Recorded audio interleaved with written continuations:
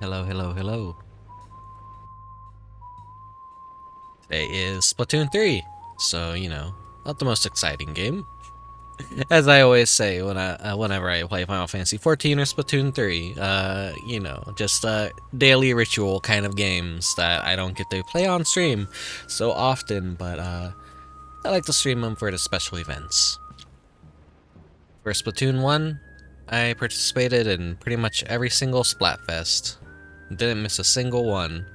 Not so much for Splatoon 2, so I'm trying to do the same with Splatoon 3, but I'm streaming now, so now I have proof that I actually participated in these, aside from a dead save file locked away on a failed console. uh, but yeah, I'm pretty much already prepared, mostly. I already got my controller in hand, I'm ready to hop right in. Don't expect too much company today. Everyone's gonna see I'm playing Splatoon 3 and probably go, ew, Splatoon 3, ew. Everyone stopped playing that months ago. Not me. I'm always, I always stick with what I like. Even if it is flavor of the month at first, it's not always gonna be flavor of the month forever. It's eventually gonna fall out of popularity. I woke up early today and got up, made myself some breakfast, ate breakfast, kind of just did what I had to do, and got a little bit tired again, so I took a little nap and managed to get myself out of bed on time. Uh, just like 1 to 2 hour nap. That's like, oh, that's not a nap, that's just sleep. I'm like, oh, maybe. It was nice. I feel rested. If I yawn, that's just I'm a little bit not necessarily groggy, but still kind of trying to jolt my brain awake. For the special occasion, I got some chocolate here. I got Goobers and Bunch of Crunch. Uh, I guess that maybe that's kind of cheating for chocolate, but hey, team milk chocolate or whatever. Also got some Mountain Dew. That's not a very chocolatey drink, but oh well. By the end of the stream, I'm probably gonna have really bad acid reflux. We will see. I don't think there's anything else to say, so let's hop straight into the Splatfest.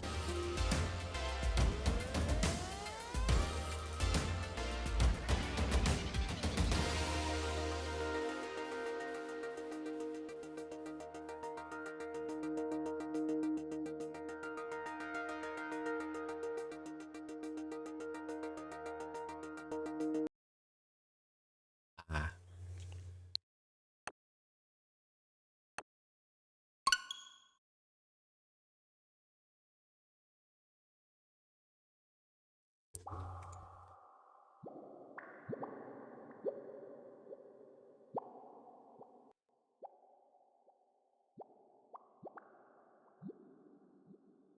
We will go with 25% audio.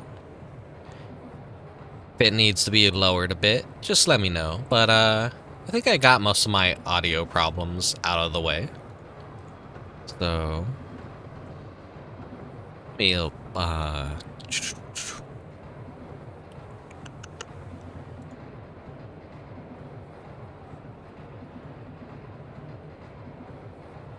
there we go. So now I will be able to see the game clearly, but you have to look at my ugly mug in the corner. How I don't envy you.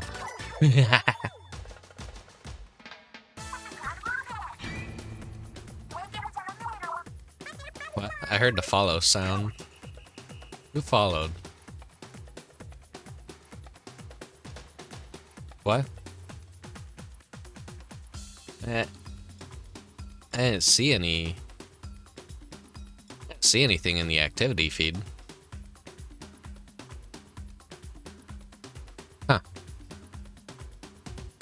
Is my thing working?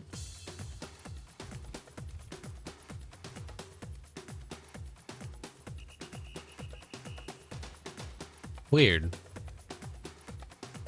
Well, whoever followed, thank you for the follow. Maybe something's busted on Twitch's side. I heard the ill bleed sound. That shouldn't be coming from Splatoon.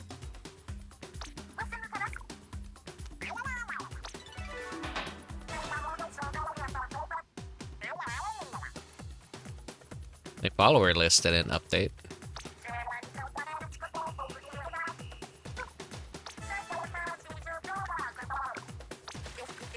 So I'm joining at the halfway part of Splatfest.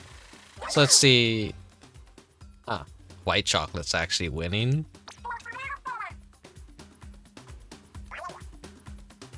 What the fuck?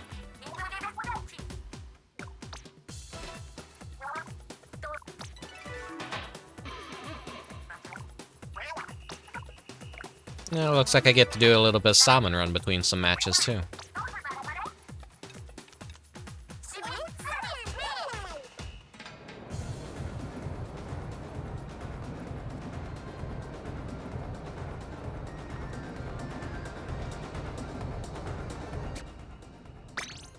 Let's hop right into a game. So I haven't played this since before the reset yesterday, so let's try and get a win in. Let me go ahead and claim that.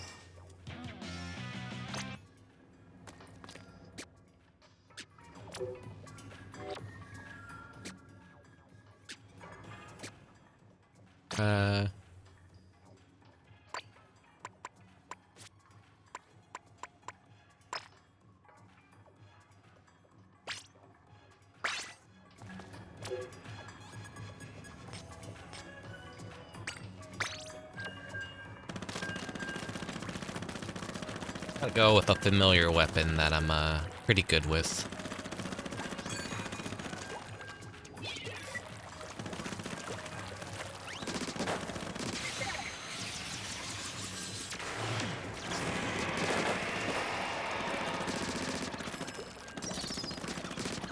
Yeah, a little bit of a early stream today. Probably not early for anyone on the East Coast since, you know, 6 p.m.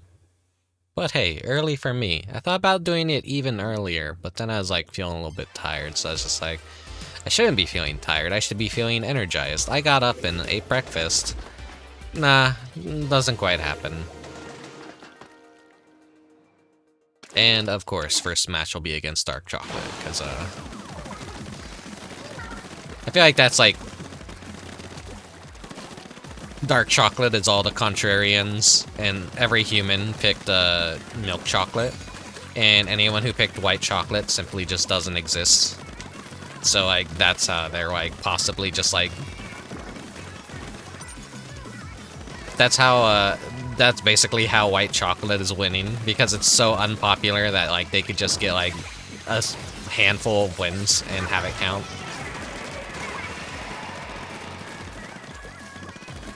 Meanwhile, like, all the milk chocolates and dark chocolates are probably canceling each other out and not actually fighting real matches.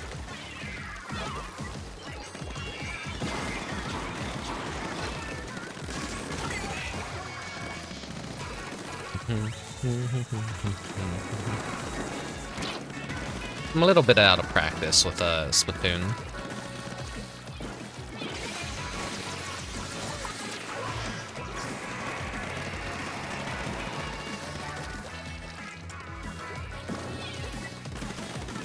That up there.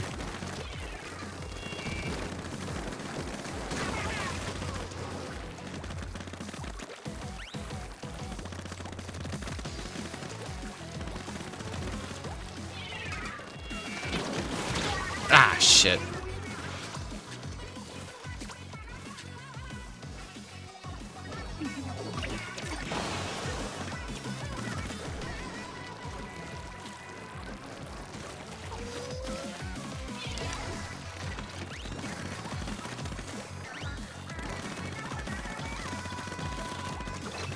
Try and do as much damage to their base as possible.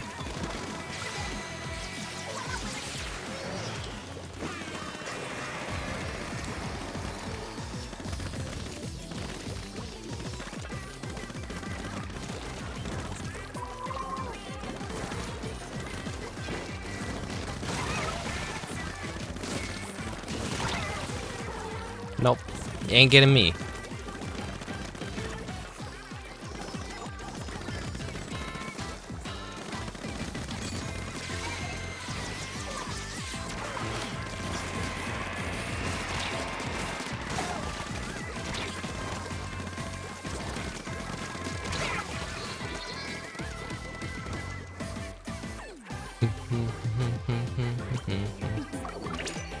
Alright, don't beef it in the last few seconds, guys. I've had that happen in so many matches where we're winning and then it just screws up at the last minute. We get a wipe and then the enemies push so hard they win.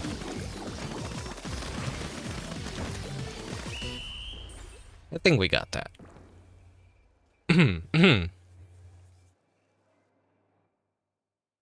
Yeah, we definitely got that.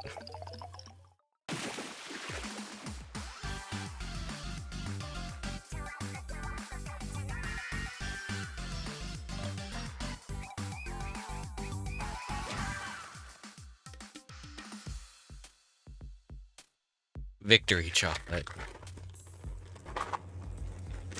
Oh.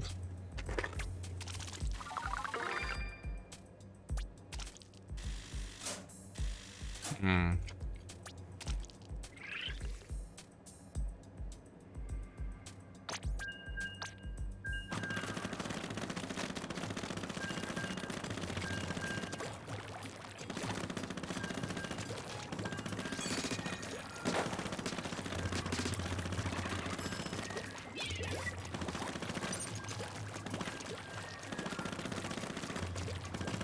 I got 2 more matches and then I gotta refresh my food.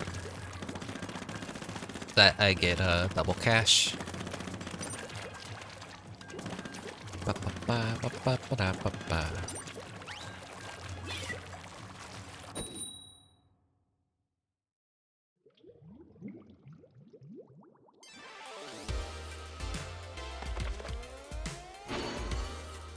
Ten times battle. Ooh.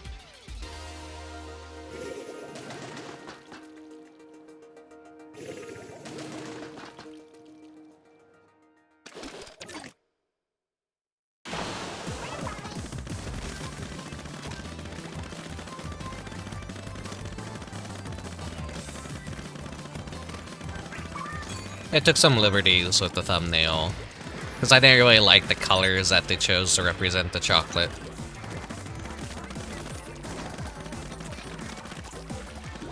So I made it more, like, appropriate for how it would look, just so it would, like, look, I feel nicer, maybe.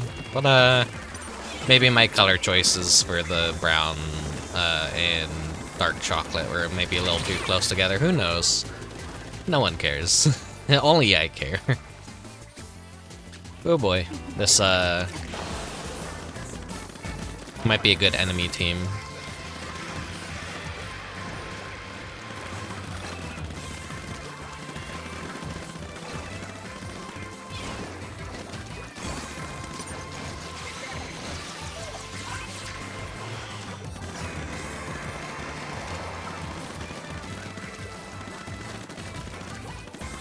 You get out of here.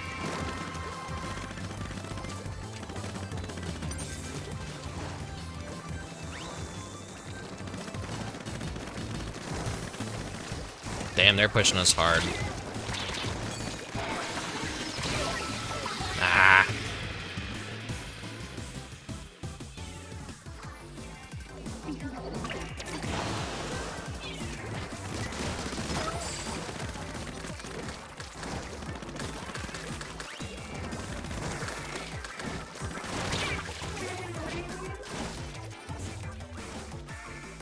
The Flingzo roller's so good. I wish I could like master that thing and get good at it, because I feel like it's probably one of the best rollers out there.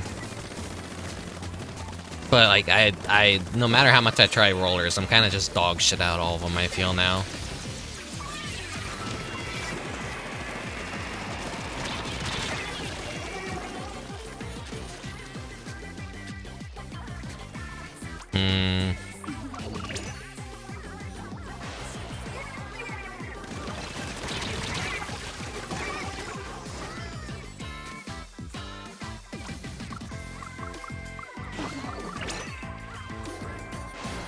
We have to get very lucky here and have a really good push. I don't think we got this, though.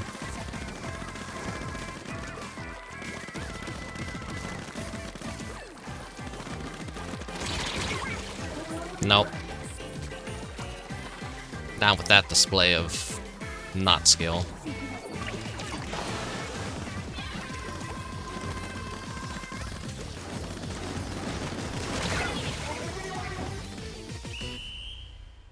Unless my team managed to do something good, but no, we lost this one. For sure. Defeat chocolate. I don't deserve this chocolate, but I'm eating it anyways, because, you know. It tastes good. Oh.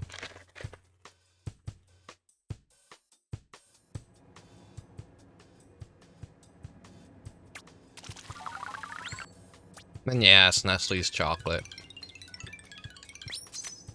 Of all kinds of chocolate. Probably like the worst chocolate that we even be eating.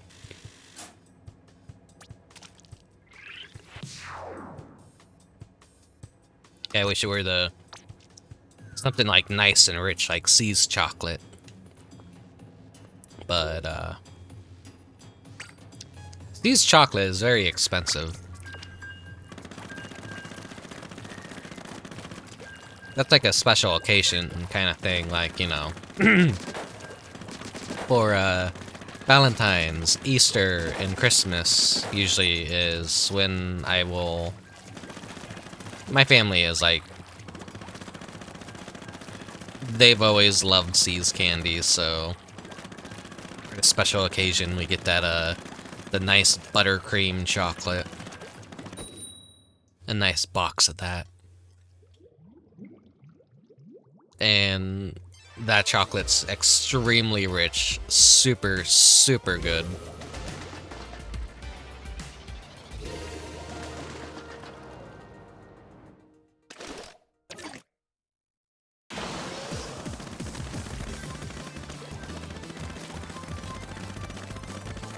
But until usually I get that, I just survive off of a shitty Dollar Tree chocolate, such as a bunch of Crunch and Goobers. Can't go too wrong. They're still good. I know Nestle is not like, you know, the best, and what is that, like the fucking spoiled milk kind of chocolate or whatever? Is that Hershey's? I forget.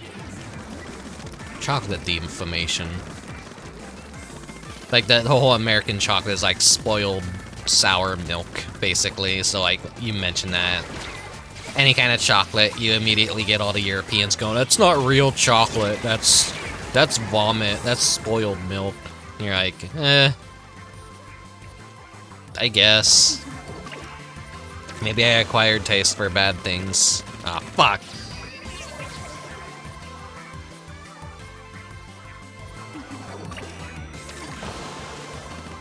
That's embarrassing.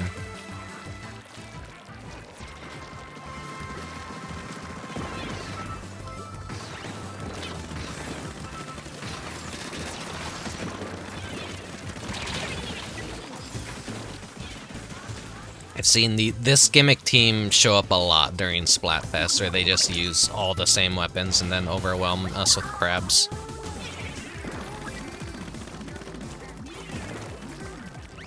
I think even my last Splatfest, I got like a match of this.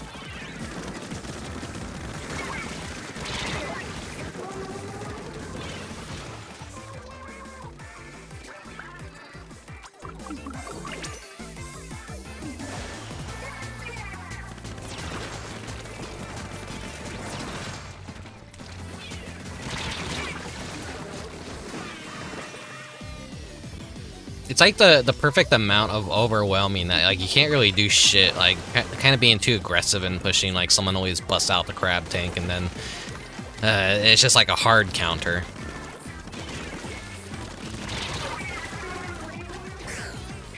And that weapon is, like, so pinpoint accurate to where it's firing, so if you got 4 people organized, and, of course, like, they're taking turns at the crabs. Hey, Mechanic Cat. It is the chocolate Splatfest, so you know, you're gonna get a lot of brown.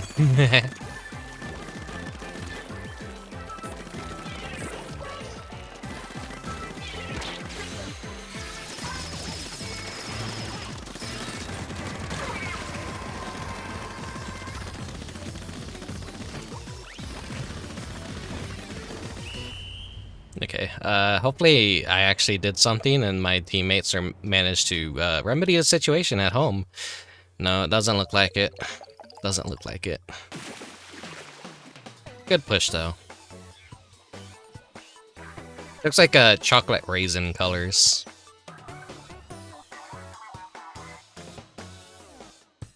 Dark chocolate had to, like, be the odd man out with purple. At least, like, brown and... or reddish brown. At least it kind of made sense for, like, white and milk chocolate, but, like, dark chocolate had to be...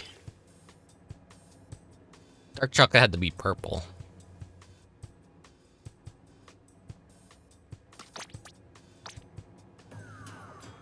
Well, I hope you're doing okay, Mechanic Cat. Welcome to the stream. It's just gonna be the typical, typical Splatoon Splatfest stream. Where I sit here and talk, and, I turned up the volume for this a little bit, so if it's too loud, please let me know.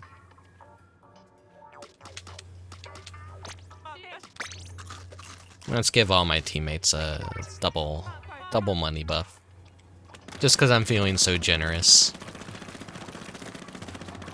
Wow. Sounds perfect? Okay.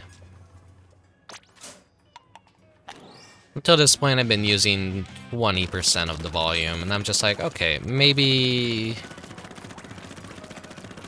25%, since my voice sounds a lot more louder now and not as quiet, so I like have to like adjust to fit that.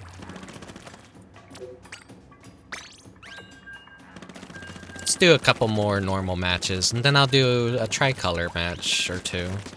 Maybe a bunch more, because Tricolor was really fun last Splatfest. I got all the badges associated with it now, so...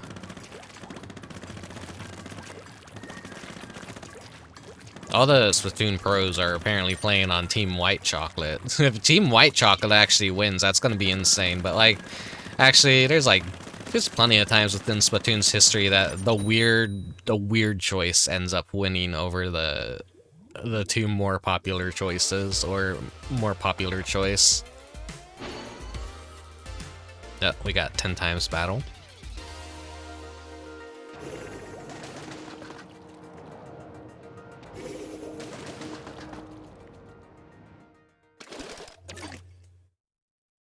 Against a white chocolate.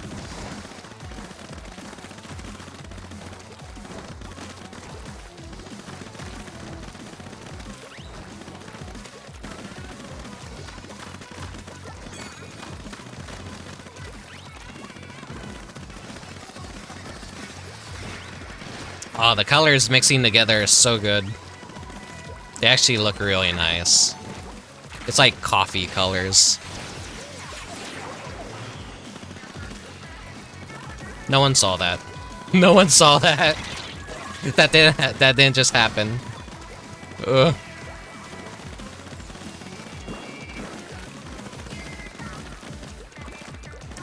I was too distracted by how nice the colors were mixing together that I completely whoops.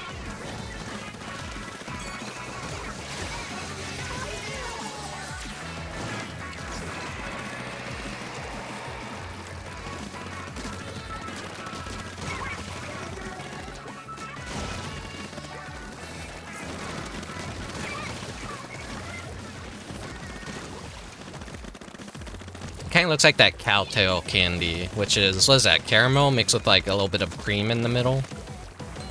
Those always look good when I see them, but I've never actually had one before, I don't think.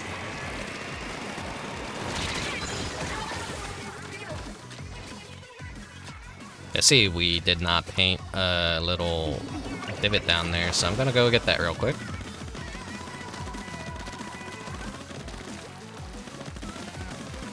Please hold them off, team.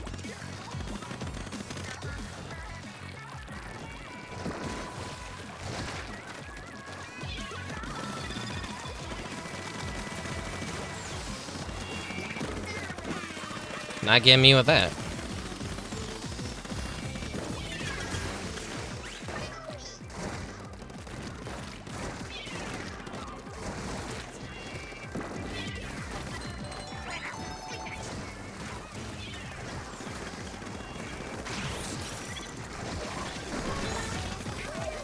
Now's my chance.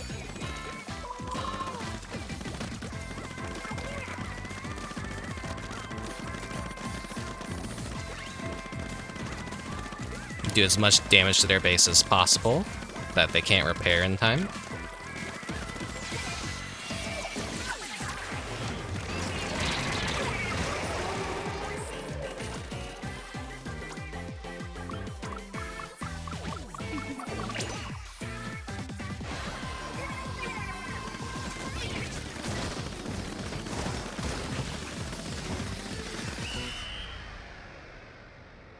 That candy is good? Okay, yeah.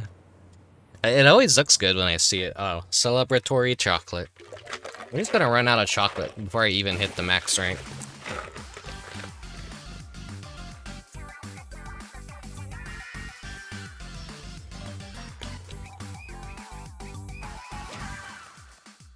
It has a 10 times battle too, so we got 10 times the points for our team.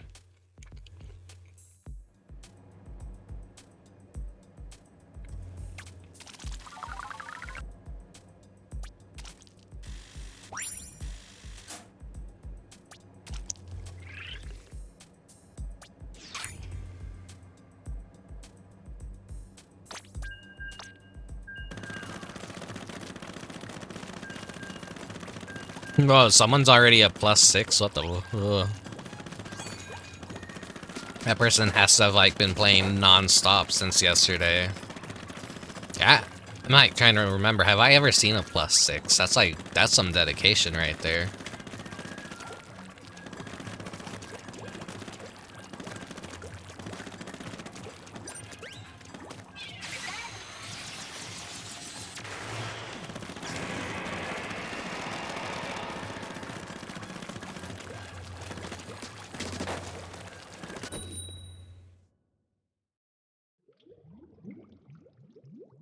Surprised that other person didn't want to stick with the group, because,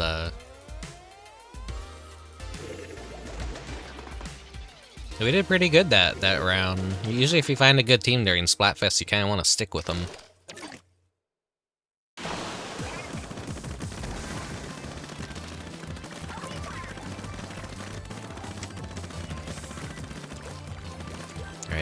Alright. I think the map rotation's gonna reset pretty soon anyway, so we best not get too attached, I guess.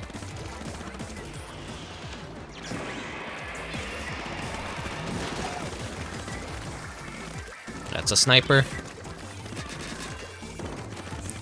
Nope.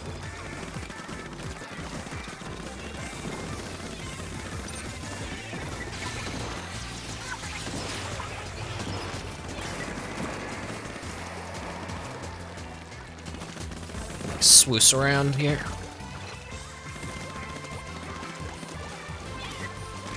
Ah, not where I wanted to throw that. There we go.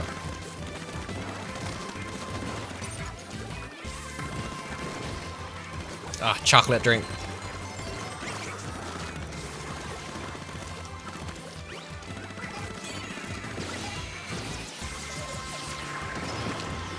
God, I love this weapon so much. It feels so good to use. Admittedly, not really good at killing people with it, but,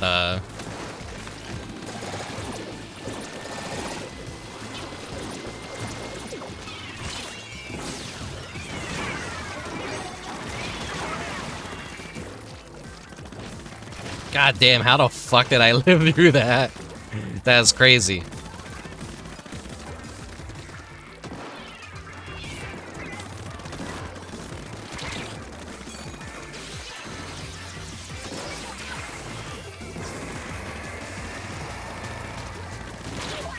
Ah, okay. Put my back to a sniper, I deserve that.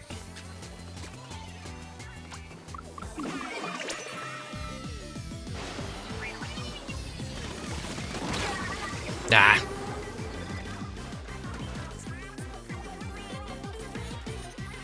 Tussie.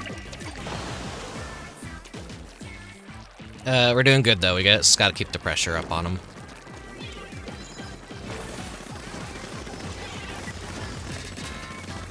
Nope.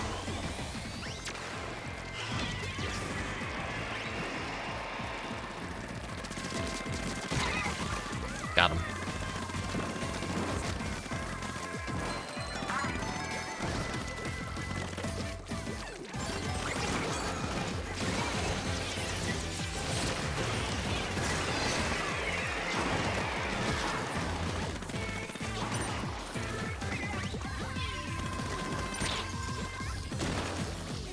Nope. Fuck. Okay, well... Oh, shit.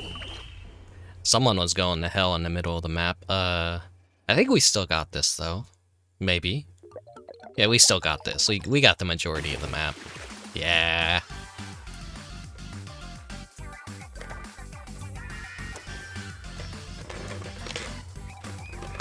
I feel like over time, Bunch of Crunch has shrunken their boxes.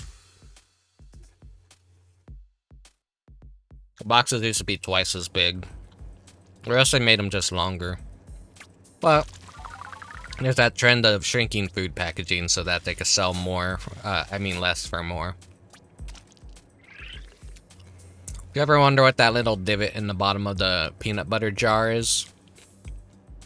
That serves no purpose other than, to give you less, peanut butter.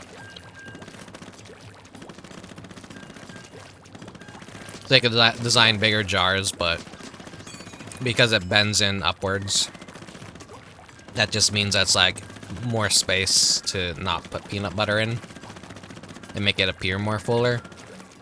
It's not really something I'm too crazy about that's happening in the food industry, because that's happening with basically every kind of food product. They advertise 10% more, but as you notice, the packaging is shrinking. So are they being truthful? Are they being honest? Or are they trying to swindle you? If you ask me personally, with my tinfoil hat, they're trying to swindle you.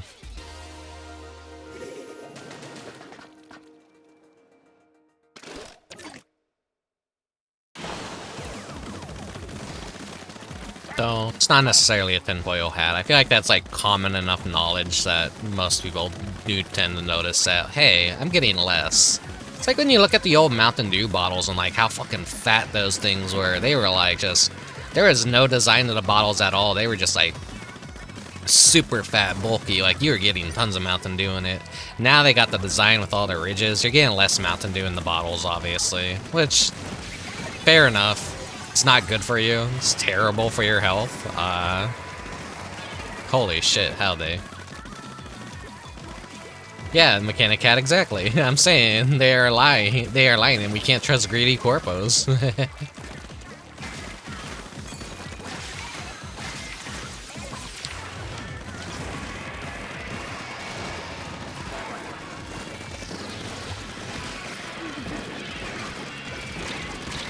Have no choice but to go forward with that one.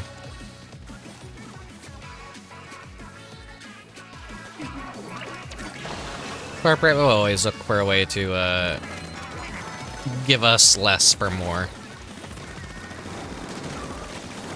I'm not gonna be one of those like anti-capitalism people. It's like capitalism bad because like maybe the current form of it that we have is pretty fucking bad, but it's working well for a couple years.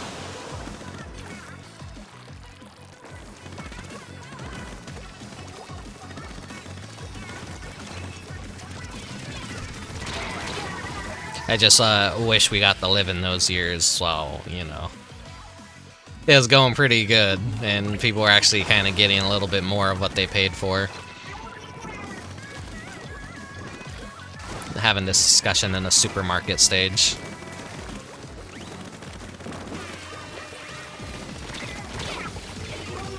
Truly am sharding in the Walmart, huh? No, Mechanic Cat. Corpos are not your friends. They don't care about you. Now go subscribe to the average HoloLive streamer. Go give Cover Corp all your money. There, I just burned every single bridge ever of becoming a HoloLive streamer. Not that I'd be cut for it at all. No, I'm not fucking cut for it. Maybe some HoloLives actually care about their audience. I don't know. A little poisonous, toxic part of me has some, like, resistance towards the idea that it's anything other than, a very good way to make money, and maybe they put up with it, not because they enjoy their fans, but because it's just very lucrative, and capitalism has found a way to basically take parasocial relationships and monetize them, is how I feel about corpo VTubers, really. It's okay if you give some money to corpo VTubers, Mechanica. Everyone's got their hinges. Everyone's got their, some people do pot. Some people do... some people drink a bunch of alcohol. Some people have fast food addiction. Some people have video game addiction. Some people have gambling addictions. Everyone has their own bad decisions and awful things. Some people like to play Final Fantasy XIV or Splatoon in the year 2023. And they like to eat a large amount of sweets and drink a bunch of soda, you know. People got their different tastes. Me personally, I'm just bitter and jaded, and I don't really like corpo VTubers.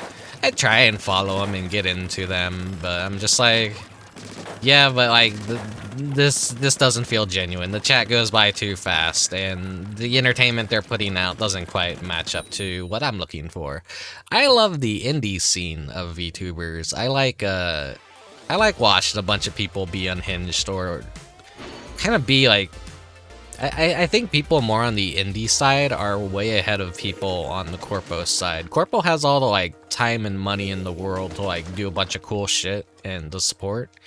But indie people like have to get really creative and try harder, and like they're usually the ones pushing the tech forward, and Cover Corp and all that, like all their stuff is like kind of like years behind compared to like some of the cool shit that you see indies like do. And they're allowed to be experimental. They're allowed to, like, pull ahead and, like, use new programs, integrate new systems into their streams. Cover would, like, need permissions to do that kind of shit. And then, you know, they're just gonna have the 500th Among Us collab with a bunch of girls in a room shrieking at each other. Like, YouTube recommended me, like, a clip of, like, oh, how HoloLive girls react to spiders. And, of course, it's, like, over-the-top screaming and freaking out. And it's like, is that genuine, or is that, like, kind of, like, playing it up for the camera? Like, I've had the same thing happen to me before, where I notice a spider right in front of my face. And then it's usually just a, like, and then, like, me just getting out of the chair and, like, going, oh, fuck. And then, like, you know, capturing the spider, or, in worst case scenario, killing it. And, I don't know, people react differently. I don't have arachnophobia, but I also am kind of afraid of insects and bugs and spiders and stuff, but it's kind of like a... I don't know, it's like... I guess they see an opportunity for content, is what it feels like, so they overplay what the hell is happening.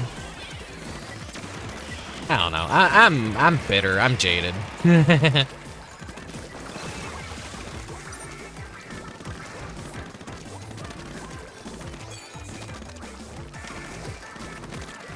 Yeah, exactly.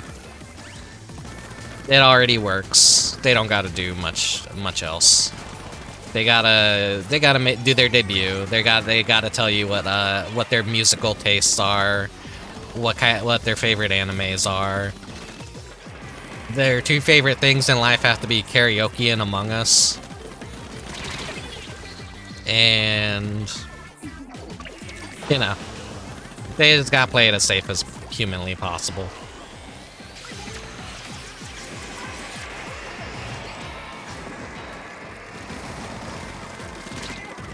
Give me the chocolate.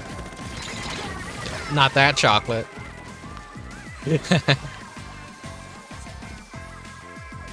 thought you were like maybe doing one of those like repetition things.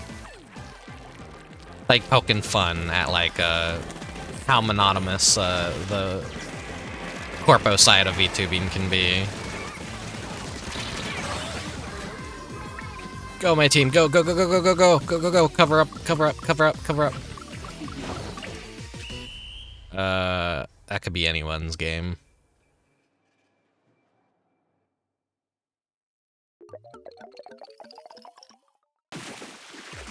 Yes! Got it.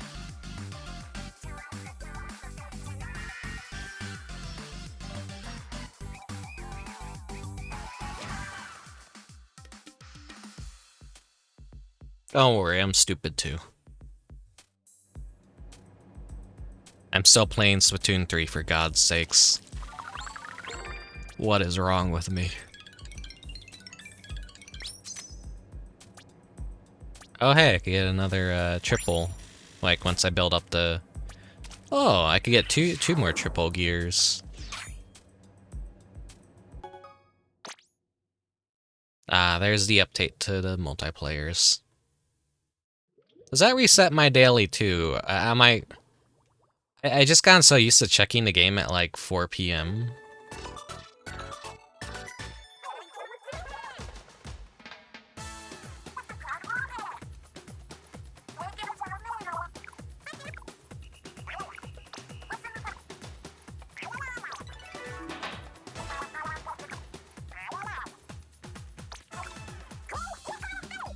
Halftime report. Okay, here's the halftime report. The other one was... Oh, well, I think they're just gonna force me to watch it again. It's gonna be white chocolate again, or unless something has changed. I think... Yeah. It's still white chocolate. They're even higher in rank this time. What the fuck? How is white chocolate winning? What backwards ass troglodytes are actually representing white I don't hate white chocolate. I don't hate white chocolate. I partake of it sometimes. It's really good with cookies and like, you know, chocolate, like chocolate cookie bits in it. Yeah, sometimes I'm like at the Dollar Tree and like I would see the Hershey's white chocolate with a chocolate cookie Oreos or whatever mixed into it. And that was really good. I liked getting those for a while. I haven't seen them in a while, so maybe they discontinued them. Yeah, it's not even real chocolate. That's what everyone says. But hey, I like it. I like it. I like all kinds of chocolate. I've had chocolate without any sugar. I had a teacher give it to all of her students as a prank a long time ago. She's like, hey everyone, want some chocolate? And we're all like, yeah. She's like, okay, here you guys go. And like we all ate it and everyone's like, and like people are gagging and she's like, oh yeah, by the way, that's what sugarless chocolate tastes like. And then like everyone was like, why did you give it that to us? Why? If I were to ever become a teacher, I would do the same thing, to be honest. That was fucking hilarious. Though, maybe there's laws these days that you can't quite do that. Is it still okay for students to, like, give... teachers to give their students foods, or is it, like, very disagreed upon now that, like, people are afraid that maybe people are going to poison their teachers, or teachers are going to poison their children, so you're not allowed to... I don't know. Fucking, this world's, like, kind of gone down the shitter. Everyone's insane. Everyone hates each other. So... It feels like... It just feels like something that's, like, not, like... A board of teachers just isn't gonna allow anyone to, like, serve food or be served food anymore. Yeah, the world is upside down.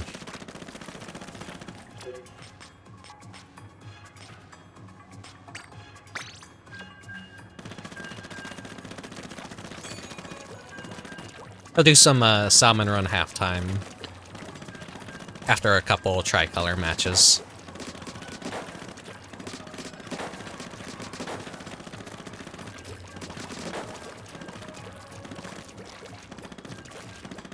I'm like trying to think of like all the things that we can't do anymore because of just how fucked everything is.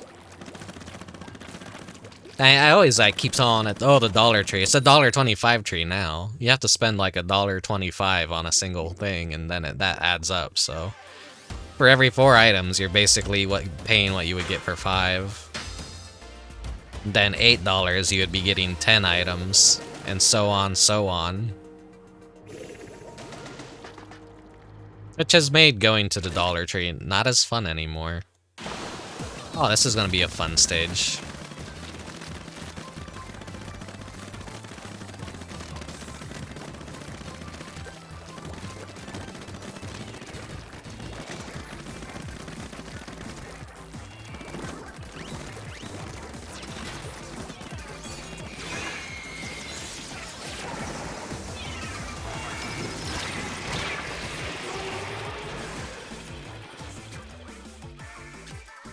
Okay, let's see. I think I'm on white chocolate side, so I'm gonna like keep putting the pressure on white chocolate.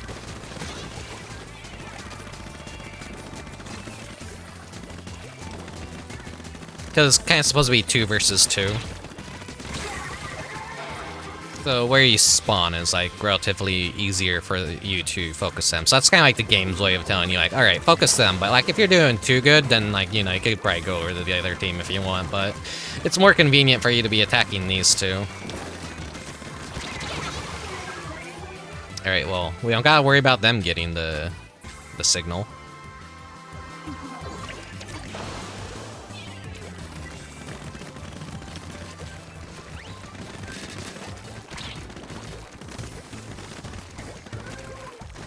Ba, ba, ba, ba, ba, ba, ba.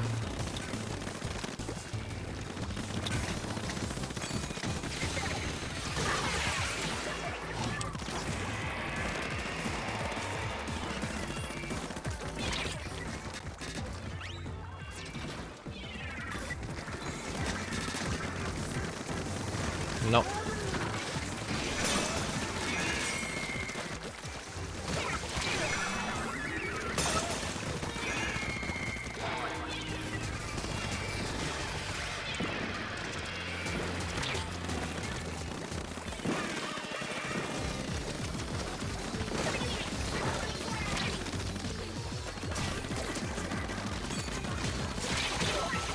Ah, so close.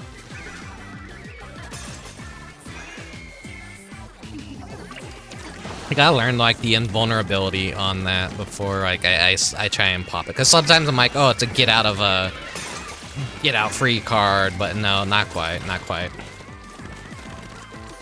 There is like a part that I mean to it that you're still very vulnerable when you select it. I don't know if that's maybe a recent change. It feels like you used to be like invulnerable a lot faster.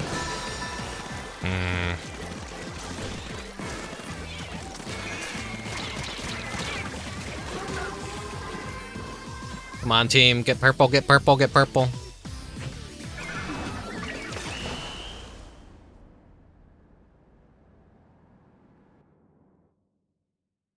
I think we might have won that. Yeah, we won that. I'm hoping like numbers are what's gonna win this. Cause like who doesn't like milk chocolate? Only weirdos don't like milk chocolate. I know it's Fry's team, but Fry can't outdo the power of chocolate. I mean, people can't deny, more so, people cannot deny that milk chocolate is the correct choice.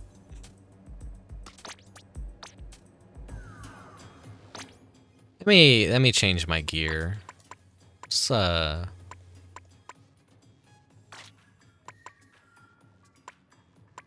What can I level up?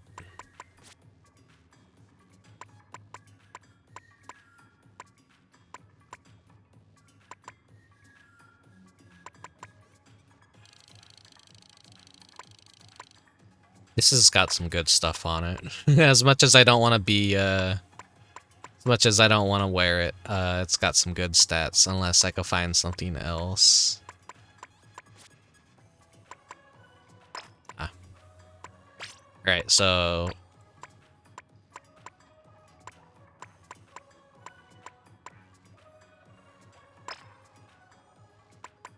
look like a total goober with this outfit.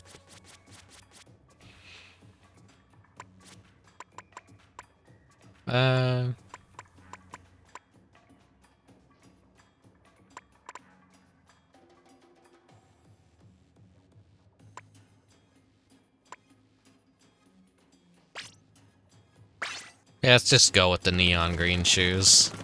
I like them, but they clash with, like, everything.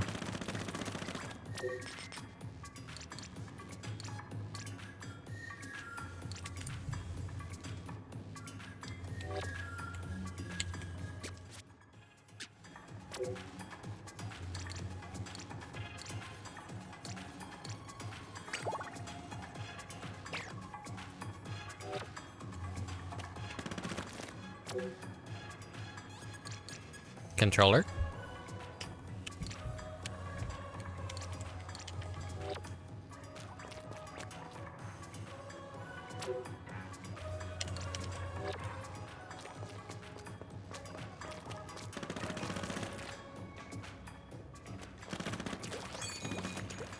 My controller fucking up.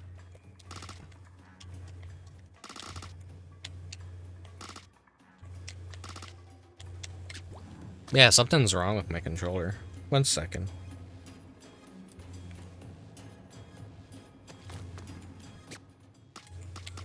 There we go. That was weird. Thank you for the hydrate, Mechanic Cat. Today's drink is Mountain Dew Code Red. As I said, the end goal to today's stream, which I did not actually say, but I'm saying it now, is to give myself acid reflux. Really nasty acid reflux with a bunch of chocolate in Mountain Dew Code Red.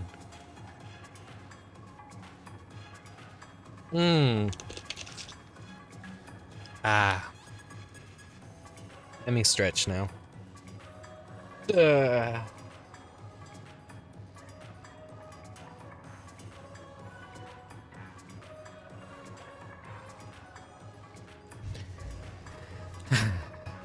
Okay.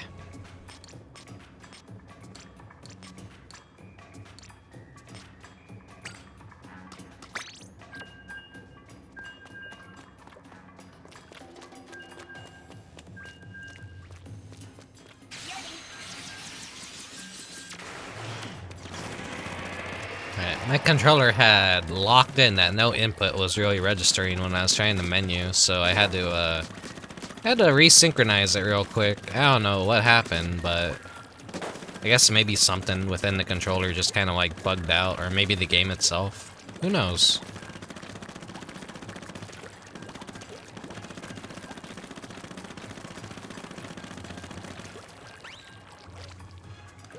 Give me the chocolate. I was trying to like think of like what other clips I could like be, you know, spamming during this Splatfest. Obviously, you got the SpongeBob chocolate. Then you got the classic Skeet Fighter animation. Give me the chocolate, but I feel like maybe using those would get copyrighted pretty easily, or at least like doing the Skeet Fighter thing would probably not be in the best tastes, given the nature of that. I don't know. I love that old stupid animation so much.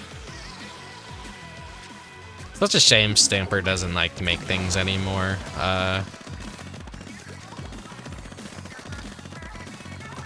He really fell off of that, fell off of the Newgrounds crew, from what I heard and have seen on Twitter, and it's just kind of like, oh, damn.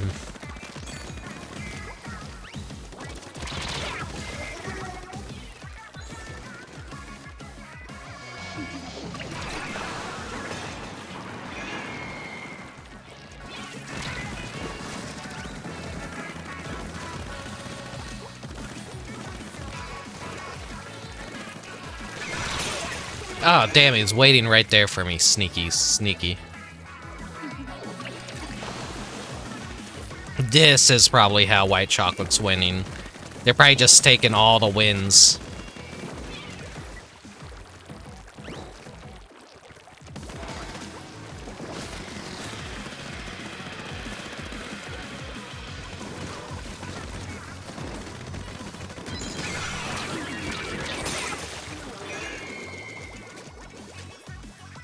Squid bagging.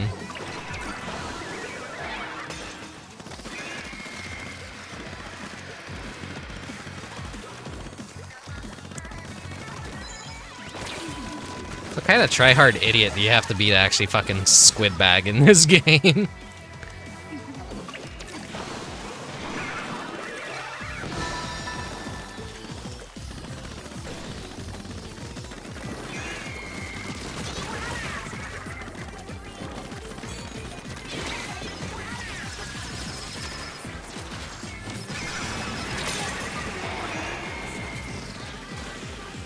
Damn it.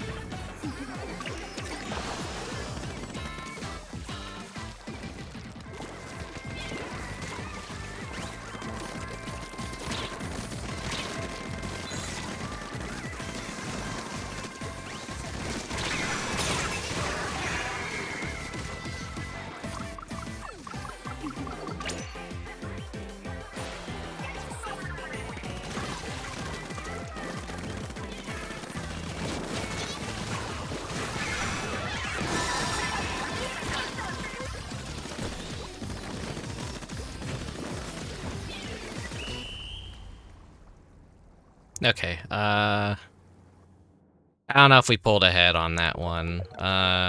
Maybe we did. We did! We stole the win for our team. And Purple Dark Chocolate gets to, they get to have helped.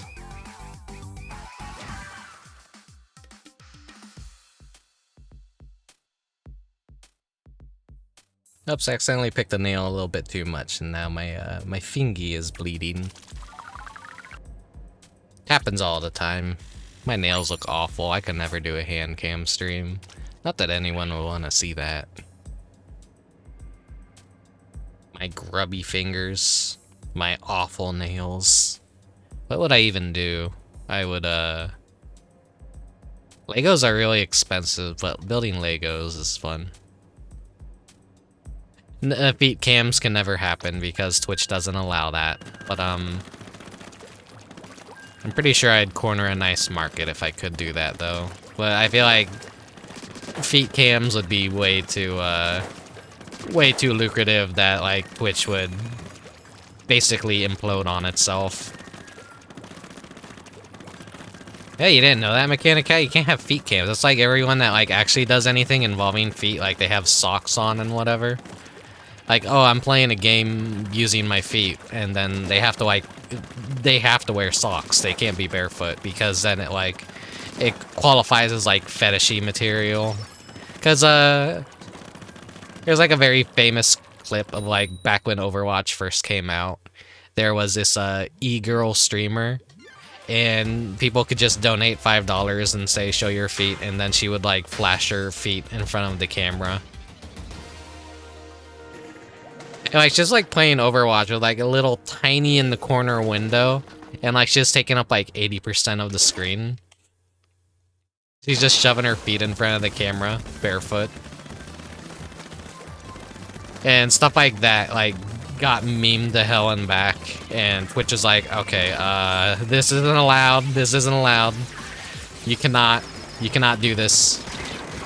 We are banning feet from the platform. Socks only. Yeah, anything could be a fetish, so, you know. They'll still allow stuff like Findom. They'll still allow stuff like... VTubers could get away with a lot of it, too. Like, because it's fake feet. It's not real feet, so... I can make a feet asset and use that. I want to, because it's funny, but... That is also not something people are gonna want to tune in and see, and then be like, I don't like this, I don't like this. So I either have to begrudgingly do it, or do it as like a joke, Which it'll always be a joke, but still. Fucking hell.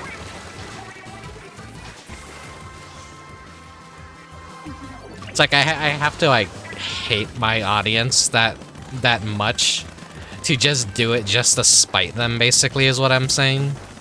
Which I don't hate my audience at all.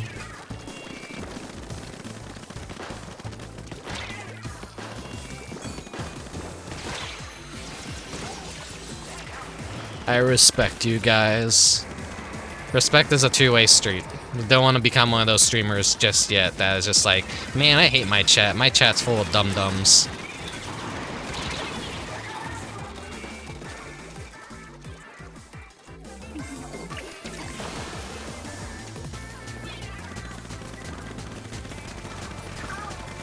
This white chocolate team is kicking ass, like, holy fuck. Cannot do shit.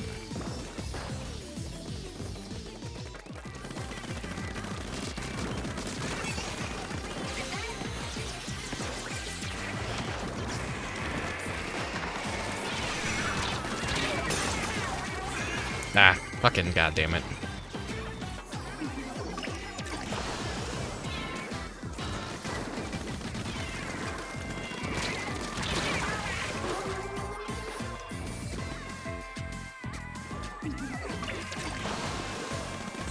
But as I was saying, VTubers could generally get away with a lot more fetishy stuff if they want on the platform, I feel. Because it's like a very gray area.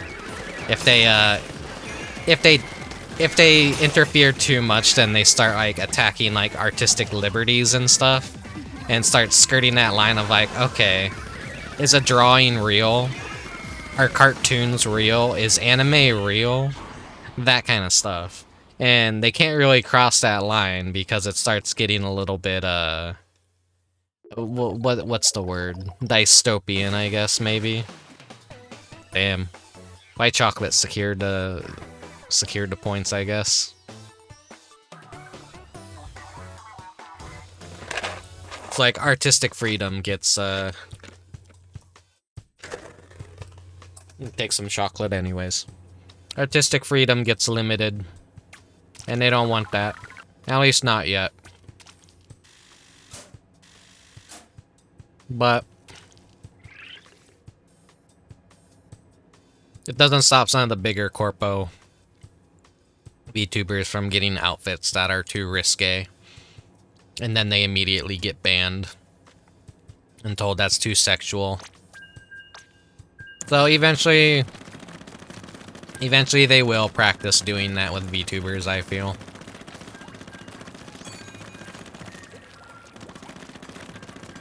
And I'd be like, hey, tone down the breasts. I think somewhere there's like an infogram that kind of shows what they allow on VTubers, but it's a little. They don't really stick with it too much. Twitch as a platform is like, as long as people are like making them money, I think like nepotism kicks in, and they like kind of turn a blind eye to some of the more sussy stuff. If you're a smaller streamer, you probably get banned more easily. But hey, you're bringing in that Twitch money for them. They'll ban you. They'll give you a little slap on the wrist. That Twitter account will report it. Oh, Twitch partner so-and-so has been banned. And then your audience will double. Your audience will triple. And then your 3-day ban is up. And then you make a big deal out of it and a big stink on Twitter. And you get trending because all your fans are pissed off. And they're going, unban my waifu now. Unban her. Unban her. And then, hey, now you got 4 times, 5 times the following. To think anyone's ever legit worried about being banned off of a platform for 3 days? No, that's just a little 3-day vacation. They make a big stink about it so that they get free publicity out of it. It's I forget what president said it, but never let a good pandemic go to waste is basically something I heard before. And you can see that that's kind of like what happened with a lot of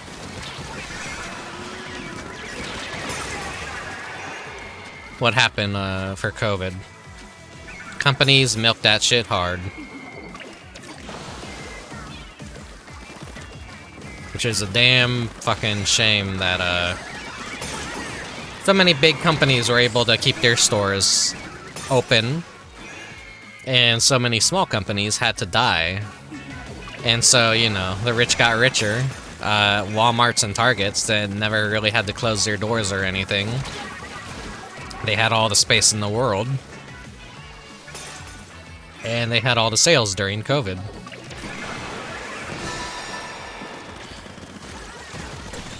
Not feeling good about this match.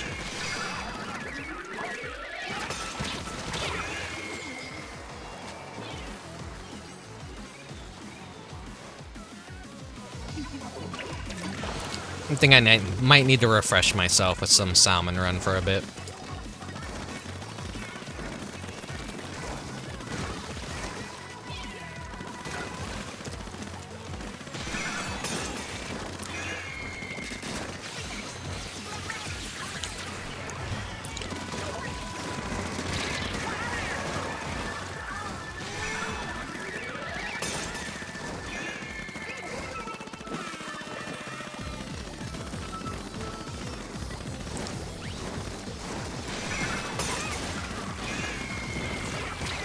Like, when Splatoon 3 first came out, I was able to, like, do a ton of matches and not have to, like, take much of a break between it. But now I'm, like, kind of, like, in that phase where I'm like, okay, I had enough of this for a little bit. I usually just do, like, 1 or 2 matches a day until, like, maybe I get my first win of the day. That was my teammate. I'm fucking stupid. See, that's how you can tell my brain's kind of burning out a bit. My stamina for putting up with this this craziness. It's definitely lower. It's definitely lower. Yeah, I don't understand this world either, Mechanicat. The world I was born in no longer exists, as I like to say. It's a weird parody of what it once was.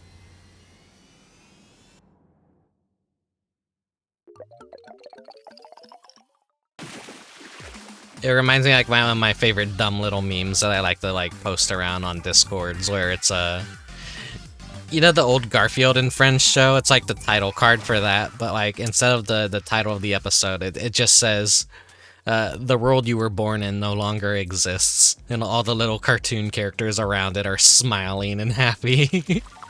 And just the fact that it's Garfield makes it even funnier. There's also the "you are not immune to propaganda" Garfield memes. I like those too.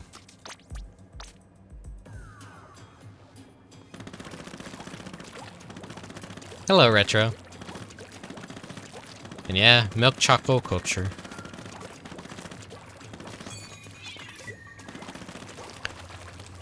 I chose the only correct team to choose in this Splatfest.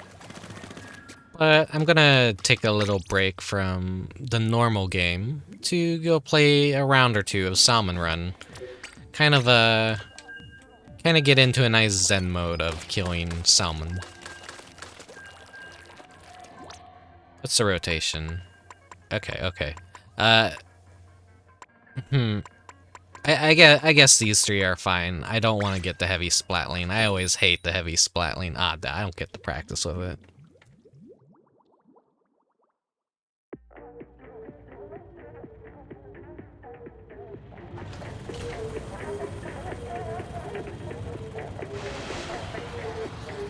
The one thing that always keeps me coming back to Splatoon, that I prefer more over normal gameplay, is Salmon Run. I love this mode. This is really fun to me.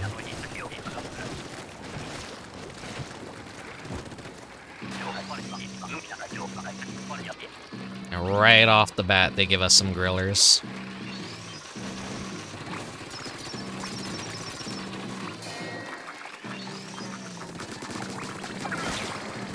Give me the weapon I suck at. God damn it, for this fucking wave.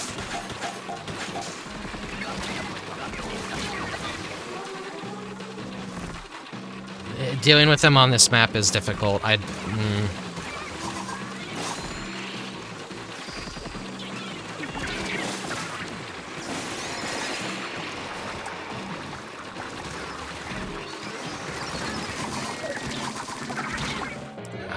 Damn it! The fucking small fries. There's nothing I can do with that fucking weapon. Yeah, I'm wondering when the next big run is gonna be. I thought, like, maybe they're gonna start alternating the Splatfest and, like, Big Run ever since it first aired. Like, maybe the reception to the first Big Run kind of left them like, oh, maybe we should do one of these per season and not oversaturate it. I feel like it also takes a little bit more effort because they gotta take an existing stage and make a Salmon Run version of it. So it's a lot more work than just doing a Splatfest, really. But, yeah, I'm hoping they would do more big runs. I don't want it to, like, be like, oh, we're only gonna do 6 over the course of the whole game while it's relevant. Because that'll suck. I think maybe they're just kind of, like, reconsidering how to balance it and make it more... give more incentive for people to do it. I think, like, double rewards wasn't enough. They definitely needed to maybe do 3 times or 4 times rewards and increase the spawns of Kahunzilla. Like, make it more of a guarantee that you would see it more often. They gotta, like, balance out those rewards, because, like, buying the rewards with the scales and how often you get the scales is still incredibly terrible, which led everyone to believe that Big Run was gonna be something bigger than it actually was. I was thinking that too, like, man, these rates probably suck just because Big Run is gonna be that good, but no. The rates just suck. They suck regardless of when you're playing.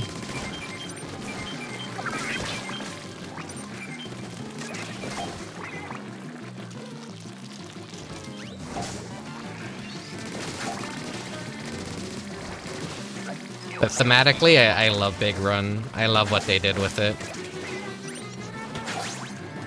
It sucks they couldn't do, like, the false emergency alert thing. I've talked about that in a past Splatoon stream, where it's basically, like, Japanese law is basically like, no, you can't make any sort of, like, parody alert systems because, like, we want a national emergency broadcast to actually, we want people to know so that they don't go into a false panic, basically. They take that very seriously, so they're not allowed to, like, make any sort of, like, parody stuff regarding that.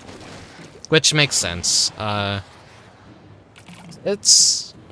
don't think it's a bad idea, like, depending on application, because definitely you don't want people to go into a panic and make things worse and spread misinformation and all that.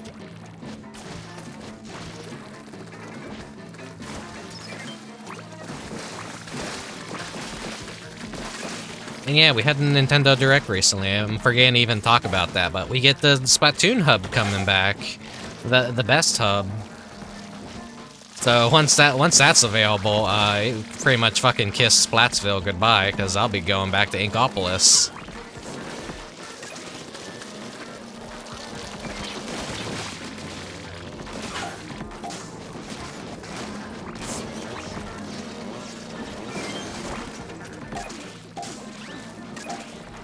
Very much looking forward to that. I hope that's like a part of a free update and not like a paid update, but I think it's probably going to be a paid update. Ah!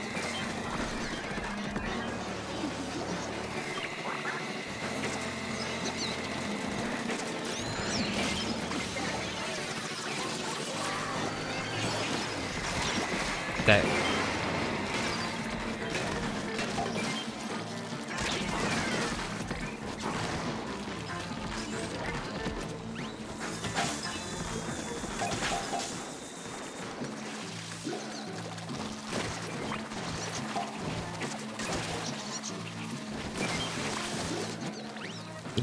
going on right up here. Oh fuck, oh fuck. Ah, that umbrella fucked everything over. Oh, thank God, someone... The whole thing is $25. I think it's part of the DLC with single player. Okay. But I guess maybe it's like a pre-order incentive, I guess then. They're gonna have it ready by next season, pretty much, like during springtime. So they're gonna be like, hey, if you buy the DLC, we're basically throwing this in as like a thank you for buying the DLC early, I feel. The hub world itself, that's not really a good, that's not really a good piece of DLC just to like... In terms of like what you're paying for it, I feel like the single player, of course, is probably going to be worth $30, but a hub world itself should never actually be $30 by itself, or $15. I know Octo expansion was $20, but Octo expansion is actually really good. And so Nintendo, of course, is going to do that. They're going to charge the fuck you prices because they know they could get away with it. But they're still going to give us some high-quality DLC, no doubt about it.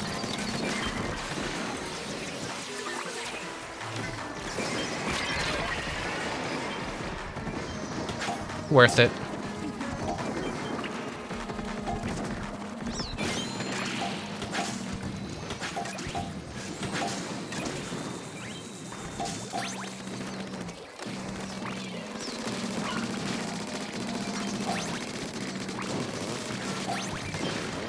So it's probably gonna like be a return to the past kind of thing, so you get to see Marina growing up and what she went through before the Octavio thing, or maybe it's a new Octoling? Who knows? It seems like it's a Marina backstory where we might play as Marina.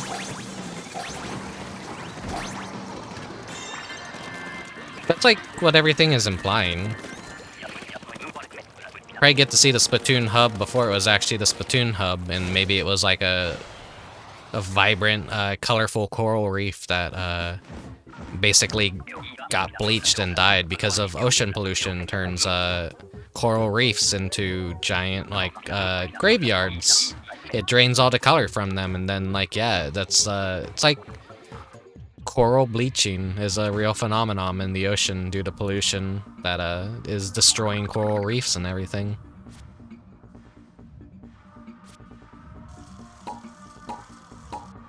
Not Googling Splatoon inflation. I love that joke though. Every time I see people use that joke, I'm like, yeah, that's like the perfect fucking like... Yeah, it's like, yeah, I agree. And then you reach the end and it's like, oh, Google inflation. Yeah, okay.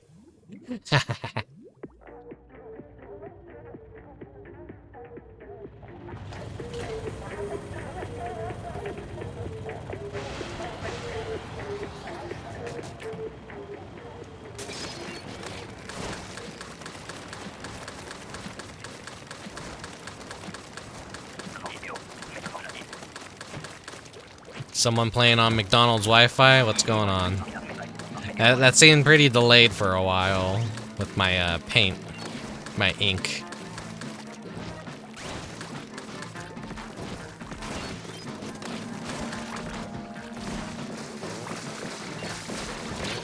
Ah, fuck.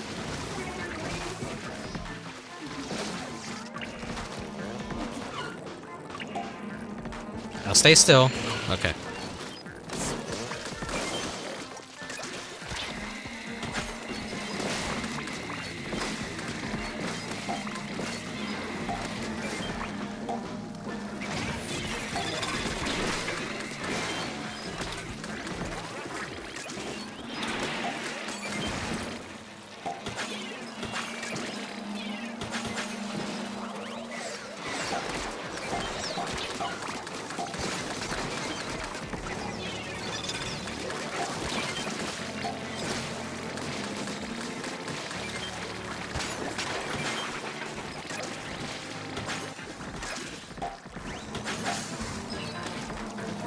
I've already wasted both of my ultimates.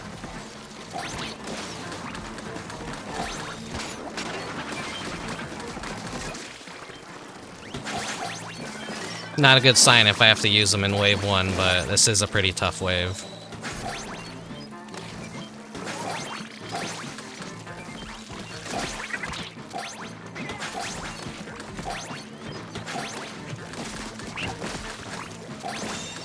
I think this is my least favorite low tide map. Just because of those water gaps and how dangerous it could be. Yeah, if you got a team that's like not killing stuff close to the my stupid mistake right there. Sometimes your teammates refuse to kill things near a basket, then yeah, it's gonna start proving proven to be a problem.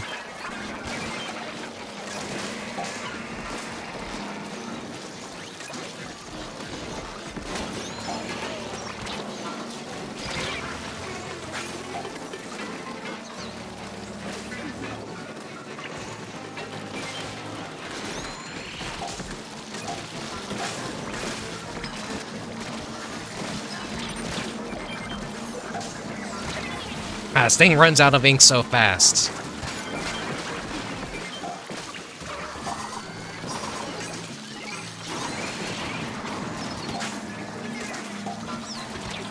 Da. Asshole. It's always one salmon that does that shit.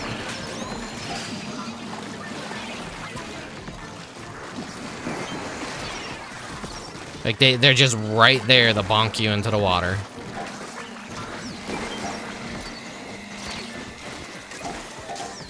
God, we really gotta start putting some eggs in the basket, guys.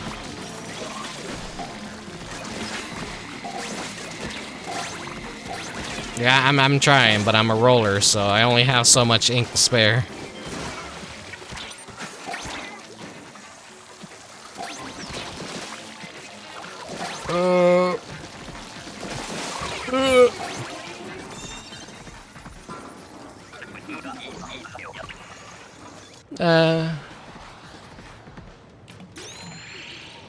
Folks joining in. I mean, if you want, if you're on the same team and all that, when I do some rounds, you're free to join. I'll throw up a room.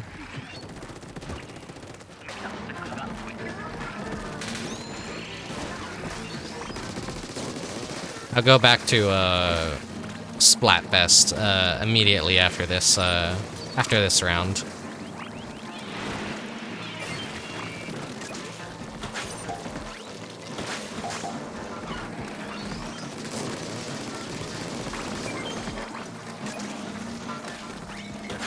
It's like usually I just kind of do things solo on Splatoon because like no one really plays it anymore.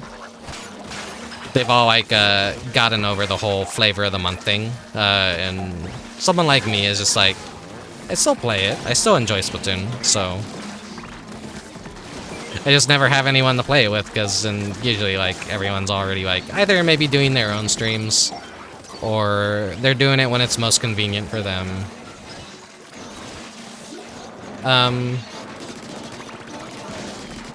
Usually, mostly always on opposite teams is the major issue. I feel like I probably have the most crossover with friends on the Splatfest, but even then, it's like I'm not seeing them online to like really play with them or anything.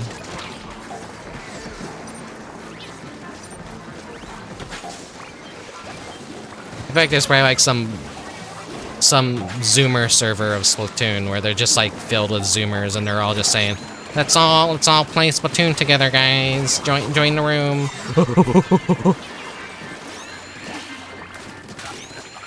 Panic mode. Scary.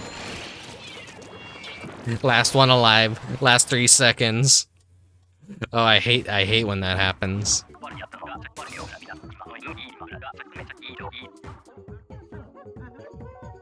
It feels so bad to be the person that dies and wipes when you have the quota and it is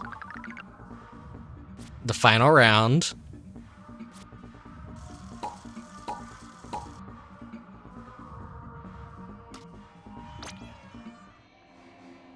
Okay.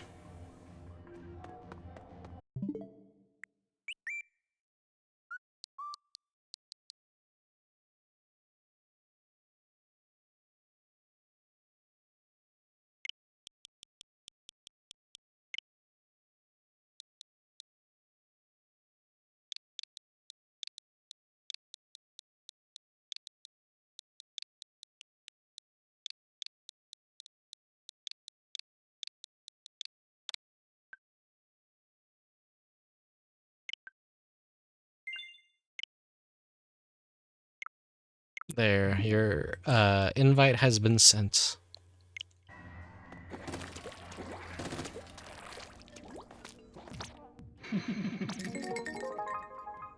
Ooh, money, just what I like to see.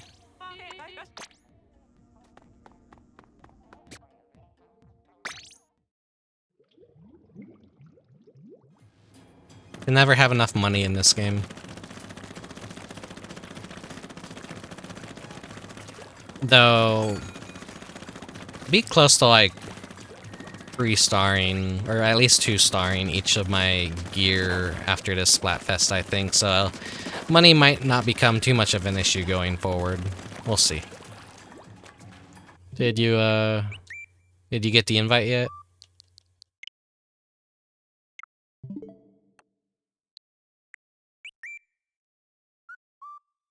There you are, okay.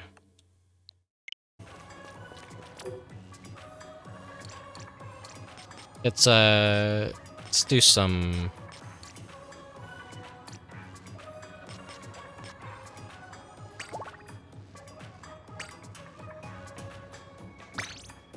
No password, because don't need one.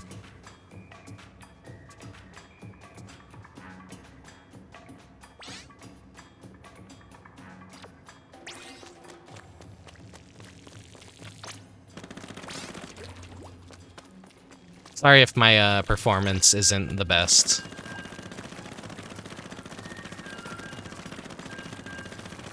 I'm not one of those like super powered 10-year-olds that has the power of the power of gyro controls and extreme hyper focus on Splatoon to become a god at this game. I was really good at Splatoon in Splatoon 1, and then I kind of fell off for Splatoon 2, and I had a rough start with Splatoon 3, but it ended up really growing on me.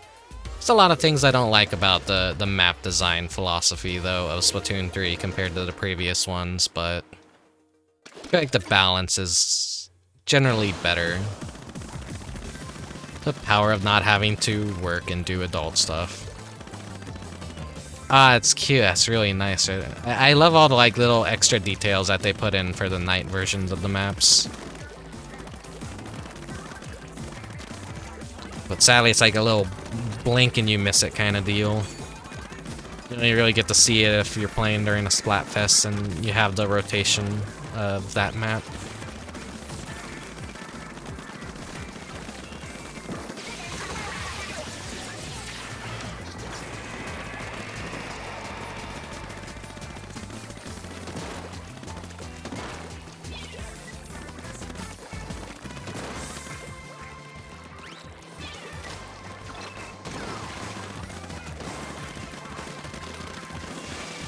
Careful now, that's a charger.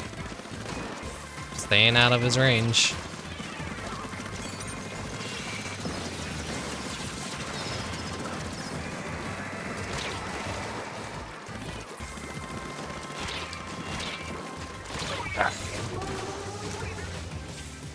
Ah, okay, that was an Explosher. That's what got me there.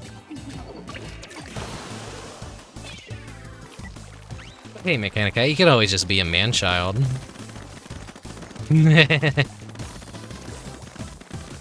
Such as I.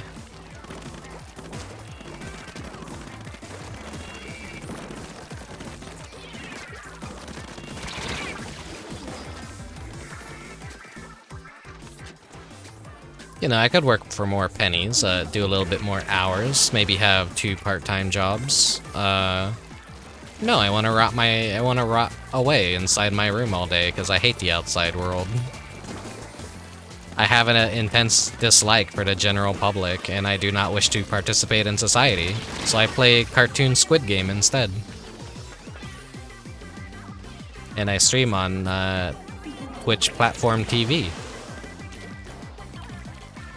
Because if I didn't have some sort of outlet, I would probably go insane.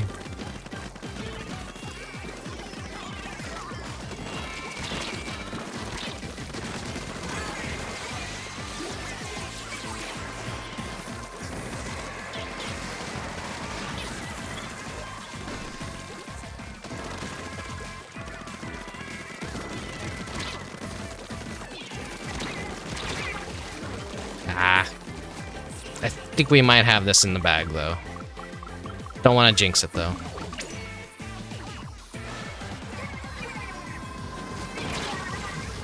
Ah! I hate how the sprinkler doesn't persist after your death. I think that's a new addition to this game. I think in Splatoon 2, killing the person that threw the sprinkler didn't despawn it. I think it's that way in 1 for sure. They really counterbalanced it now, so it's not as good as it used to be. I'd be fine with it if it were just like it lasts like maybe 15 or 20 seconds or something after you throw it out. I don't know. It sucks to like immediately throw it out and then get splatted, and then it doesn't matter anymore because like you're just dead, so it just completely disappeared before it did any damage. Oh yeah, I have a double money buff going, so enjoy the double money, Retro.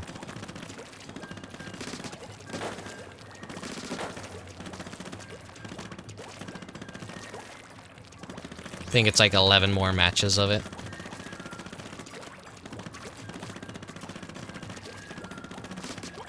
I usually play until I hit max rank, so depending on how fast that comes.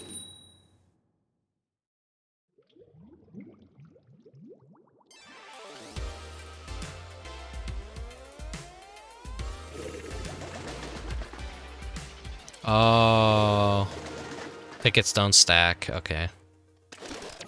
I heard that they did stack, but misinformation is always happening, sadly. Yeah, I kept hearing people, they don't stack, they do stack, they don't stack, they do stack, and I'm like, you know, I don't really want to go to some fucking fan wiki and like have to like read some data miner's like entire fucking learn how the game works on a base level. I know the gacha isn't even that random, it's all based on a seed, so it's all predetermined. And there's a way to like go online and use your figure out your game ID and then see what you're gonna get basically every day using the gacha. I kind of like when you're aware of that stuff, you're like, oh, okay, everything's a predetermined fate then. It's not really random.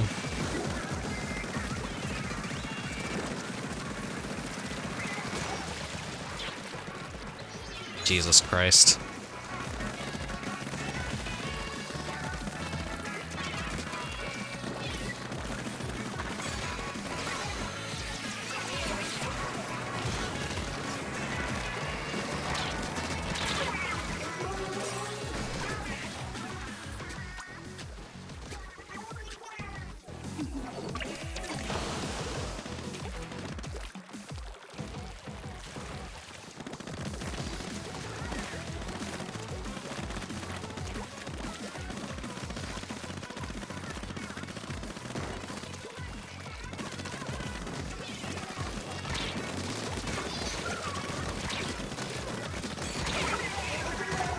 At least I got 2.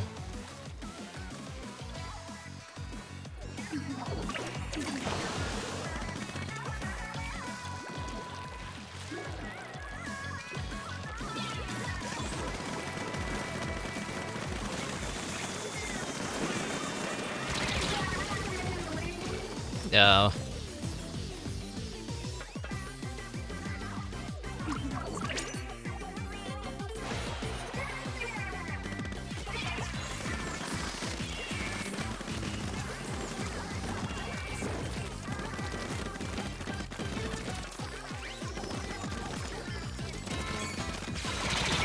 Ah, damn it.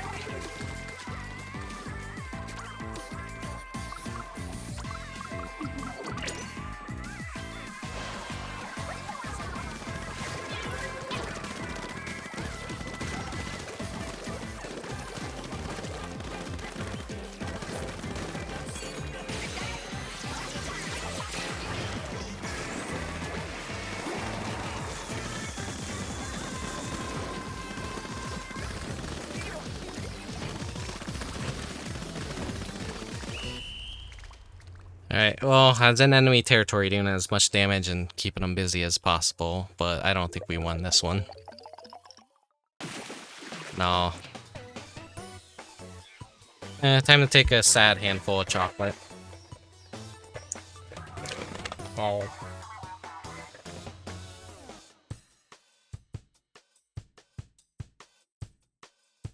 Almost out of the bunch of crunch.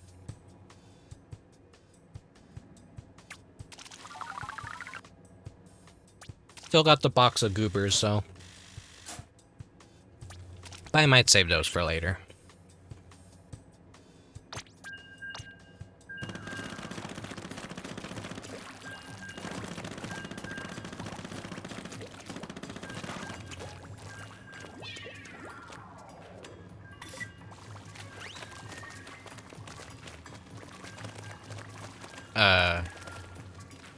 Did a disconnect error just happen?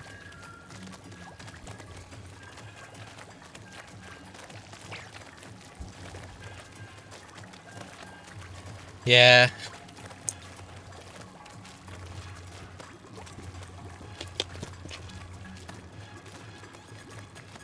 I'll take a drink of my Mountain Dew.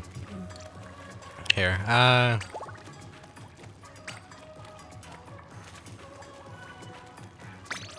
you probably got like the error thing happening, so I'm just gonna open up another room then.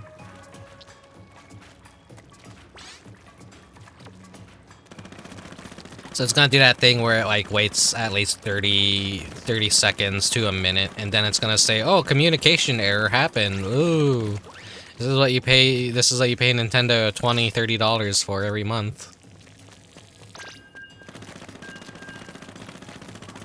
What's that? You like Game Boy Advance games? That'll be an extra $10. What do you mean you have access to those already? Give us $10.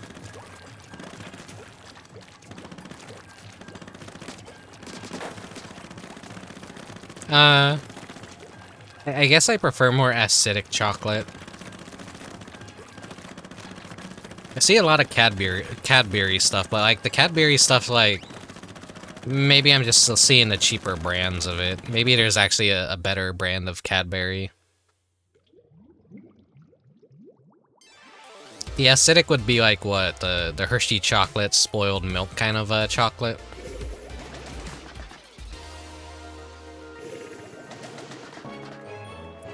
Oh shit! Hey Spike. Thank you for the raid. Welcome, everyone.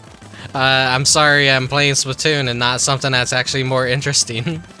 How did Grand Theft Auto go? I saw you were gonna do that today, and I was like, oh man, I wish I could have joined in, but I didn't really get to. I know I had to do this today, unfortunately, and I was busy all day yesterday in VR. I would have liked to join in for some multiplayer shenanigans. I'll do your shout out in just a second. Maybe if I die, I'll do your shout out. But I'll get you a shout out real quick. Hello to anyone who's new and doesn't know who I am. Not really that important. I'm just some demon boomer playing games on a rainy day. Usually retro games. Usually. Ah shit. Okay.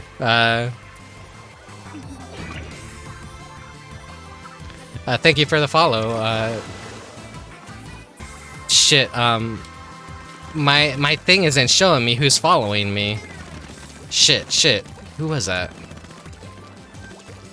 I guess my stream elements is broken. Thank you for whoever just followed me. I'm sorry I missed it.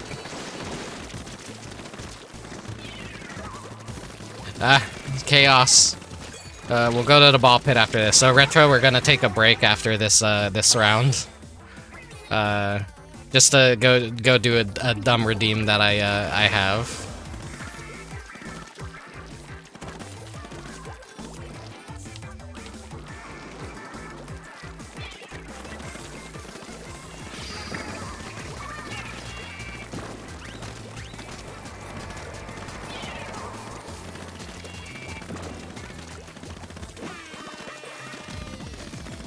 We're absolutely destroying dark chocolate. What do you prefer, Spike? Do you enjoy dark chocolate, white chocolate, or milk chocolate?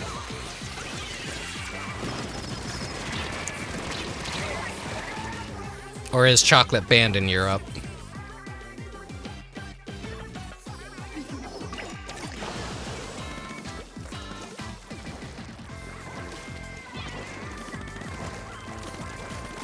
Milk best. Okay, you're on the correct team. Milk chocolate reigns supreme. Only weirdos pick white chocolate. And all the contrarians basically just wanna, you know, the waifu war people have chosen dark chocolate as their flag to fly.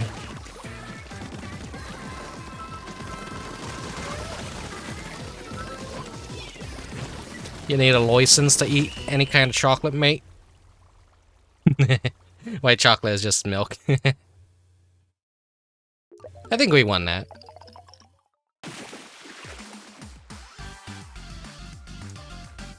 Alright. There's only one waifu worth repping in Splatoon, and that is Big Man. That is correct, that is correct. Our first male idol, and it only took 3 Splatoon games, and he isn't even humanoid, he's just a big manta ray.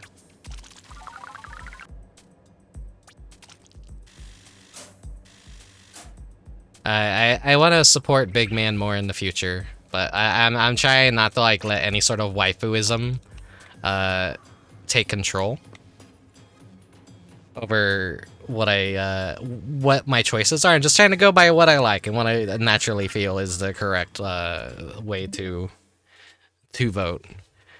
Okay. Ballpit. You only get one of these per stream now, Mechanicat, so now you can't constantly be redeeming this and giving people a bad impression. Welcome to the Ballpit. We got 5 minutes of this, so 5 minutes from now we'll be free of this nightmare, but welcome. It only gets worse every time this gets redeemed. Let me do the other shout out command for you, Spike, since I was so wrapped up in the chaos of the fast action. So go follow Spike. He's really cool. Knows how to get a lot of old jank games running. Plays tons of racing games, arcade games, kusoge, all kinds of fun stuff. He's got really good taste in games. He did a re-debut and has a new model and everything, new overlays. Everything looks fantastic, and he is genuinely a really cool person. So if you're not following him already, go follow him. Pen spotted, yeah, I had to include Sparky. Who? I feel like there's someone... Oh yeah, I got the protagonist from Moon. He's like right next to me. So I think, gotta find someone else to put in here.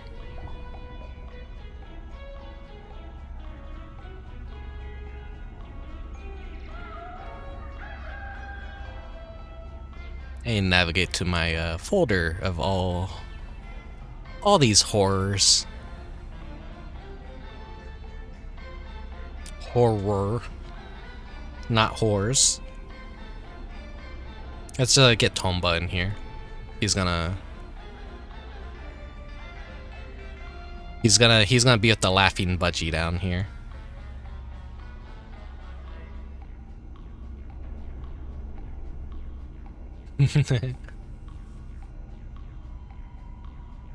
It's my art. I can censor it all I want to.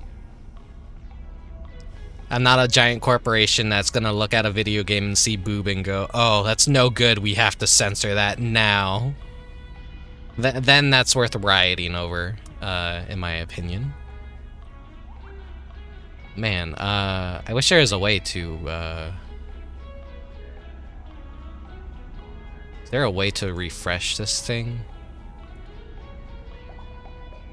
Stream elements. I think I had 2 people follow me today, and I don't see the alerts in my sidebar, and there's no way for me to refresh this and give proper thanks. I feel bad now.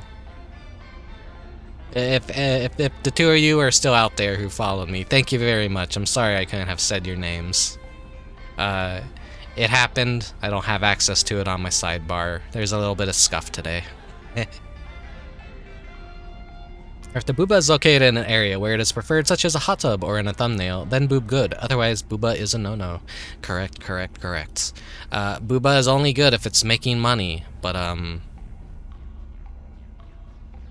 know, video game companies just despise boobas, and they despise attractive women for some reason, so I was getting into this discussion over on a Discord, talking about the Pocky and Rocky Reshrined re-release, and how there's this goddess who basically stripped naked to lure out Amatsuru and restore sunlight to the sun to the sky and all that, and basically they just covered her up a little bit more and like hid her boobs and everything in the official art and in-game and all that, and it was just kind of like, well, that's no fun.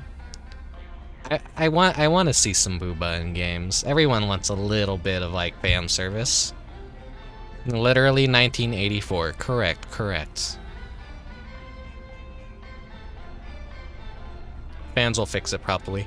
Yeah, I mean, the Japanese version, there's no region locking on the Switch, so the Japanese version already had the English version built in. It's basically the exact same, except the packaging, and it basically defaults to Japanese first. So basically you just buy the Japanese version, select English, and you just have the full English game right there without the censorship. So most people I know, out of protest, just imported the game instead. And I think it's getting a Steam release, so that is the Japanese version, I believe, that isn't censored. So when that eventually comes out, if it's not out already, I think I plan on buying the Steam release of it. Or if a physical copy is maybe still cheaper, maybe I'll import one. I don't know. I want to collect so many physical games, but there's not enough money in the world. I don't want to go broke buying video games. So, you know, alternative methods have to exist. And Steam sales are also really good. Pocky and Rocky is something I would like to support, and throw some money, who is it, Natsume's way? Say, hey, I like what you're doing with a lot of your retro titles, keep bringing them back.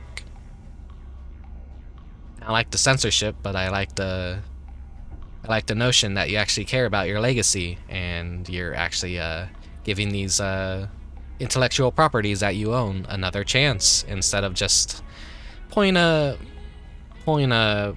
what would be a good company? I guess pulling a Sony and just saying like, okay, all your IPs are dog shit. We're gonna just lock them all in the attic and pretend they don't exist anymore. And then we're never gonna get a new Parappa game ever again. We're never gonna get a new Apexcape ever again. They're just gonna continue ignoring these franchises for years and years. Speaking of Apexcape, I need to put a ape somewhere in this scene, but I do not have a PNG of an Apexcape ape. So I think 5 minutes have passed in the ball pit. So let's hop back over to Splatoon now. Sorry you rated in on something modern, Spike. I'm always like, oh no. If anyone raids me, I'm gonna get embarrassed because I'm playing Splatoon. Or Final Fantasy 14. And then people's first impression are like, oh, this is just a normie streamer. A disgusting, filthy casual. I was hoping to raid in on you today. But I maybe should have started the stream a little bit earlier if that were the case. Everyone I want to raid, it's like you all stream at like European hours, so never get the opportunity. Wait, did I level up? Do I get the gacha? Yes.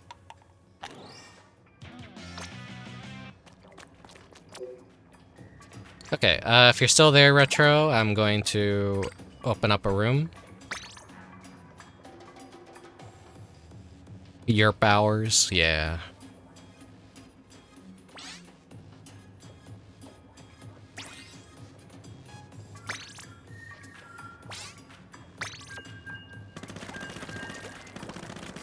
I see Narrator's out there being active. Also another milk chocolate fan.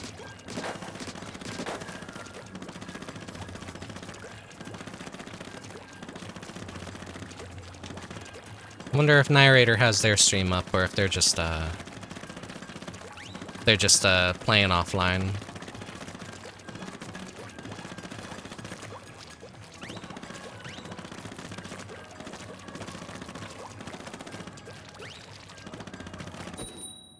The urge to just splash ink everywhere, even though I don't have to do it. They just gave me a playroom to just do that, and I continue to do that.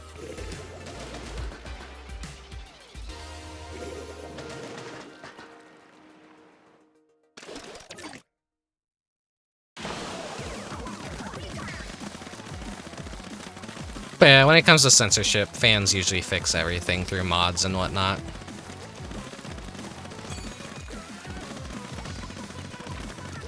No one should ever defend or justify censorship, in my opinion.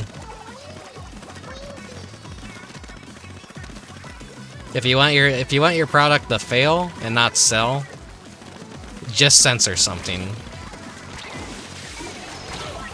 Ah, come on. They definitely have to have nerfed that invulnerability frame, I swear.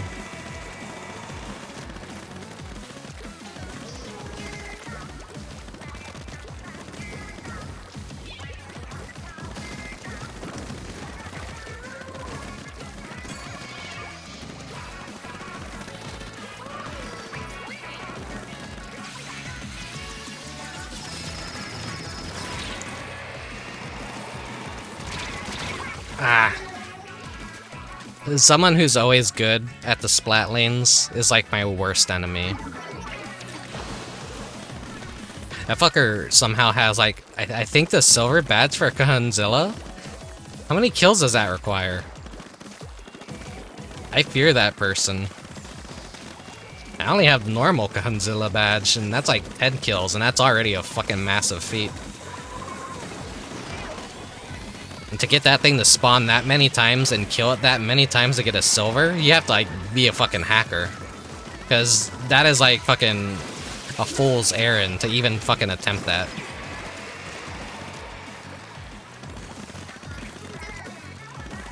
Fucking actual squid hat. I never noticed that detail.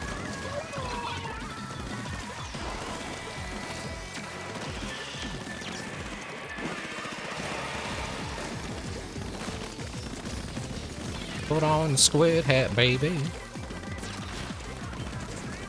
100 Kahunzillas. Jesus Christ, this person plays the game 24/7 then. No way in hell is anyone alive and living who is like peacefully sound in their brain would naturally have something like that.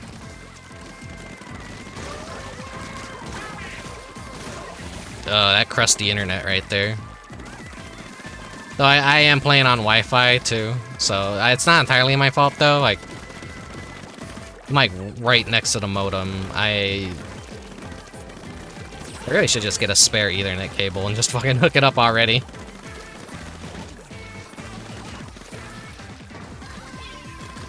But my internet isn't that bad. Should never usually be my problem that anything lags. I just can't be asked to put an Ethernet cable into my Switch.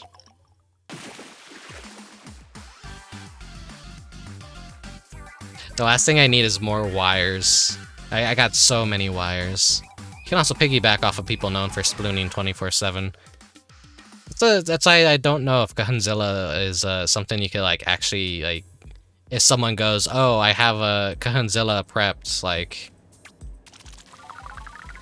I don't know how the spawning of that thing even works in the first place. Like, if you have it, it's not always a guarantee it's actually gonna spawn. So, if more people also have it ready to proc, would that guarantee it more? Or...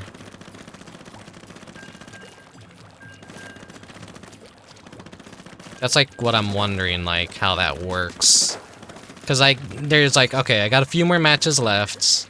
I'm trying to get that proc, and then I finally get the final win, and then it just doesn't appear, and then I'm like, well, I have no reason to continue playing Salmon Run, so I don't want to like D-rank or anything trying to get Kahunzilla to pop up.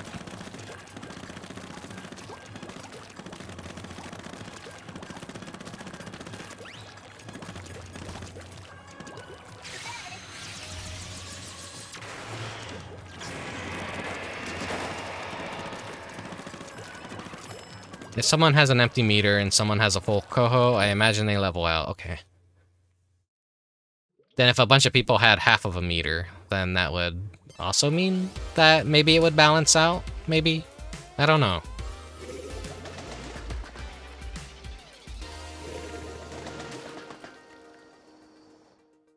Okay, we got the academy.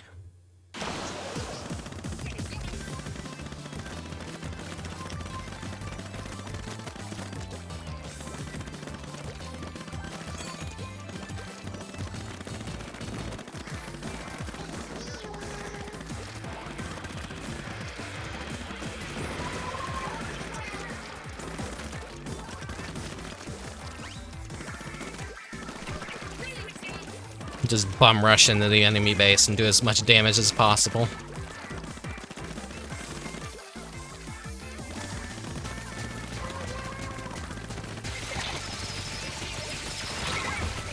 Oh shit, they actually managed to get through my shield in time.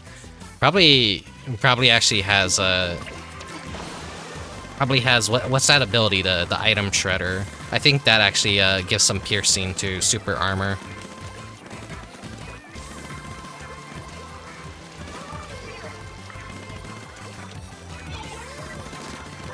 Oh fuck. That spooked me. I don't know what that little symbol that person has is. I see that pop up in Splatoon, like, does that just mean they won a 100 battle or something? Or, like, they're super high ranked or something? Or...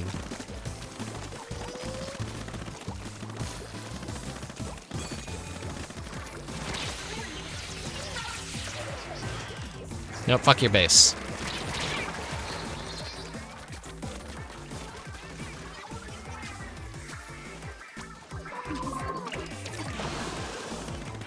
Yeah, they need to make some adjustments to Splatoon 3 still, I feel. They need to make Godzilla a little bit more of a common occurrence, I feel. Or, like, at least increase the scales that it gives, because the scale rate really sucks. And for what they ask for some of that is just way too expensive for the rate at which you gain them. Now, they expect you to play this game for, like, 2 years, but even, like, playing this game for... God damn it, I'm really fucking... throwing this match. It really, 2 years isn't gonna be enough to even get like half of the shit this game has to offer. So you just really have to focus for something that you like. Damn.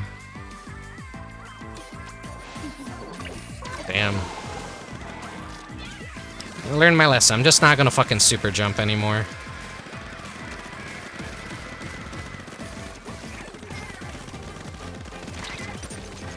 Ah, shit. Thank you for the posture check. And stretch. I'll drink, I'll take a drink after, this ends. Get to see how hard it got destroyed. Alright. Mountain Dew time. Acid reflux time. Let's go.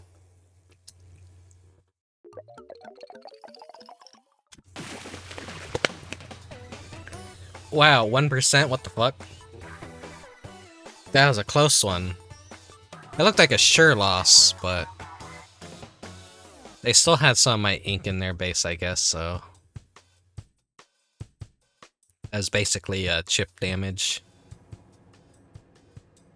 One of my techniques I like is going into the enemy base and just fucking things up as much as I can. Because... I know they don't like traversing the sidelines and all that much. So as long as I leave some chip damage in their area, that's always going to be ink that we have. Since Splatoon's sudden popularity caught Nintendo by surprise, they might end up planning more after their original plan of 2 years. I don't know, I doubt it. I feel like fucking... They didn't expect the Switch to sell as much as it did. And... fuck. You can only be, like, caught off guard, like, at least, you know. This is the third game. The first game was a massive hit, but the console was a failure, so of course they were gonna start developing Splatoon 2 for the Switch. And they knew the game was extremely popular. But they still limited its life by 2 years and began on Splatoon 3, like after they were done with Animal Crossing New Horizons. So, I feel like they had to have made Splatoon 3 knowing that, like, oh yeah, Splatoon is still popular as all hell. This is our big IP that makes a ton of money, and, pretty... It's pretty baffling they'd be caught off guard by sudden popularity. After they've had that happen 2 times already, and they know the power of Splatoon. Unless Splatoon 3 was even bigger than Splatoon 2. But... I don't know. That just feels dishonest to me. Thinking that this game would by any means fail and underperform shows a very, very poor sign of self-confidence in the team making the game and its power as an IP.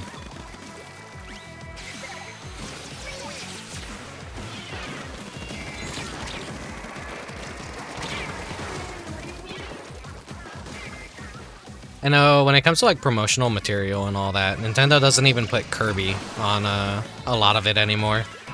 They always put the Inklings now. So Mario, Link, Splatoon, I think Star Fox and well, I think maybe Samus gets on it. Because they know there's a fan outcry, but like someone like Fox McCloud or Kirby, they kind of don't get any representation anymore. But Kirby doesn't need it. Kirby is its own thing. Tons of people love Kirby. I love Kirby a lot. Kirby is one of my all-time favorite series. Probably one of my favorite Nintendo characters, if not my favorite Nintendo character. I was a little bit on the fence about buying the new remaster of the Wii game, but I might. They had the new Maglore mode, which they revealed in the Nintendo Direct, and that looks fun. It'll add a little bit of extra lore too, since everyone loves Kirby lore. And I'm still not crazy about how the game looks. The thick cel-shaded look, I feel, is kind of a downgrade. And DDD looks weird and awkward, but like he's like always changing appearance between games. They can never really settle on the design for DDD, which is crazy. Maybe it's just like a joke at HAL Laboratories that like they're just like, all right, we gotta change DDD's appearance. This time put his eyes super close, or make his eyes to body weight ratio like so drastically different from what it last was. I don't know what their issue is, but these new DDD designs aren't really like... Got it just in time.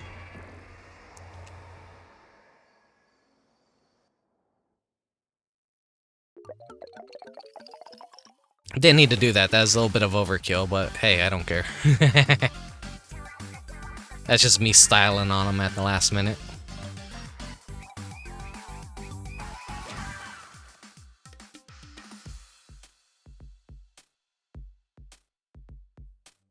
I'm just like now remembering that I'm wearing the jabroni outfit.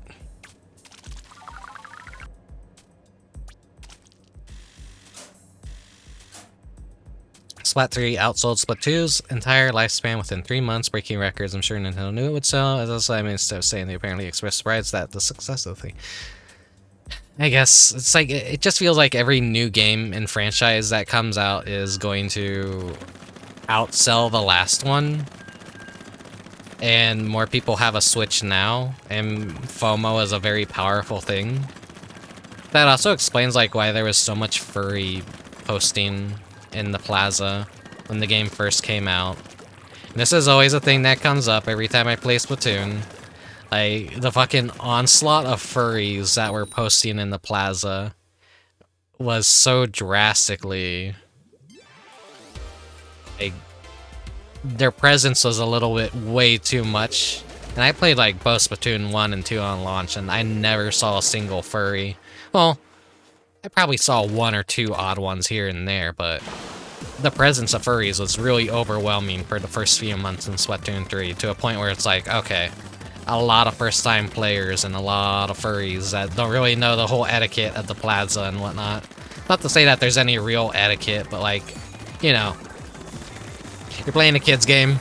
Don't be posting fetish furry art in the plaza just because you can.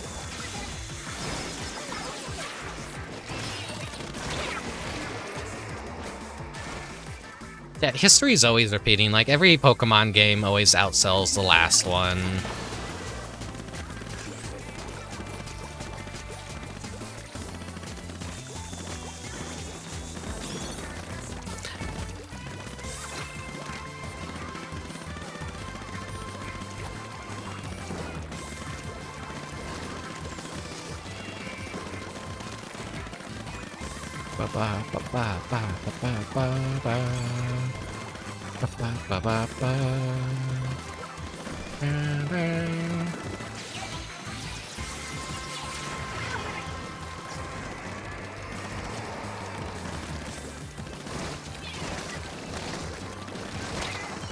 Get me out of here.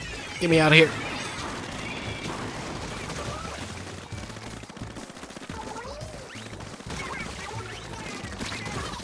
Ah.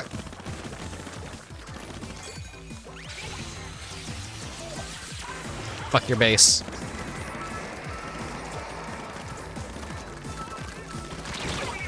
I deserved that. I went right into a very bad situation right there. Ah, well. I don't like how much ink they have right there.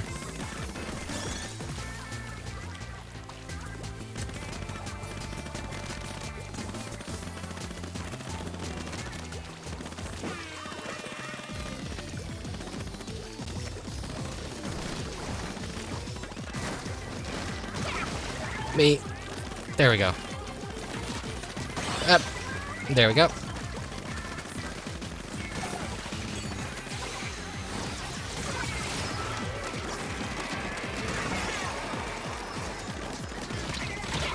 Ah.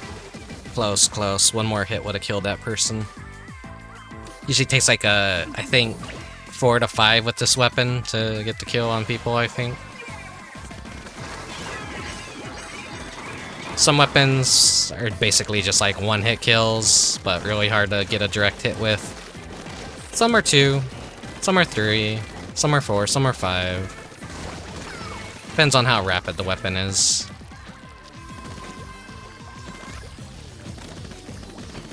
But yeah, that's saying, like, every new Pokemon game always seems to outsell the last, just because of, like, when something gains traction. This is like what's really powerful about Nintendo, is their IPs are like a snowball.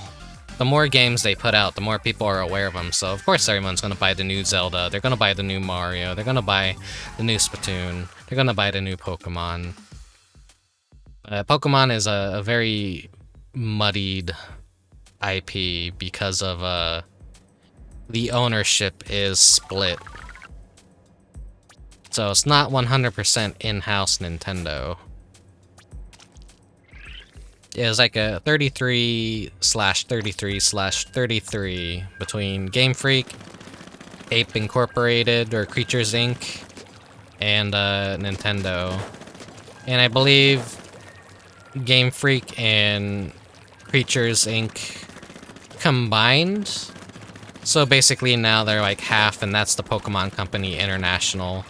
And Nintendo's kind of like, they have lower stakes in it, but they still have the lockdown on getting the main titles on there, since they basically fund it and everything. Okay, Retro. Yeah, I imagine Jackal's probably gonna be doing the what is that called? That map. Jackal's having the VR chat hangout today, and you guys are gonna go exploring the organism. That's called, right? The organism map. That really amazing, cool, giant map with all the surreal stuff. Yeah. The person who made that made like a prequel kind of map to it. Yeah, epilogue is what it's called. Okay, so it's like an epilogue or a prequel or something crazy like that. I'm sadly probably not going to be able to get to join the VR shenanigans for that. That's okay. I did a whole lot of VR yesterday. My eyes honestly felt really sunken into my head afterwards. I accidentally stepped on my VR headset like a dumbass and cracked it yesterday as well, because someone was at the door. No one else was answering it, so I'm like, oh shit. I put it down, like, as soon as I opened my door, I heard someone finally going to go get the, door, and I'm like, okay. So I shut my door, I walk back into my room, but because I was playing in the darkness and I have such a short-term memory, I stepped on something and heard a crack, and I'm like, no. I looked down, and yeah, it was my VR headset. It was just like the little plastic on the side, so no damage was done to the interior. It just kind of like cracked the little top of the area that like blocks out some light. So a little bit of light gets in, nothing a little bit of duct tape can't fix. The headset works just fine. I kind of cracked the plastic back into place so that like I could seal it up at a later time with something that it can help repair plastic. So it's perfectly fine. It still works. I'm just disappointed in myself because I usually take really good care of my things, but I had a lapse of judgment, as in pure darkness as well. Yeah. It's just an HTC Vive, so it's like not even really... It's not like an Index or like really good hardware or anything. It's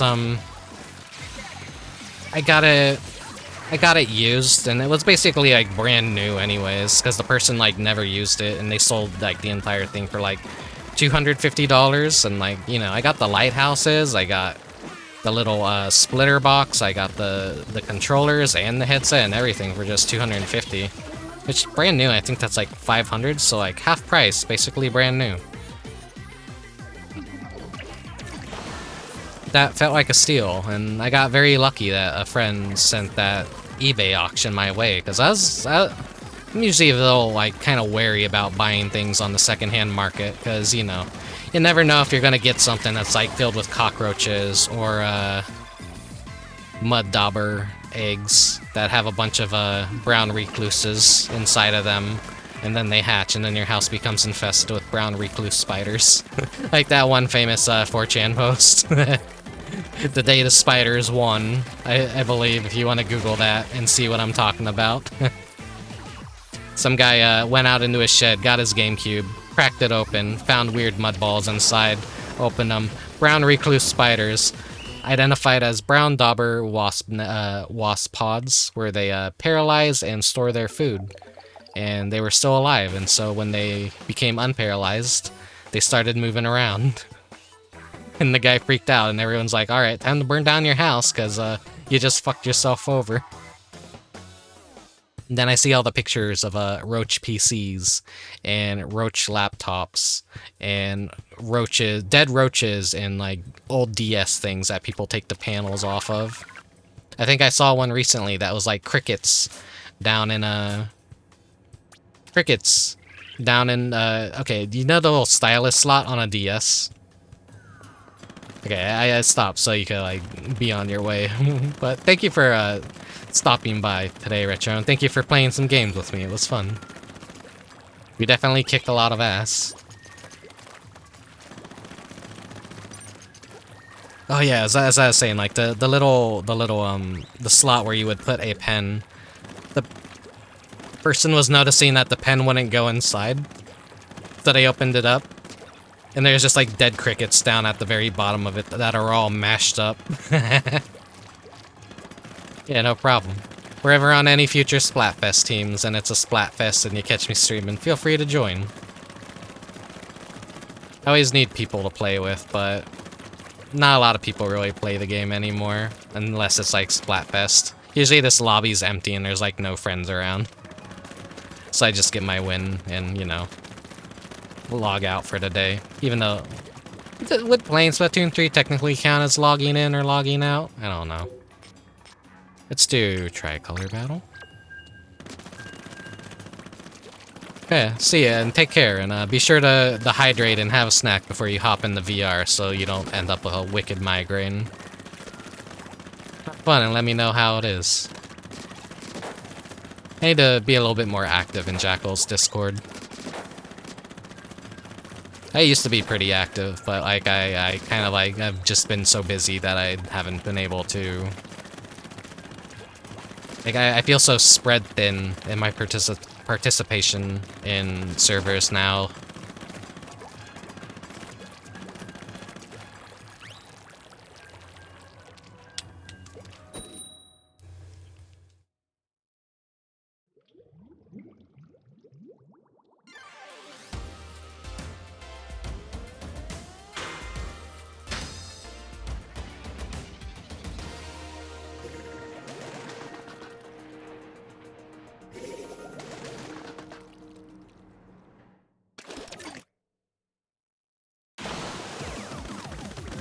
Alright, on the attacking team.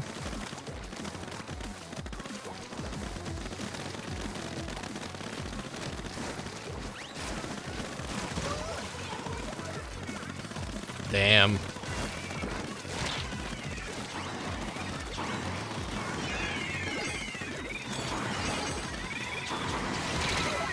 Ah.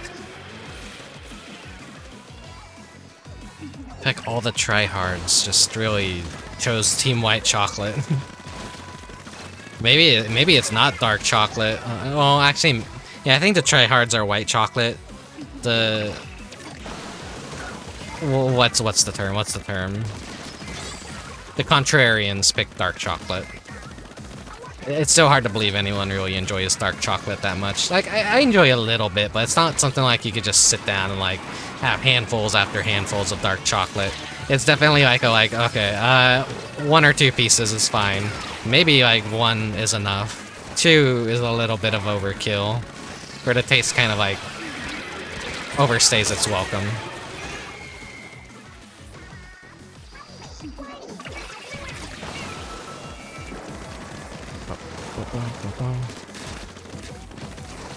The urge to let the other team get the Ultra Beacon versus getting it from my team.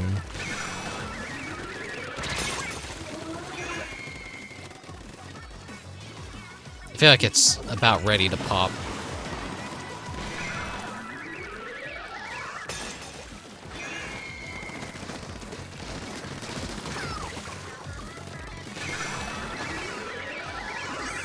Come on. Yes, got it.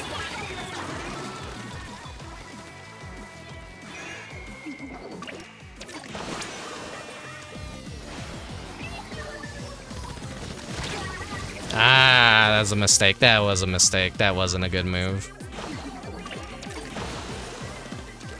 Fucking super jumping is just always a good way to get yourself killed. No, no, no, no, no, no, no, no.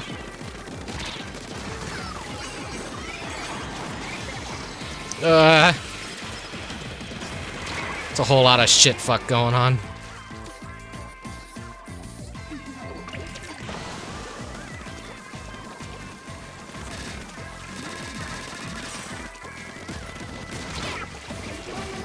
Fucking. I used to be really good with rollers, doing that exact thing, but I feel like I've really lost my ability to, like, effectively play a roller.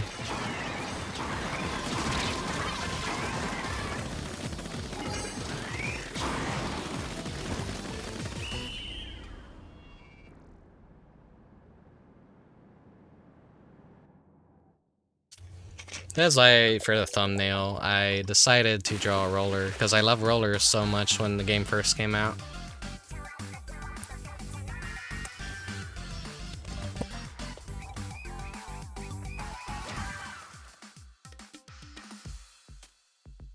I'm surprised we actually stole that.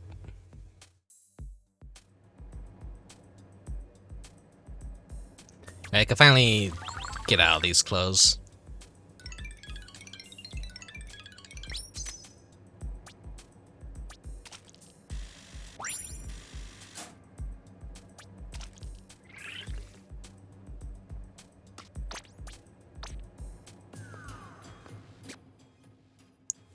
Alright, let's put the headphones on, and let's go with these boots. And I'm gonna go outside and just get the t-shirt scrubbed, because why not?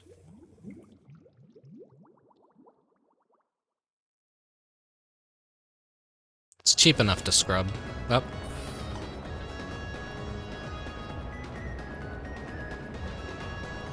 This white chocolate be banging, yo. It's paint. It's paint, asshole. Those old Sonic comic memes.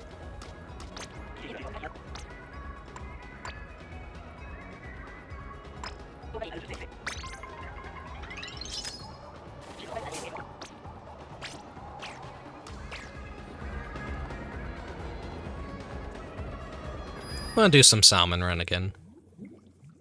Now that I'm solo again, I'll get a round or two in.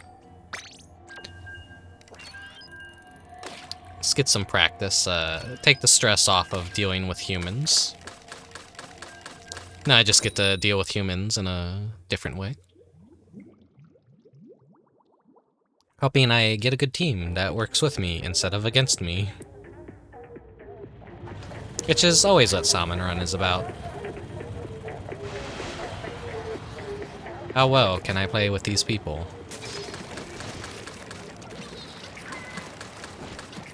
Though we have a white suit, so that's someone that plays the game a lot. Always good to see, but I'm like a green suit shitter. So everyone knows I am not a pro player.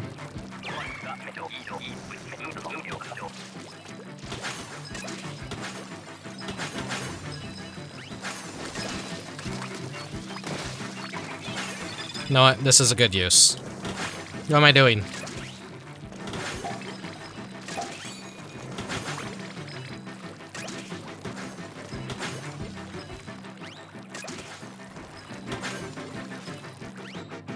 Okay.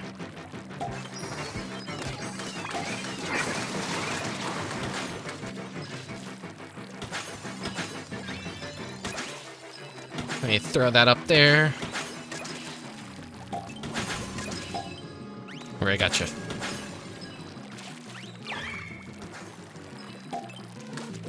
I'm just gonna focus on these.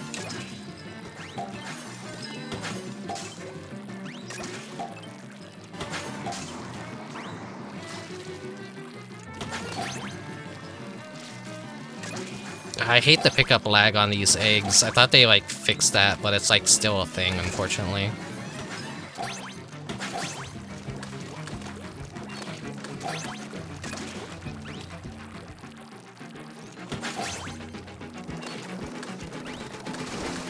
Come on, guys, go throw the eggs in the basket.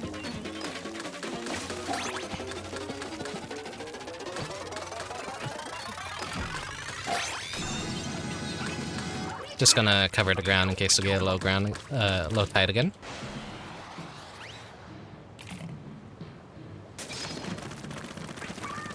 And let me cover up the wall so we have some escape paths.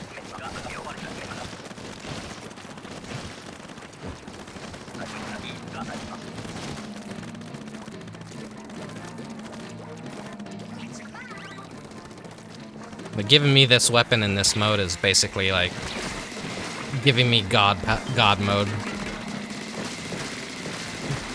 This is a weapon I am very familiar and good at.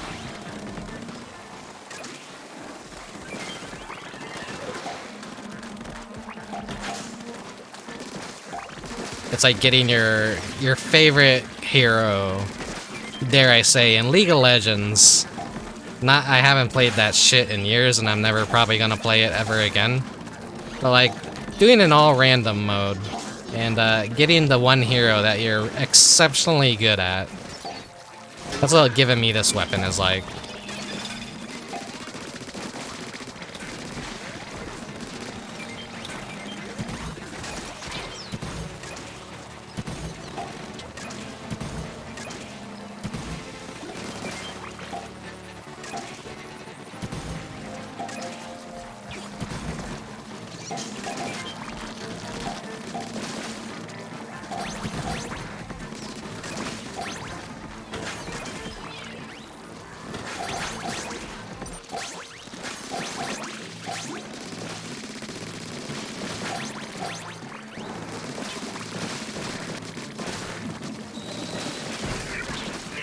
Ah, up, up, up, up, up. Ah.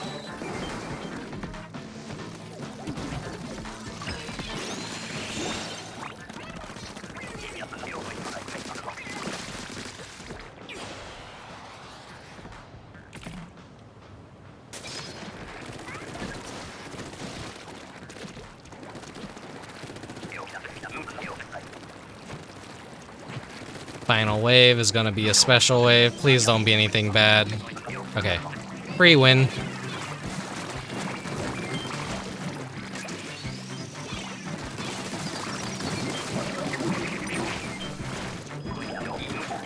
Mudmouths are always a good sign.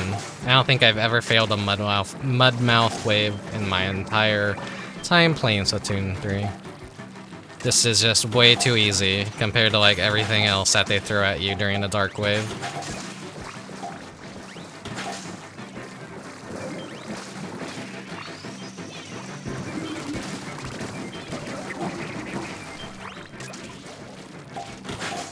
Especially when they give you an explosher and you could just like chuck your actual normal weapon will just kill the mudmouths instantly. You don't even have to throw grenades because your shots all effectively are a grenade. That's like the best feeling. Also like getting a Goldie wave when you have a roller too. And you just sit in front of the Goldie and it just spawns infinite, like, well, not infinite. It just like the rate at which the Goldie is running forward and it's pushing you back, but it's always pushing you back into its line of movement. So you're just like hearing and like just eggs, and then it just instantly pops because it's basically gibbing itself on your weapon. It's like running headfirst into a chainsaw, essentially.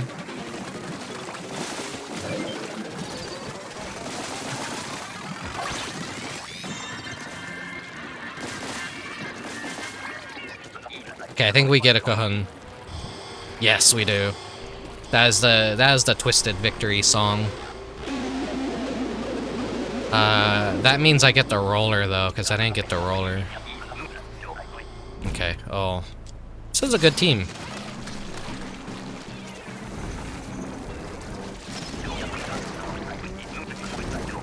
I think he's after me.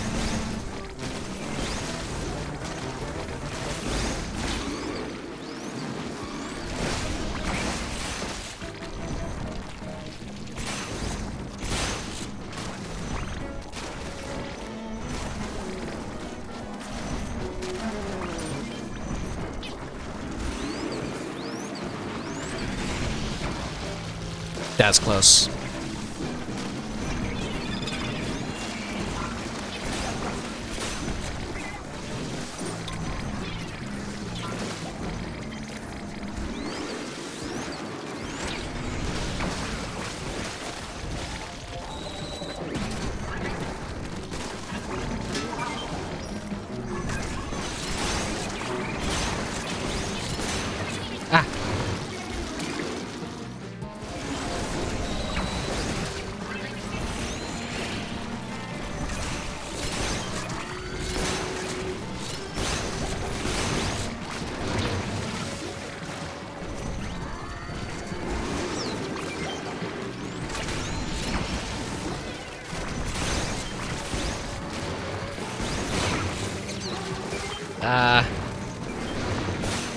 Sadly, the weapons don't have like a amazing DPS output.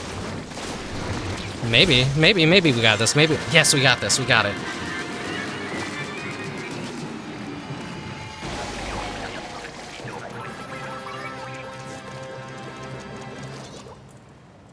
No squid party.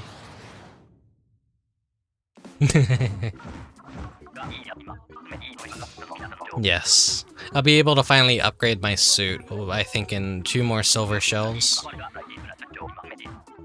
Or silver scales, those aren't shells. They look like shells. Let me clean my glasses and make sure they're pushed up on my face.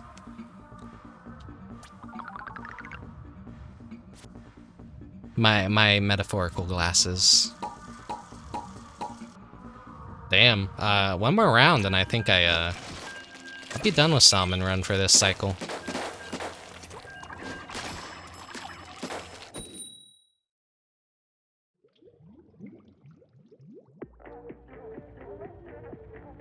Then it'll just be finishing up Splatfest. However long that might take.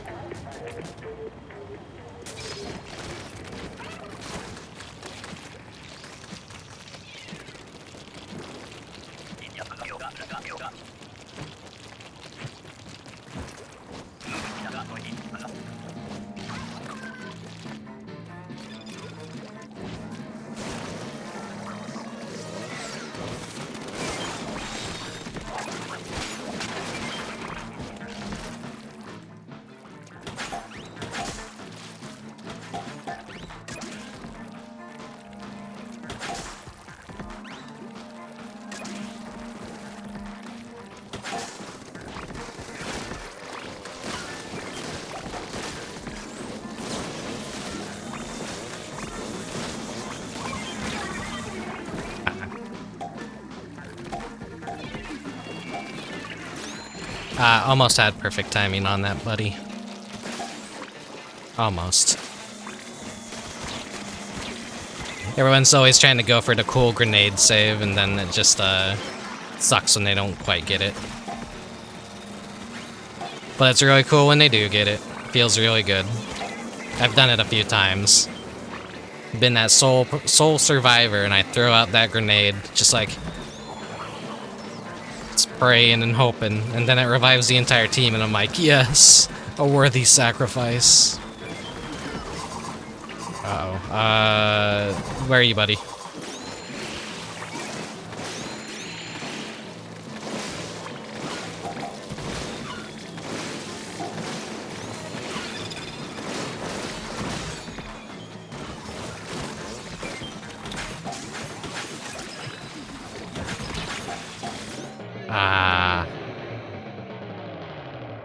No.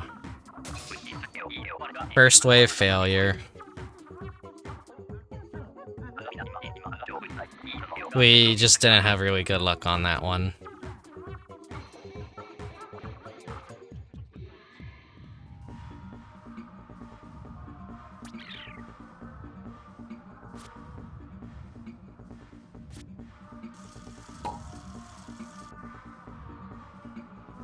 Oh, I'll do it again. I'm not satisfied with that. I only need, like, what, 63 more points? As long as I get the first round completed. I think maybe I'll have enough. Then I'll have all my rewards. Then I could go back to Splatfest.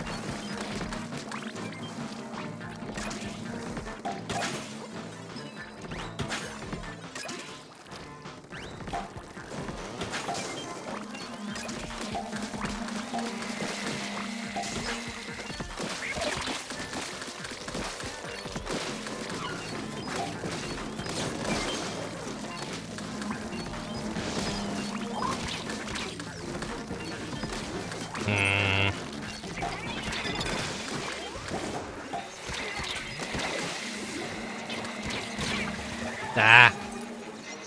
I hate stingers so much.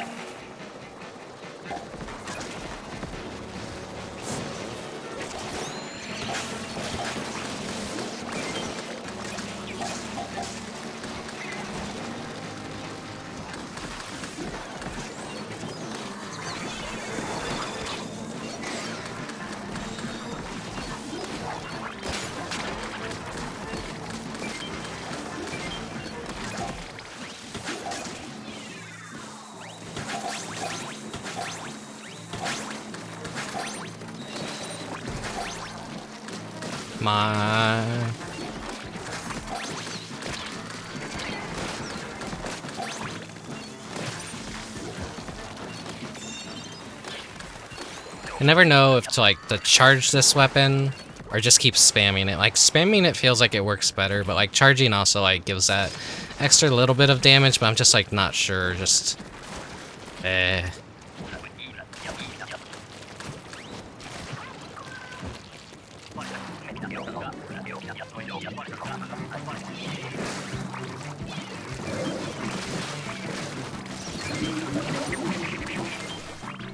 Right, well, I can actually be extremely helpful on this. Well, not with that right there.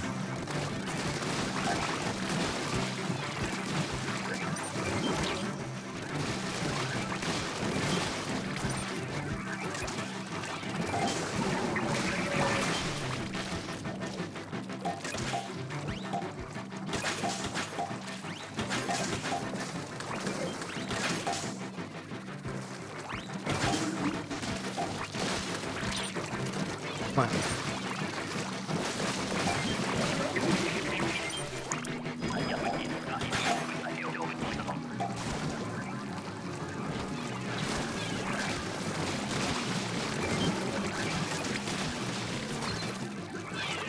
I gotta do I gotta take care of the waves. Ah, shit.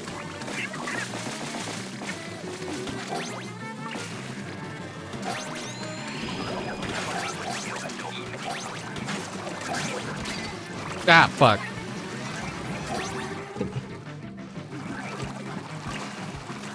Kohuk jump scare.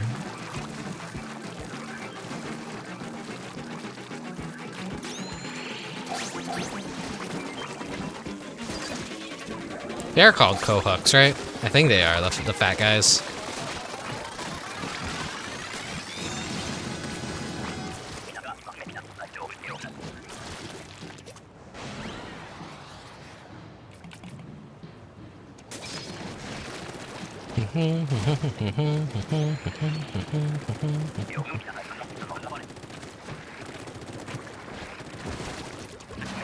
Oh, okay, cool. Love these waves, but looks like someone else. I'll go do this one over here.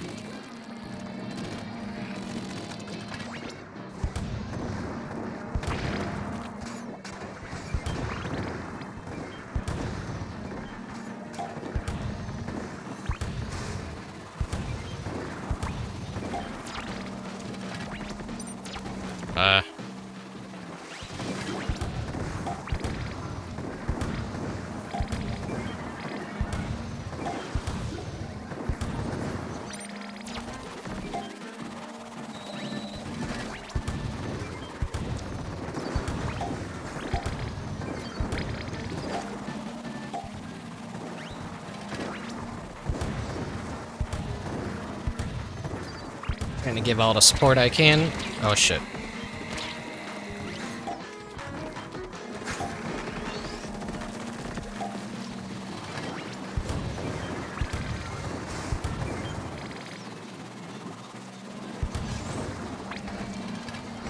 No. Ah, such a tricky cannon.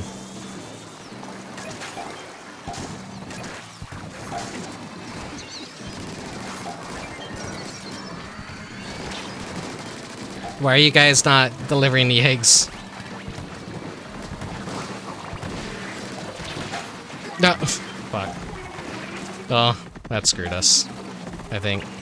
Yeah. Oh well, that's all the points I needed anyways.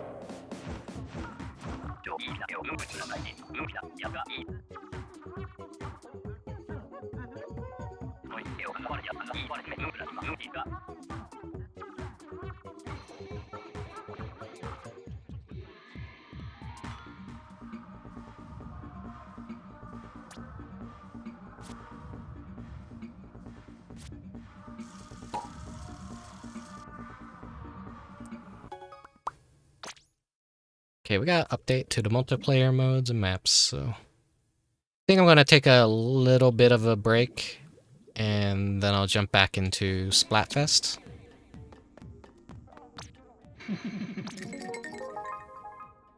Get my final rewards. Okay, and then head back to the lobby.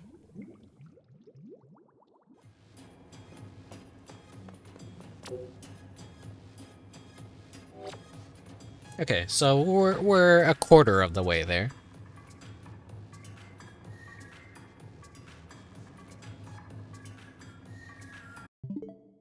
So I will do a BRB. Give me like maybe 5 or so minutes.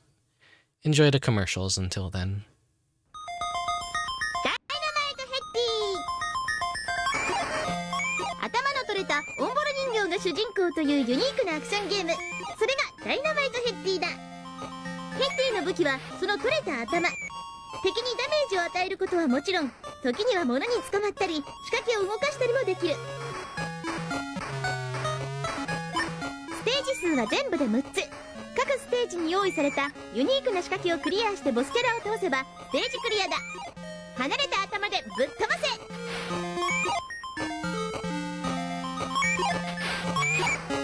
ユニークなヒーローヘッティが大活躍するゲームギア版ダイナマイトヘッティは3800円で8月5日発売予定です。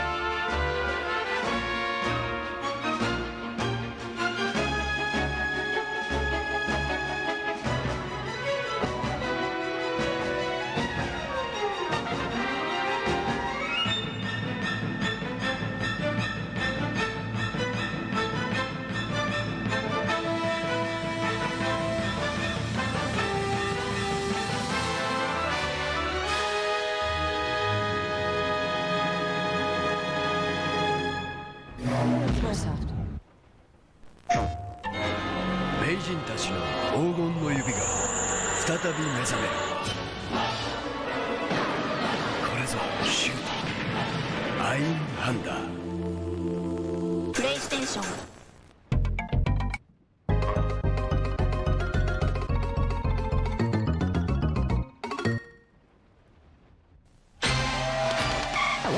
ニックとテイルスがゲームギアで大暴れ。手のひらサイズの超音速アクションソニック&テイルスプラスワンがお買い得。 Hi, boys and girls. I'm Lizzie from Rampage. Let's sing a song. I love you. I like meat. You look like a tasty treat.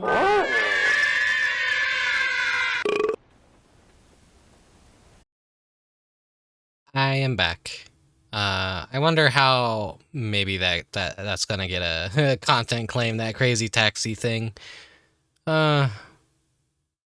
Pretty sure I was like trying to avoid that kind of stuff when adding stuff to the reel, but maybe I was like that was like when I was like first scouring for stuff to add to my collection, and I maybe just included that one without even thinking it through.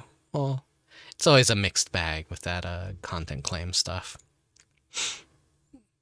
This is going to be a large file size uploading to YouTube, so it's going to just take forever, and to make any edit and all that is like, I'll see how it is. Might be a while before I get this properly uploaded to YouTube anyways. It don't matter. It don't matter. None of this matters. Let's hop back in Splatoon.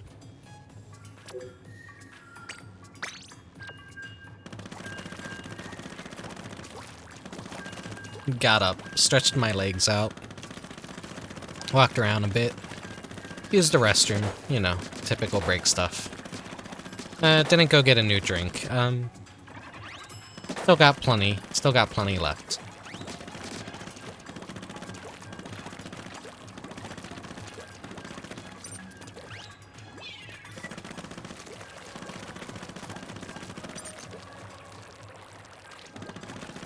Hope some good stuff played on the TV. I know for a fact that Crazy Taxi is... Even if it was just playing butt rock the entire time... Typically... Even butt rock, like stock butt rock, gets content claims. I've learned that the hard way. I was peeking at my phone, and I did notice Okage trailer was playing. I had to splice that music into the video myself to change it, because the original music that they use is just some generic shitty music, and that was getting content claims. I'm like, I can't have that, but I do really, really want the Okage, the original Okage trailers in my reel. I'm not gonna let one of my favorite RPGs of all time like get the shaft, so I'm like, I'm gonna be a little bit of a history revisionist here and give it the proper care that it needs, and just put in one of the game's like actual songs, unless I screwed up and accidentally like still left the old one in the reel. But we'll see. It's all pretty much randomized what you get during the BRB segment and the television and whatnot. So I need to better organize my files, really, and really comb through there and see if there's anything with like aspect ratios that are off that I need to fix. But goddamn, it's like several gigabytes, like a couple, like maybe 100 of just random gaming media, from cutscenes to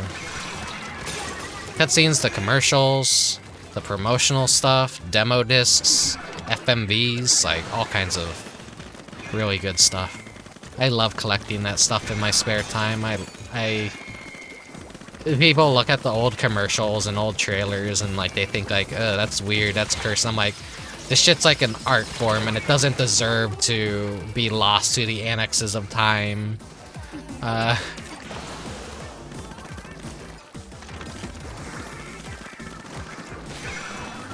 really do think like graphic design and graphic design and commercials are like their own form of art, and the more like we move away from having like traditional like commercials and we go more into this era of like everything is super sanitized, everything is boring, we just get shitty YouTube ads and like clickbait mobile game ads that are supposed to upset the person watching on purpose to get hate clicks and all that. We really did lose a really cool art form that at the time we thought was annoying, but then like all it took was commercials getting worse to realize just how bad things have gotten and strayed from being artistic. Like, a lot of these things are like also designed to be shocking and weird in the first place, so that they would be memorable and advertise a product in a very unique way. Ah!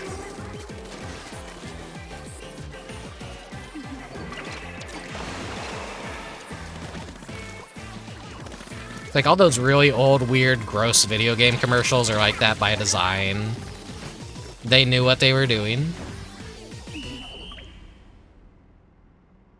Oh, thank you for the hydrate and possibly check mechanic kit.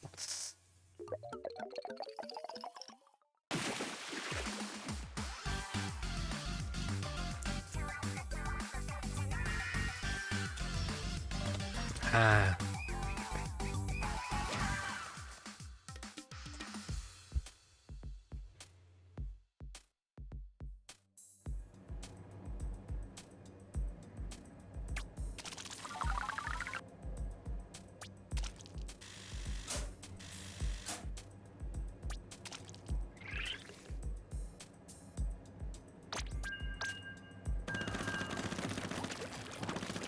I'm gonna do a few more rounds of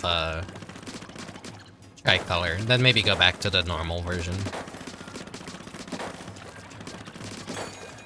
The Tricolor, the previous map it was like really fun. This one, not too crazy about this one. The underpass one was really, really good. I'm glad I did a lot of rounds on that one, the previous Splatfest. Yeah, as I was saying, like, advertising is like kind of an art form in its own way. It's for a soulless corporate product and all that in the end anyways, but still, that's why they hired like creative people to make these things. They wanted them to be shocking, they wanted them to stand out, they wanted them to be unique. This is how you get products in people's minds and live rent-free in their brains.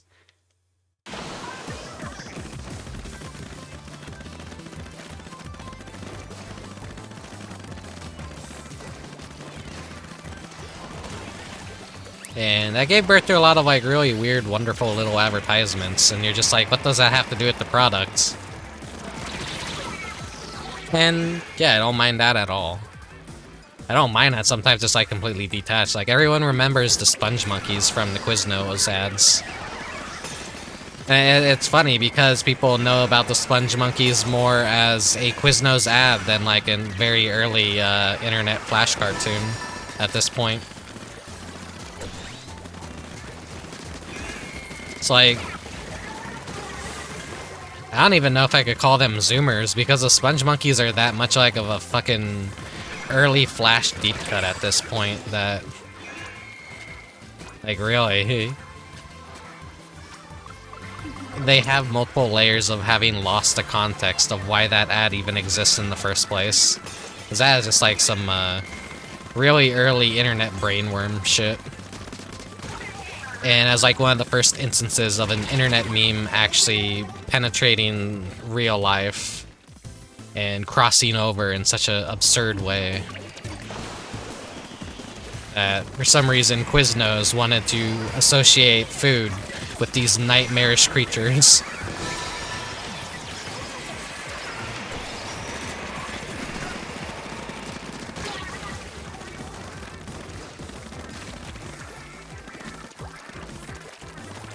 But hey, it worked, because it's a memorable ad, and everyone now remembers the Sponge Monkeys. Not because of what they were, but because of what they are.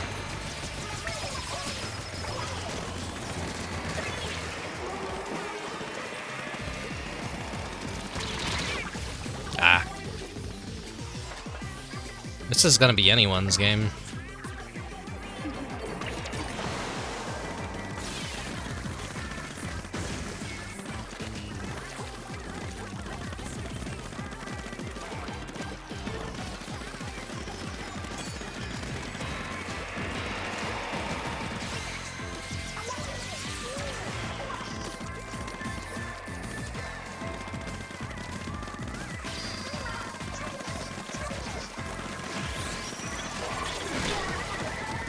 Ah, come on.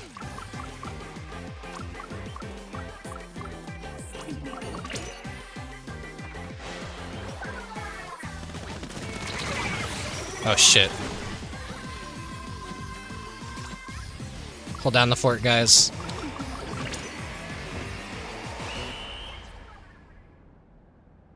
That was like a close one from like all three teams. I think we got this though because we made massive dents on their bases. They had both of the beacons, and we still managed to like hold down the fort very well. Once they're like no longer like going for that mid too, I tend to notice it's just like easier to completely take over.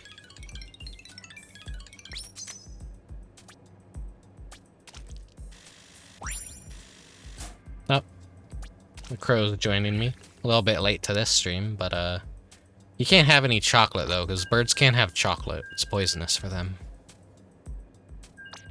So I'm not giving him his own little chocolate.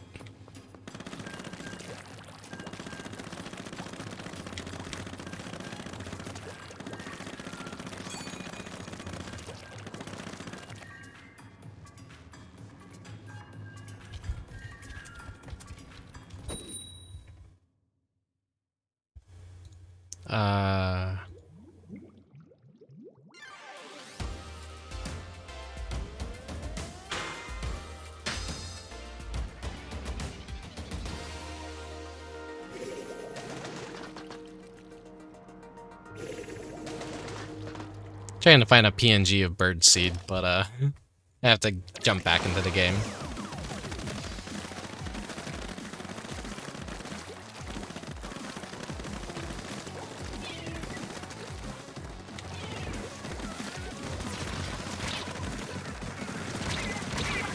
Nah.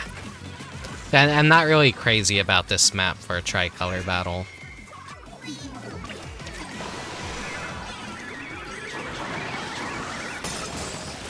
Come on, guys.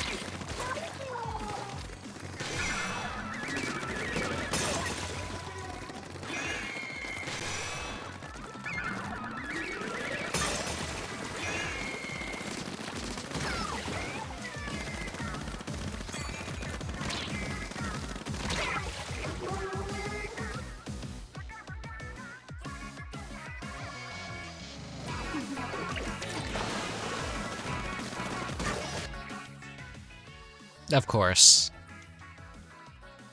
We were winning that one, too. Ah, well.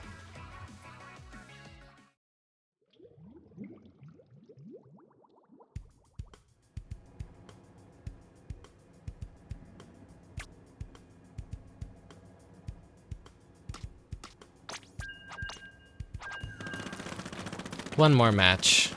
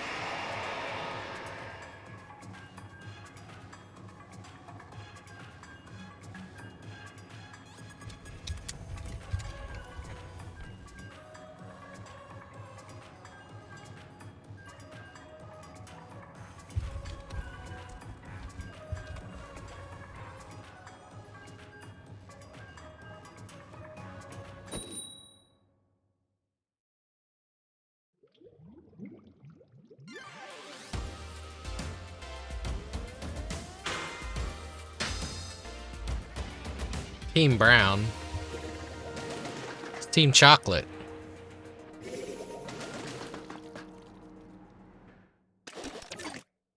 Oh no, I'm gonna brown.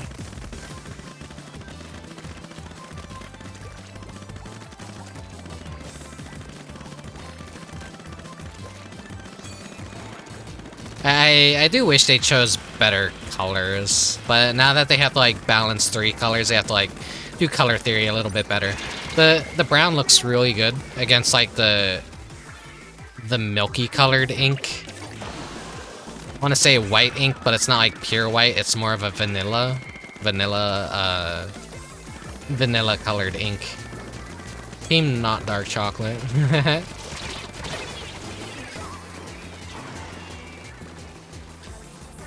I'm guessing you're not on Team Milk or White. You're probably a dark chocolate fan.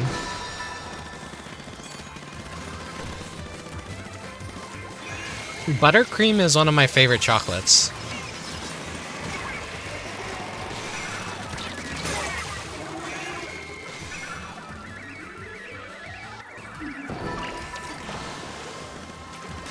Buttercream is like exceptionally good. Like if you're getting it from like chocolate artisan stuff.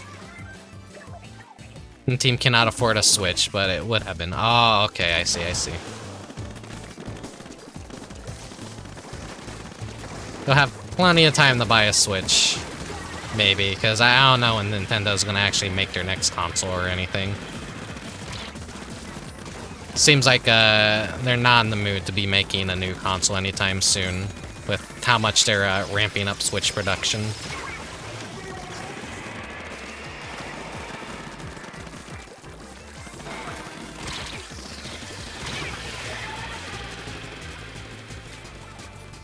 Alright, well, white chocolate is barely present in this battle, so they're basically just a nuisance. So now it's like it's becoming a battle between dark chocolate and milk chocolate, but sadly dark has pulled ahead, but I will still get the win. I just won't contribute any points to my team because the steal will go towards dark chocolate.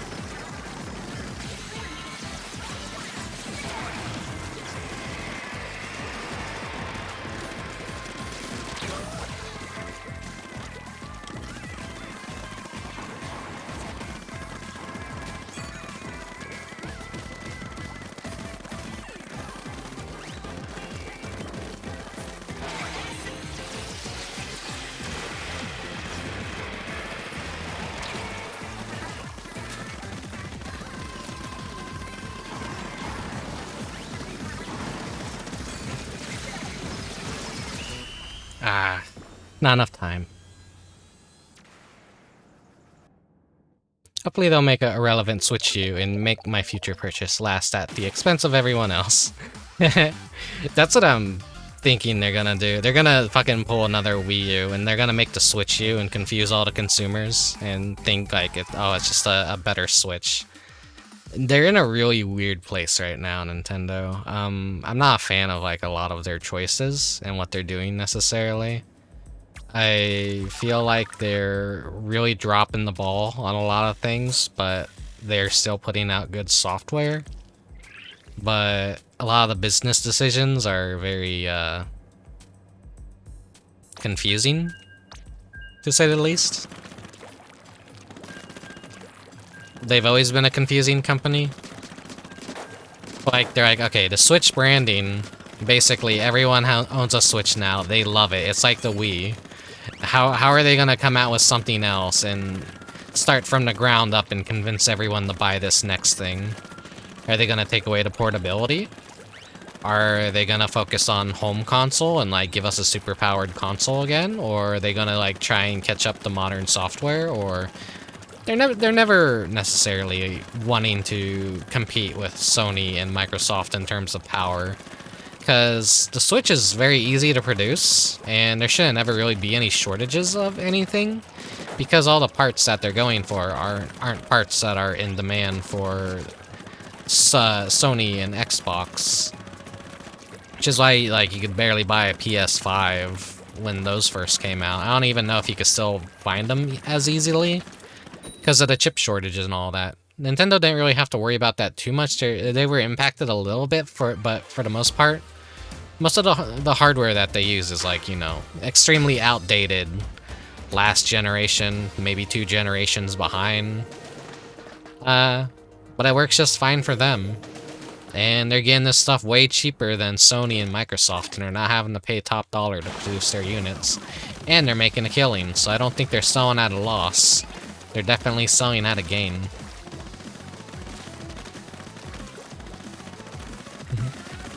Bring back expansion packs. Yeah, bring back the fucking Nintendo 64 expansion pack that like existed just to like fix some game-breaking bugs for Donkey Kong, and just like make Majora's Mask run a little bit better. I forget what the deal with Majora's Mask was. Maybe like why they had the expansion pack for Majora's Mask. It wasn't required, I don't think. Maybe it was. I don't know.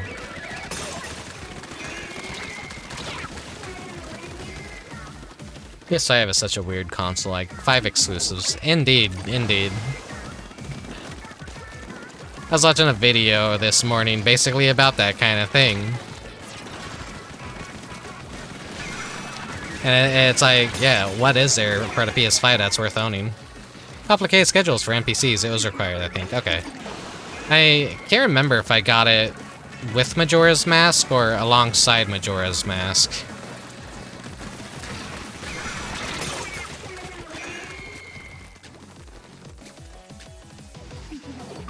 I just know it was a requirement for Donkey Kong 64, because the game would keep crashing. So it was absolutely mandatory for Donkey Kong 64. Which I think Donkey Kong 64 is a shit bad game. He used it way more for fixing a bug? Okay. That makes sense, I guess. Yeah, these gaming trivia channels always kind of like muddy things up a bit, and... Did I get? Yeah, I got it. I'm sorry, Donkey Kong 64 is a bad game. I'll stand by that. As someone that played it on original hardware and when it came out, and someone that played it again years later, I'm just kind of like, it didn't really age well. The mini games are really bad. I think they need to like remaster the game a little bit, but not like, you know, in a traditional remaster. I think what they need to do is they need to just take the game and add a character swap on the Go feature, and then it would easily become an exceptionally good game.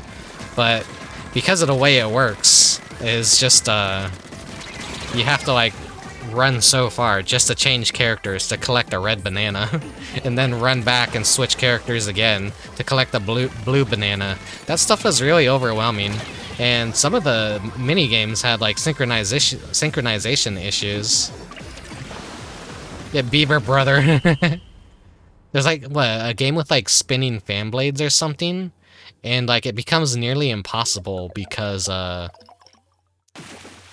something about like the internal clock, I think, speeds up way too fast, and so like unless you have like machine accurate shots with your gun, you can't hit the switches because the fan is just not gonna. It creates such a tight window.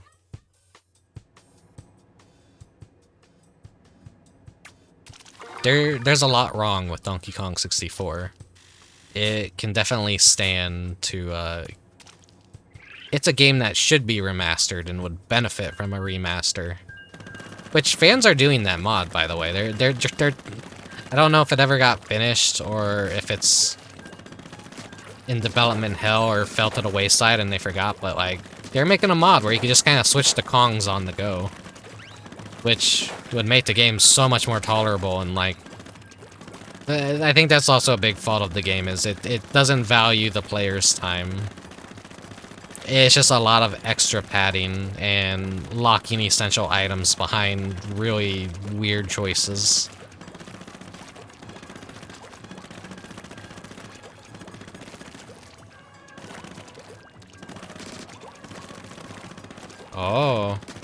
Still doesn't fix the other massive issues. I see, I see. Oh, someone followed. Let me see if I could fix this at all. JJ Beam 26, thank you for the follow. And then the other two people I followed, Firo Syndros and Strange Tree Lover Gats. I found a way to like actually refresh my stream elements because it's not showing up when things refresh. Oh, thank you for the posture check and stretch. I'm shrimping pretty bad. I'm always shrimping, though.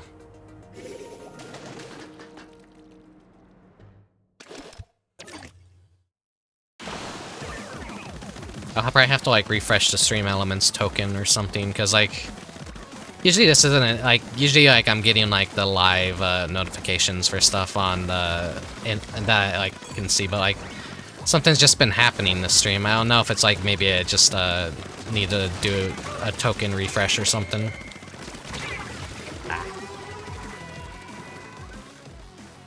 DK64 is honestly a lot more fun if you embrace the jank and just phase through walls and shit. Yeah, speed running would like make that game a lot more interesting, really. Cause but that's like that's asking a lot. Cause that's a lot to remember. Ah. I remember watching Vinesauce Joel when he was playing the game for a while, but I think he just kind of got bored of it and never finished a run through or anything. But like he did that thing like where you spin around as DK and you eventually like helicopter yourself up the ledges where you're not supposed to be because like the physics like kind of freak out like when you run in circles and do like that weird jump. You do it at like the right slope or something, and DK just like phases upwards through walls and stuff. It's like really funny. It like just sticks with me. Joel finished 2 runs of it? Okay. Did he now? Are we talking about the same Joel? I'm talking about Vinesauce Joel, aka Varg Skeletor. He, like, picks up games all the time and then drops them and never plays them again, sadly. Like, he's done Ape Escape 2 and, like, Tulip, 2 games I was excited to see him play. And he just never continued them. And it's funny is, like, Ape Escape, I watched it, like, 6 or so years ago. He did, like, an episode of it and then say, I'll come back to this game and do it again. And then, like, 6 years later, I watched him, like, I'm gonna do it again, but I'm gonna restart the save file. Same thing happened, like he got maybe 2 streams in and stopped playing it, and I'm like, oh man. He does a lot of like funny ass monkey games and streams. I've been enjoying them a lot. When he has the Gmod and the monkeys and everyone's just going ape and like it's a real treat to watch. Speedrun 1 regular, he absolutely loves that game. Am I being gaslit right now, or am I just, like, misremembering things?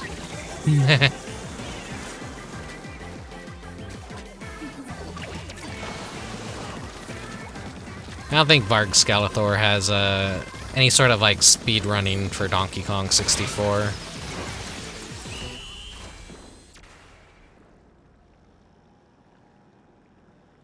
He himself is kind of like a monkey streamer. I know he's, like, super smart and all that. And good at modding games. And he simply, like, plays stupid a lot of the time.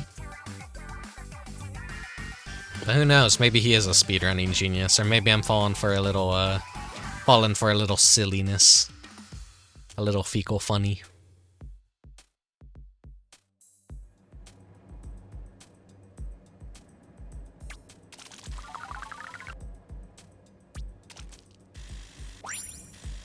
Surprised we actually won that one.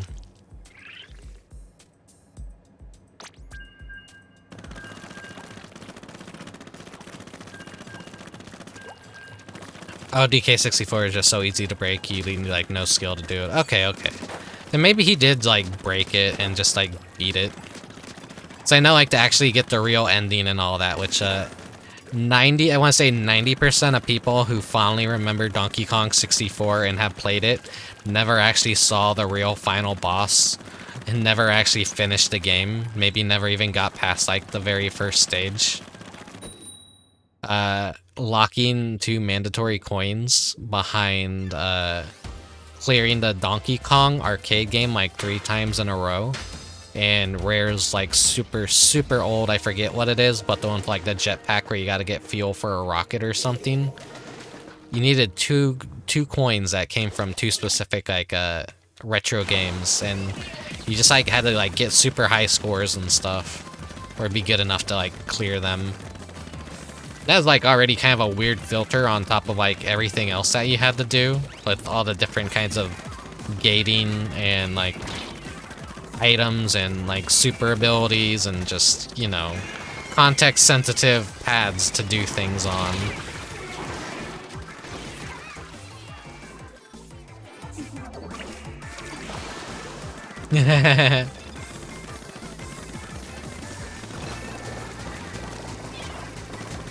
Yeah, it's just nostalgia. I love janky games. I love a lot of like super flawed games. Games that are far from perfect, so I will not be an apologist for Donkey Kong 64. It is a bad game. Through and through. It's a bad game with soul though, but I'm sure it's fun with some proper pacing to it. Too much of it, you're gonna burn yourself out. Going for a 100% too is gonna like exceptionally burn you out. I don't think I ever want to play Donkey Kong 64 on stream, but we'll see. We'll see. It's like the nostalgia critic in the Digimon movie where he said he's never gonna like review the Digimon movie, but he did anyways. Like, you know, after he quit the nostalgia critic, he's like, okay, I'm done with this project. I want to go do my own like thing, and then like that didn't work out, so he came back, and like the first episode after he came back is, hey everyone, I'm gonna do the Digimon movie. It's like at that point, like he felt like, okay, he reviewed everything that he actually knew about, and he knew nothing about the Digimon movie. But that was like, okay, well, you know, I could always just start reviewing things that I have never seen myself personally. He stopped limiting himself, which either good or bad. I don't know. I know that the nostalgia critic itself and the angry video game nerd, they're more of just characters and not like serious critiques of like what they're doing. But like, yeah, people just like wanna. Sometimes people believe that was like truly not a character and all that.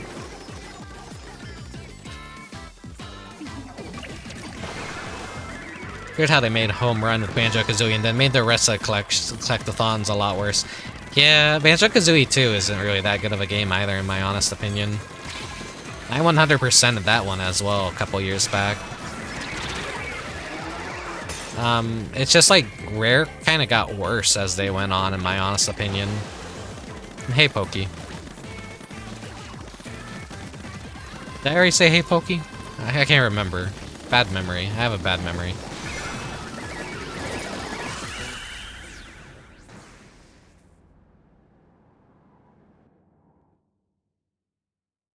One of the first games I did a Banjo-Kazooie 100% on stream when I first started streaming. When I began VTubing, at least. I've 100%ed Banjo-Kazooie, I think maybe 3 times in my life now.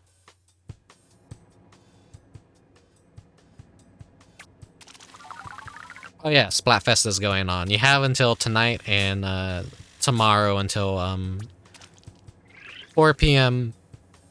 West Coast time, which would be just figure out your time zones.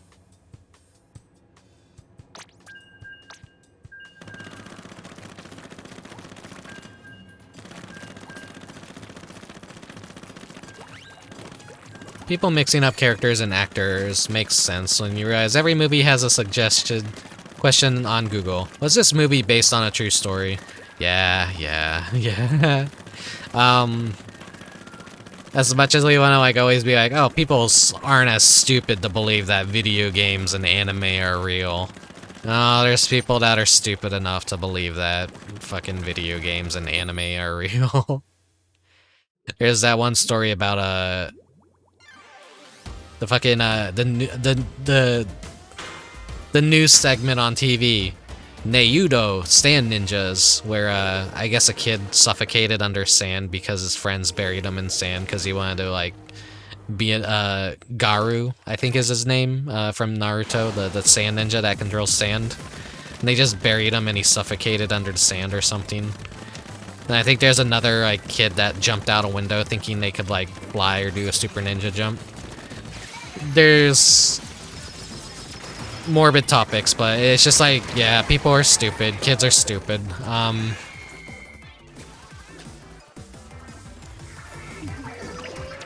They're definitely, there's a fraction of humanity that will believe that something is always a true story, and it's getting worse because just these days, like, everything is like now based on a true story, even if it isn't a true story.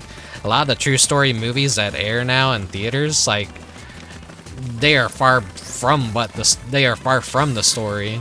They aren't in any capacity anything like what actually happened. They're so fabricated and Hollywoodified, it's like insulting to call it based on a real story. Yeah, Slenderman told me. Oh god, some kid on my street jumped off his roof, one-story house for a reason like that. Yeah, fucking people are stupid. At least in the United States, like, fucking people are exceptionally fucking stupid.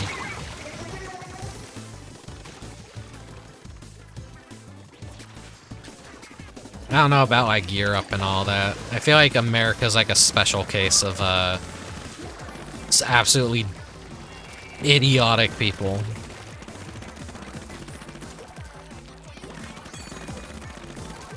I think there's also a factor of, like, trying to outlaw so many things and be such nanny states that we make things that are dangerous, like, even more incentivizing and cooler to people.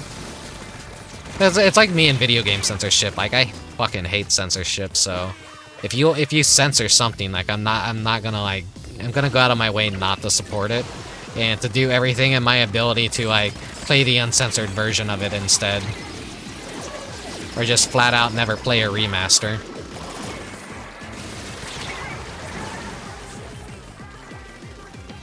Yeah, that checks out.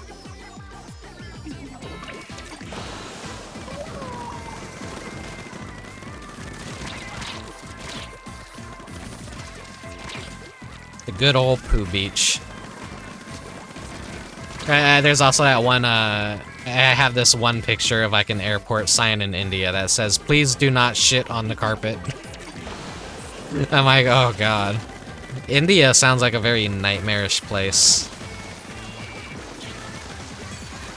There's the whole memery about the Indian Poo Beach, where it's there's like a news article that's just like some guy being interviewed on a beach, and he's just like pointing in the background like, see that person over there? They're taking a dump right on the beach. Everyone comes here to just shit on the beach. Like, wow.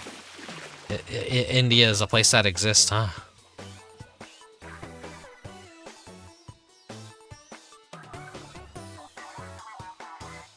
And then China is, they're gonna send their ninja, they're gonna send their, not their ninjas, but their assassins after me. If I say anything wrong about, the glorious CCP.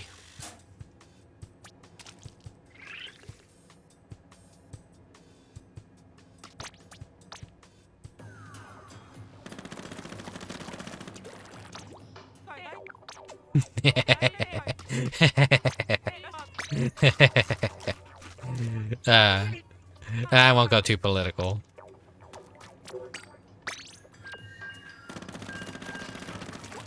It's definitely something I agree with, is, the world is just a really stupid place, but some countries really have an extra dose of stupidity to them.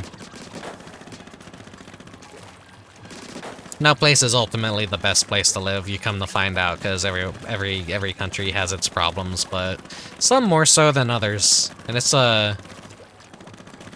fascinating. just how dumb some countries can be. I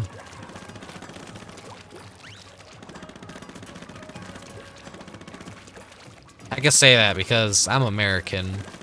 American #1. We're talking about earlier anyways, like, about, like, is it even allowed anymore to, like, bring your teacher an apple or offer them any food? Or are they just so afraid now of, like, things being laced with poison that now teachers are no longer allowed to, like, give kids any snacks or receive snacks from kids, or if they, like, have to throw it, I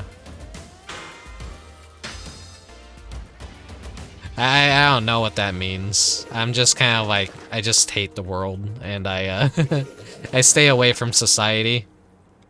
Like, I don't hate capitalism. I'm not an anarchist. I'm I don't know, I just want people to stop being stupid.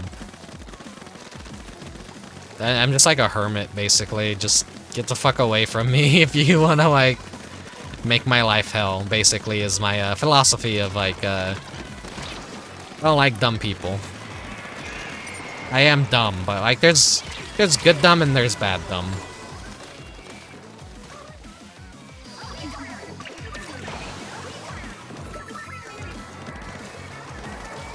Yeah, like, the teachers, like, being worried about being poisoned by their students, and that's, like, actually a real worry. Like, maybe I'm just, like, creating a situation in my head that isn't actually true or anything, but I feel like that's something. I'm a freaking gamer.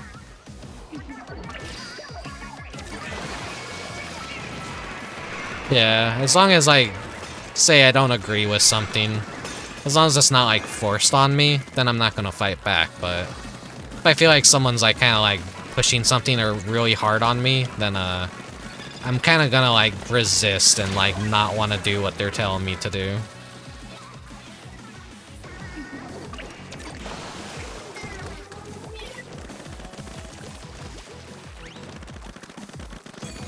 Political streamer, man. Oh no, I'm become political. Yeah, it was fun being a VTuber while it lasted, but I've unfortunately ended my career of, sitting here playing, shitty retro games that no one cares about in Splatoon.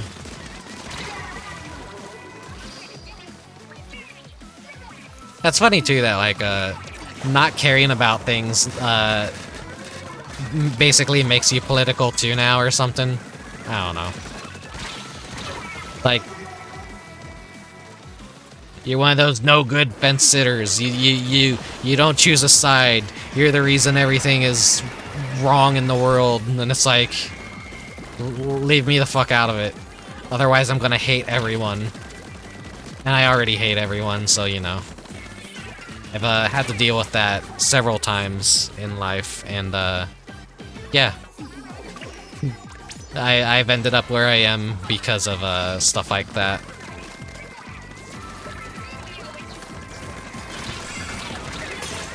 You care too much or you care too little. No, I don't hate anyone that shows up to my streams. Everyone that shows up to my streams is very respectful and very kind and nice. Maybe one day that won't always be the case, but that's the benefit of being a small streamer, is you don't have to worry too much about, you know, people coming in and causing a lot of problems, and usually you attract the kind of audience you want when you're small and starting out. And things get to be a lot more relaxed and fun, and you get to have some nice discussions. Ah, another loss.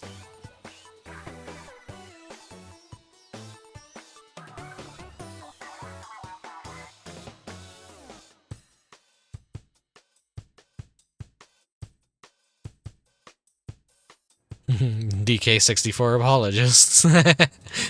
I don't hate people that like Donkey Kong 64. My opinions on the game are dog shit, of course. People can like what they like. I just get a little bit bothered, truthfully, when people say Donkey Kong 64 is like the best game ever and like the best Nintendo 64 game, because that is wrong. Mario 64 and Banjo-Kazooie 1 are the ultimate Nintendo 64 games.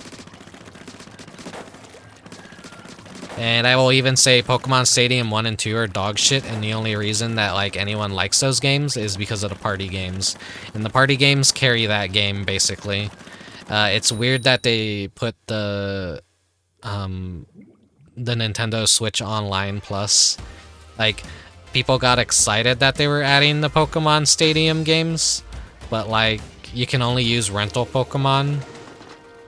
So like, what's the point?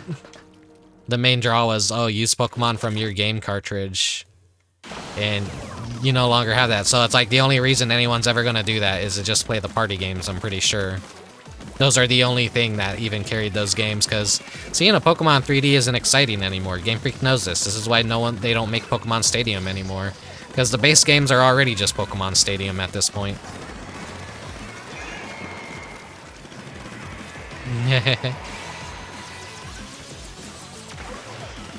I guess like the Mario Party games are also basically like the best games on the console too. Like Nintendo 64 had a very limited library. You come to realize like a lot of the games that you like are basically the only games that even exist on there. There's Blast Corps, which was a rare game. Pilot Wings was good. Mystical Ninja starring Goemon was great. Mario 64.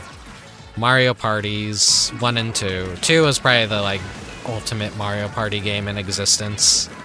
And trying to remember what other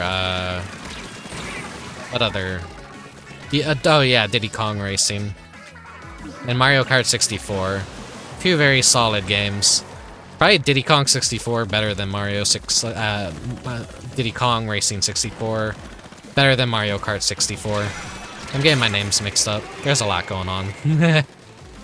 Oh yeah, F-Zero and Star Fox. And the 64 disc drive had, is basically where Animal Crossing and Doshin the Giant began. And there's the Mario Artists. And the, like, the F-Zero, Course Maker and all that people really liked.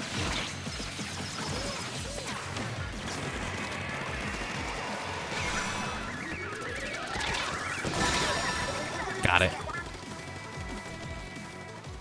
Oh yeah, GoldenEye. The best Nintendo 64 party game. Conker was great too. The progression of Conker wasn't as much of a collectathon, it was like a misleading kind of collectathon that was more story-based. But I thought the multiplayer for that game was exceptionally fun. And Smash Bros. Like was basically like the birth of something basically that would be a staple in Nintendo, and such a legendary game.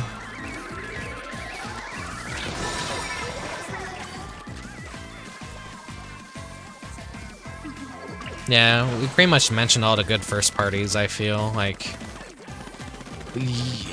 if you're ever like looking at a list of all the Nintendo 64 games, you kind of like, you really do realize how very limited the console was.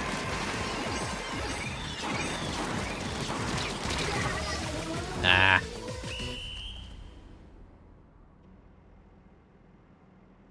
I think we probably lost that. Yeah. I got both of the things and we still lost that.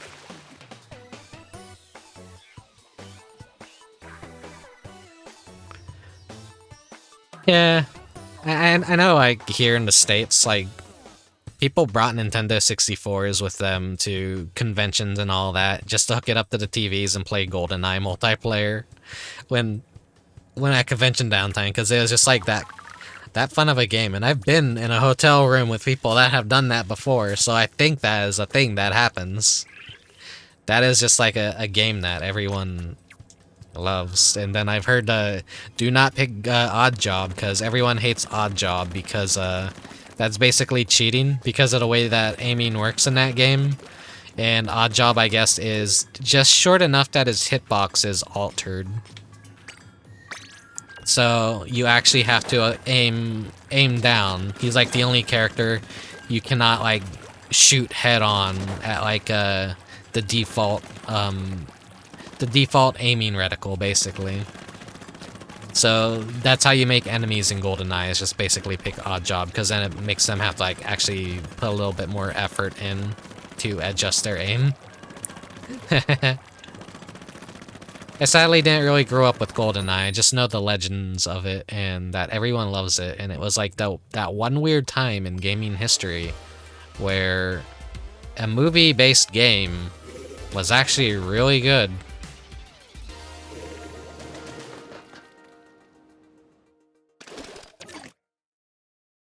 Yeah, I wasn't really much of a first-person shooter person either, honestly. I didn't have a gaming PC until, like, it was way past Counter-Strike 1.6 and Half-Life, the original. They were past their prime. But I still, like, when I did finally get a gaming PC, I did go back and play them, and, you know, servers were still kind of alive for 1.6, and, like... So I don't have that, like, timely nostalgia, but I have enough, like, nostalgia that, like, I didn't completely miss the bus, so it's kind of a weird territory. That, like, I missed it, but I still got to, like, experience it when it was, like, still kind of a... when it's still relevant enough. So, like, once you experience, like, first-person shooters on PC, you never can really go back to console first-person shooters, because you just realize, like, oh, PC and keyboard and mouse and WASD is just the best way to basically experience any first-person shooter. And then, like, you also realize, like, the hardware is always, like, way better on PC, and the games, like, don't have to do all the fancy tricks to keep a steady frame rate.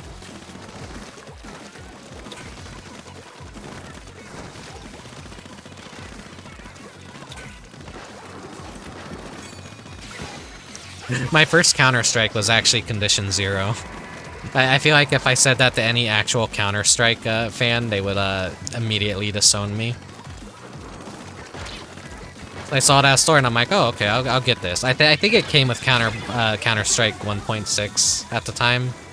It was just like a little like expansion pack, and like I liked it. I thought it was cool. I liked all the maps in that mode, but like I think Condition Zero at this point is like basically dead. If anyone still plays 1.6, it's like Russians and nostalgic people who like probably like do their skirmishes and all that, and then the people that like TF2 and Gmod are definitely playing Source, and CSGO is basically just normies and people who are addicted to gambling.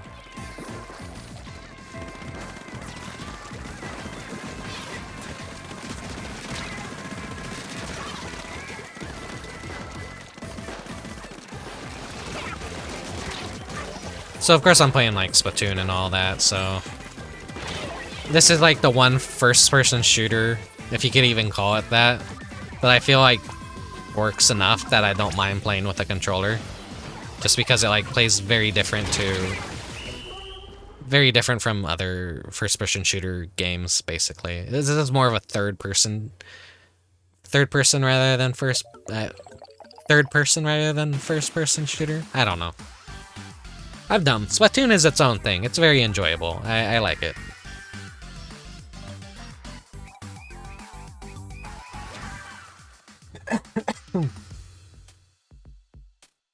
Halo 3 had some fun gimmick modes that didn't require modding. Yeah. I don't doubt that the original 3 Halo games were basically game changers for first-person shooters on consoles. Halo basically rocked the entire console first-person shooter market and proved that they could have an audience. It's sad what it turned into, though. That now it's just like Call of Duty every year. Keep buying new game, play new game. No, Call of Duty ain't that bad. It can be fun sometimes. Like, I know a couple people that play it. I've never really played it myself. I did try Battlefield years back. I don't know, the military shooter things never really stuck with me. I kind of liked how stupid Counter-Strike was. It was just a very simple concept of terrorist versus counter-terrorist. And stupidity and simplicity are the keys to making a very enjoyable video game. Like, hey, look at Splatoon. This is stupid and simple. Spray shit everywhere, make a mess, win game. That's all it requires. You go fast, you make mess.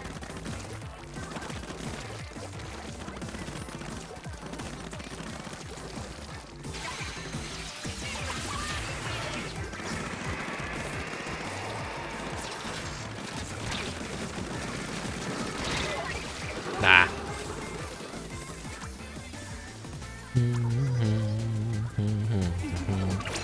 I'm almost done. I almost have max rank, and I'll have been like maybe 4 hours or so stream. Decent enough length, I feel. So I won't be doing anything else after Splatoon. I don't think I'll particularly sit around and have another 1 or 2 hour post-stream discussion and whatnot. I kind of like having the discussions during gameplay. If I feel like chatting, I'll usually just do another kind of stream, like an art stream, or something. Maybe just a small hangout, who knows, I don't know. But I feel like when I play Splatoon, I have to cycle through a lot of conversation enough already, and be like, I'm like mentally engaged while also getting into like this murderous squid zone. Like, brain is activating, brain is doing things.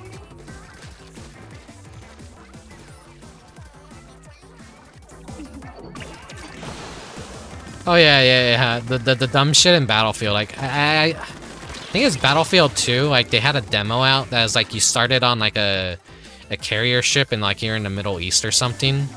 And so what I would just do was I would grief my own teammates. I didn't actually like play the game normally because I thought like I didn't really get the appeal of like this map was way too fucking big. I can't find anyone. So I'm just gonna like attach a bunch of like exploding C4 to this carrier plane so no one would see it. And then like 6 or 8 people would get on the carrier plane. And as soon as I saw them fly off in the center of the ocean, I would just detonate this the remote C4. And watch them all die and crash into the ocean. Oh god. I was one of those players, and people hated me. But hey, it was a demo and it was free, so no one could do shit about it, I don't think. That was funner than actually playing the game, in my honest opinion, so. Just being a nuisance and the dumb shit I could do and get away with. Nowadays you can't do that shit because griefing gets you banned, gets your entire account banned, and basically money wasted, ticket stolen, etc. Yeah, modern games don't really allow for griefing anymore.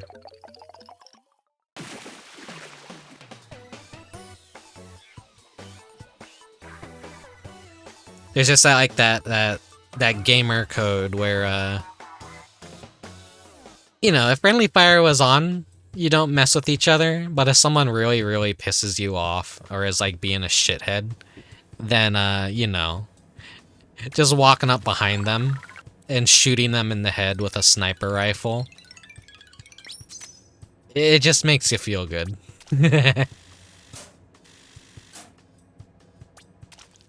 You find alternative ways to make the game fun, and a lot of those like very early internet videos of griefing people and Gary's Mod roleplay maps stemmed from that kind of behavior, where it's like, okay, well, it is a role-playing game. There's people that take this stuff really seriously, but you're also griefing it.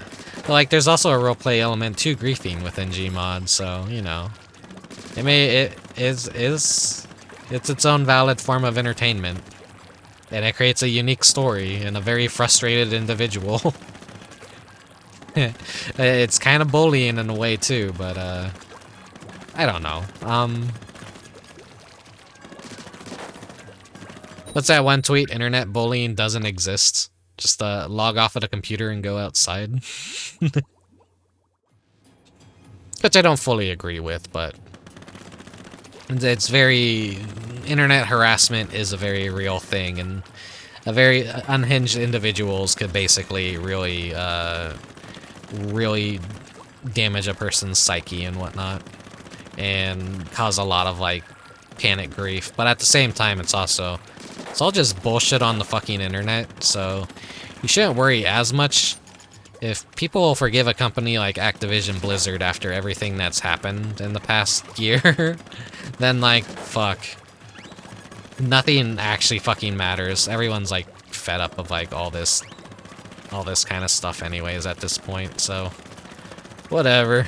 It's just the internet. Everyone knows the internet's stupid. There's quotation marks, harassment, and then there's harassment. Yeah, that's a good way of putting it. Attaching a bunch of, like, remote C4 to a carrier plane in a digital video game and team killing a bunch of people is quote-unquote harassment. But in the end, it's not hurting anyone. It's frustrating them. But to be honest, the kind of people that play those games seriously,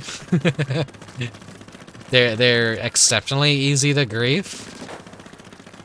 And they're probably the kind of people that, you know, are notorious for saying gamer words and generally being very unpleasant people to be around in the first place. So I feel like that's, like, life kind of, like, balancing itself out. That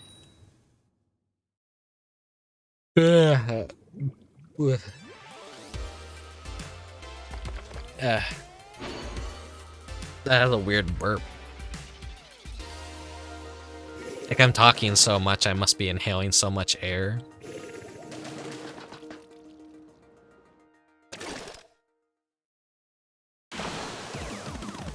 But yeah, these individuals, like, you know, you grief them enough and then they show their true colors, and then, like, you don't feel as bad anymore about, like, griefing them. It's kind of like the whole, like, Borat approach to comedy, where you don't do anything horrible yourself. You just create a character and a stupid story, and then the comedy comes from the people that bounce off of you in that story. So that's kind of like how griefing works. Good griefing.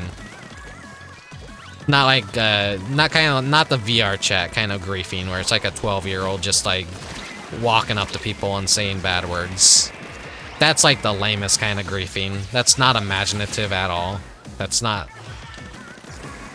entertaining. That's just annoying. I've experienced, like, tons of people in VR chat like that, where they think they're the funniest shit in the world, but it's like the fucking absolutely lamest shit that they're doing.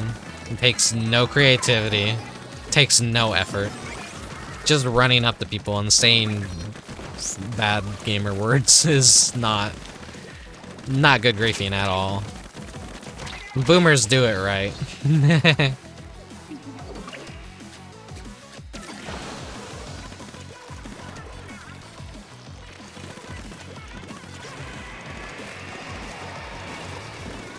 Yeah, I'm reaching my max capacity of Splatoon, where I'm kind of getting tired of it. I wanna hit max rank as soon as possible and just end the stream. I think there'll be plenty of people to raid. It's a Saturday night, so I think someone I want to raid should be live.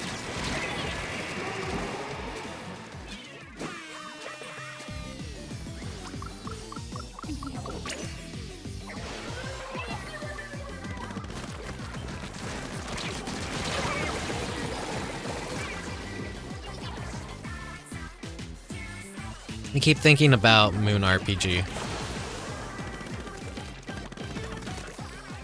I'm a little intimidated by it, not gonna lie. Just the sheer amount of, like, side quests and, like, very cryptic stuff I gotta figure out.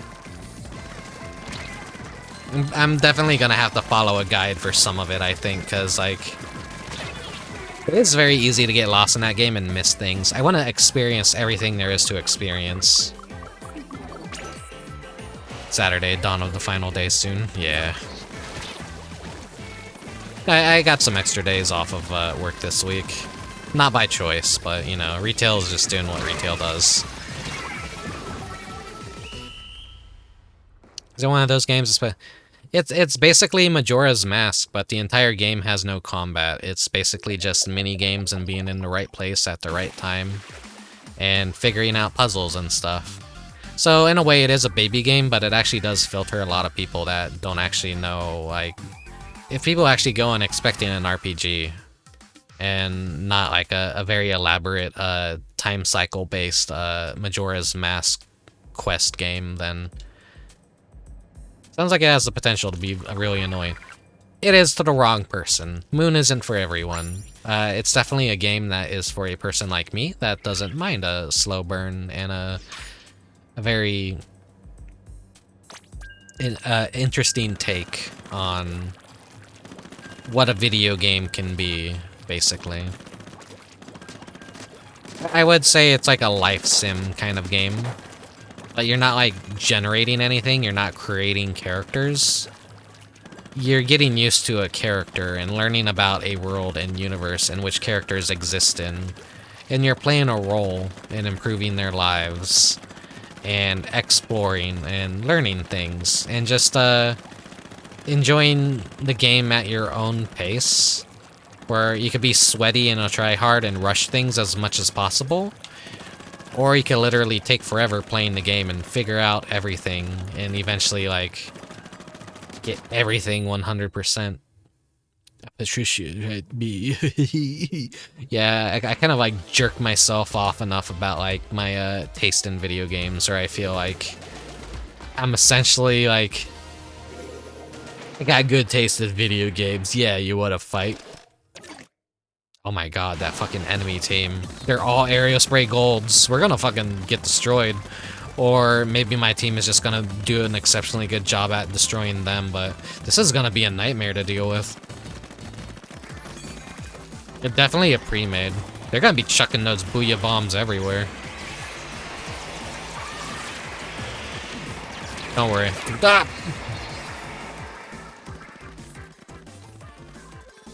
I think my taste in games and my range of what I play is very good. There's a lot of games you'll never catch me streaming. I'll never stream a Sims game. I'll never stream Genshin Impact. I'll never stream Flavor of the Month first-person shooter. Unless it's like Splatoon 3, in which is something I already enjoy prior to that, so I know, like, everyone else around it is gonna make it seem like Flavor of the Month when it's not actually Flavor of the Month, since I'm the only one still playing this game after it's come out. I'm pretty sure, like, all the furries that bought it month 1 and flooded the game are, like, now letting it rot on their shelves while they draw all their fetish porn.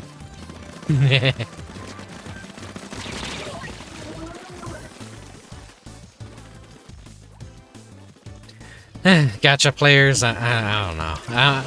Getting people in on video games who weren't gamers ever in the first place is, like, the major mistake of, like, what makes a lot of, like, gaming go downhill, in my honest opinion.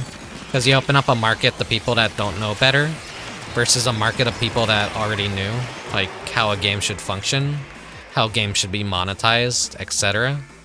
Basically, you invite a giant kingdom of idiots into your kingdom, and then laws start changing in your kingdom because the idiots basically change the demographic of what makes so-and-so work. So basically, DLC became very predatory, gachas became very predatory, but because there's so many idiots that, like, the people that already existed weren't as big, they were idiots at first, but they got wise quick. They wisened up to the tricks that were being pulled and didn't support those dumb things. But now you got this fresh batch of idiots that basically equal the number of people that already existed within the kingdom. To suddenly, like, they don't know any better. They're gonna buy the DLC. They're gonna support gacha. They're gonna do all this shit and that shit. And then, like, oh, well, that's money, and so, like, the existing demographic just has to adapt because things change to please the people that actually are dumb and irresponsible with their money. That's just a sad, that's how this bitch of an Earth is kind of moment, really.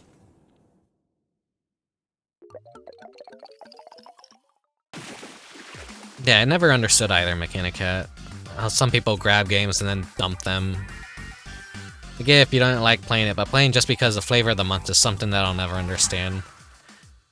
Because people want to belong to something. They want to... People like have these ambitions like, oh yeah, I'm gonna be a pro Splatoon player. I'm gonna be so good at Splatoon. I'm gonna min-max. I'm gonna do all this stuff. And then they get bored of the game. They stop playing like 1 month in.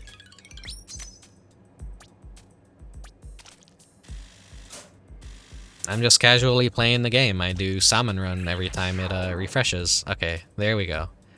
I am Milk Chocolate Ruler. That is the max rank. So, let me just spend all my conches. Garbage. I can understand like dropping a game after you've like beaten it, and it's like a a single person, single player campaign game. That's something like you generally want to revisit every so often. It's like a good book. You put it on the shelf, and then like when you want to read it again, or just have it like look at it on your shelf and be fond of like, oh yeah, that was a really cool thing. Glad I have that as a part of my collection. Then yeah, but like also, you know, buying digital doesn't allow that same satisfaction, and then there's also no way to resell it or anything, so people kind of screw themselves over on that. Always buy physical if you can. Digital is for suckers.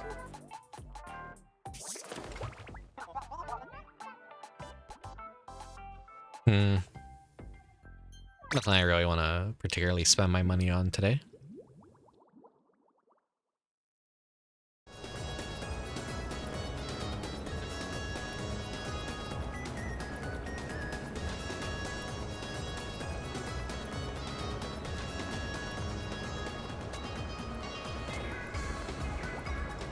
Eat a piece of chocolate with a fork and knife.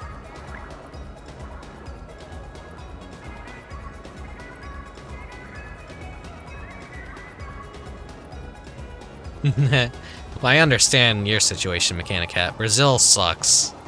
Nintendo has basically pulled out of that market, and I think they're pulling out of another market or something, or like, I think maybe even, I heard something like maybe regarding Brazil that they're just like also like just pulling out of other video game markets too. Like, I don't know. Some countries just can't like afford it, or the demographic just isn't there. Like the entire draw just like, they are Giga nerds. Just ask Mechanicat about the Poly Station. He'll educate you. That's the thing, like games are now gonna cost $70 going forward. Zelda Tears of the Kingdom is a $70 game. It's not a $60 game. So the Poly Station. Brazil's #1 gaming system.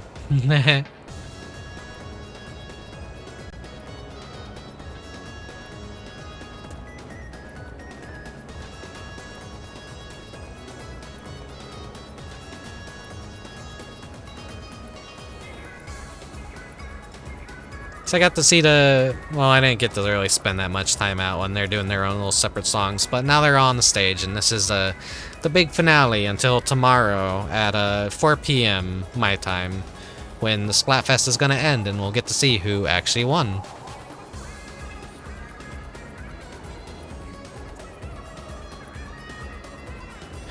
Yeah, you think you're gonna win? You think that's gonna be a white Choco sweep? Actually, you know what? I think white chocolate are the contrarians here. I don't really see much dark chocolate like shit talking. They just might actually be genuine.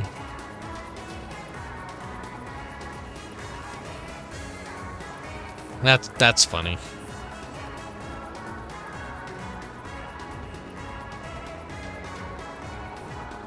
It's like a Gajinka what's his name from Splatoon 2's Octo DLC. Forget what it's called already.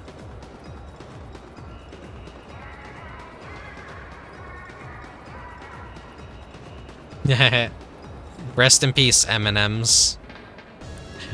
By the way, the whole like controversy over the M&Ms and like desexualizing the M&Ms and giving them different shoes was to hide the fact that the company making M&Ms is basically using child slavery and labor in third world countries, and is currently having a massive lawsuit to sue them. And they're trying to stir up the media to make sure the public isn't aware that such things are happening.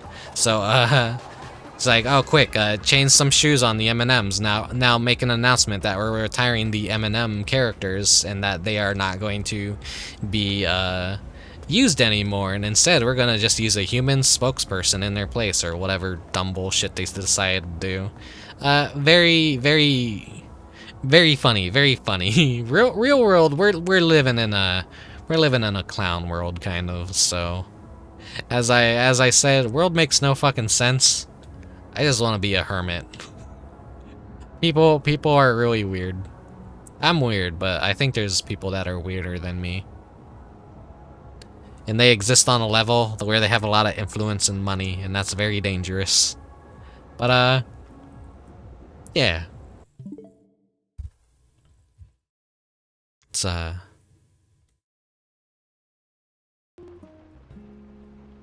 unwind for a little bit.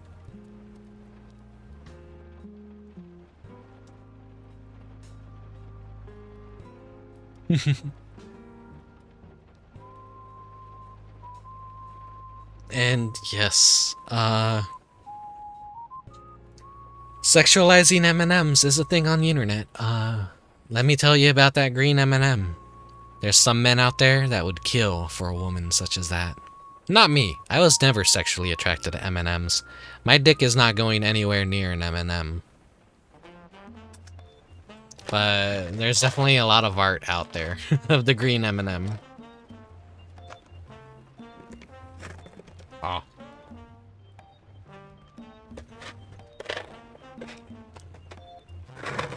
Oh.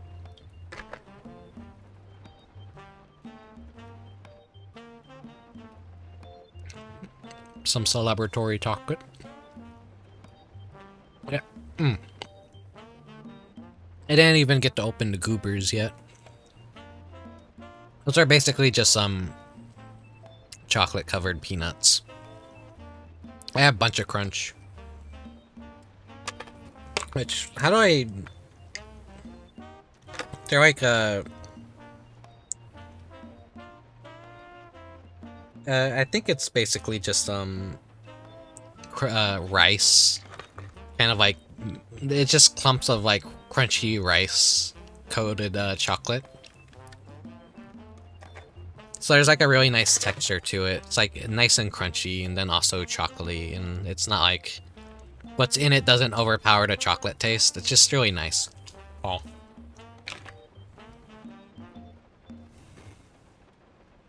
Enter joke here. I just finished Splatoon, so I'm basically just wrapping things up here. Hope you've been doing good. Mechanic Cat, no. Do not meme that I am into fucking farts. I will kill you.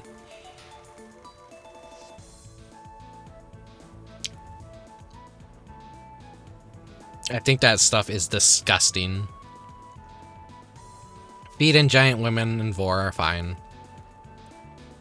The moment you start going into that other territory though, like fucking farts and stuff, I will murder a person. Stay the fuck away from me. I will never be into that. Never. Oh, Gex, no, not in a sexual way. There's other VTubers that are into Gex in a more sexual way, I can assure you. I am just a very cursed individual. I have been to all the dark recesses of the internet. I know of all this weird stuff. I have seen art that many people probably wish they never have to see in their life. But, you know, I'm immune to a lot of shock value in life because of such things.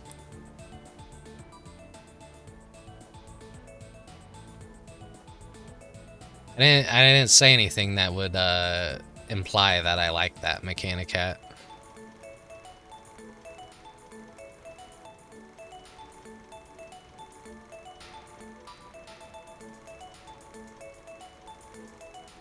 I mean, I've said plenty of times, like, what I do like on stream.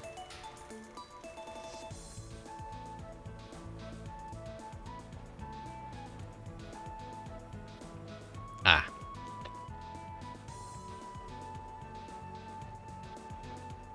Yeah, keep it up and I'm gonna kill you, Mechanicat.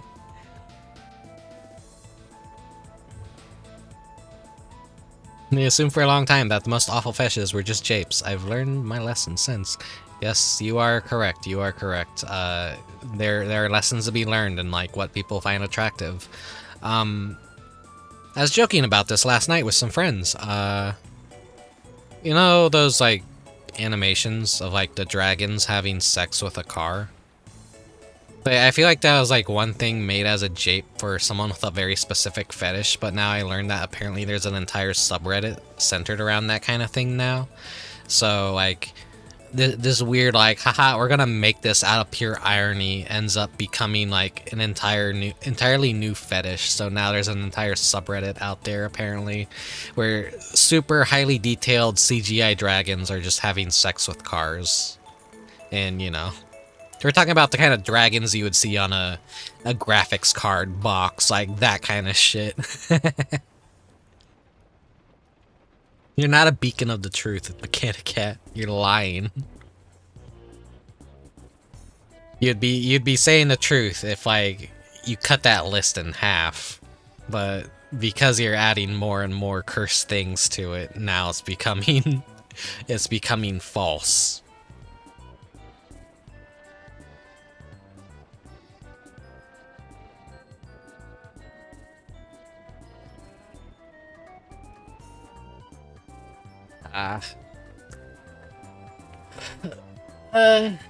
Get some stretching in.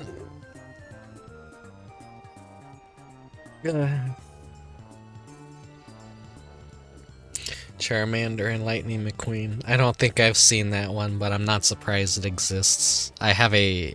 You know, I'm kind of a weirdo. I save this stuff on my computer, so...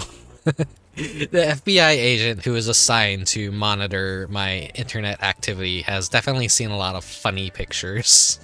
I hope at this point they just know that I'm just a weirdo, that I like to collect things, and like, if you ever have a Discord server and you have a not safe for work curse channel, I am definitely probably gonna be, I'm probably gonna be there posting really weird stuff. And opening up your mind's third eye to just how fucked up the world is and how weird people on the internet are. The things I like are absolutely tame and tame compared to some of the shit that exists out on the internet. I'd be like that meme of a smiling, happy little puppy with the words "vor" painted across it. Wow, you have something much more terrifying in the back of me, like a giant eldritch abomination oozing pus and just like festering the land with disease and rot. And that'll be some other like weird fetish you never even knew existed. It's like how people look at 4chan and they imagine it to be like this wretched hive of scummery and like fucking internet hackers and stuff, where it's just really a bunch of, you know, unhinged dipshits with anonymity, just, you know, being exactly that, unhinged dipshits. Whether or not there's like true malice is a case-by-case basis. Anyways. I don't know if I'll have a not safe for work channel in my Discord, honestly, because that invites, I have the server up, I just haven't invited anyone to it, and I'm kind of still like, I gotta work out the roles, and I'm just lazy. when I'm not streaming, I'm working on the streams, and then like just a lot of the other stuff falls to the wayside. Making a character reference sheet, making the Discord, and making sure it runs okay, and you know, all that. Thank you for the hydrate mechanic and the posture check. It takes a while. It takes a while. I feel like whatever community I have isn't quite really big enough yet. Anyways, for a lively Discord, I've had multiple Discords in the past, and they just always die. And you know, I also don't want to really babysit people and have to be a moderator and stuff. So I'm kind of like worried about that aspect of opening up a Discord channel, because or a server rather, because I just don't want people to make problems for me. And if I can help it, you know, I just want things to be easy. Right now, things are just easy as me just randomly streaming whenever. And if you see me on and hop in and say hi, then that's good. I just feel guilty that like I don't really get the notifications out that much if you're not like following my Twitter and whatnot. Then there's really no way for you to really know that I'm going live unless like you have alerts and all that. In which case, if you do have alerts for Twitch and all that, I know like everyone follows like 100 different streamers. Thank you for keeping those on.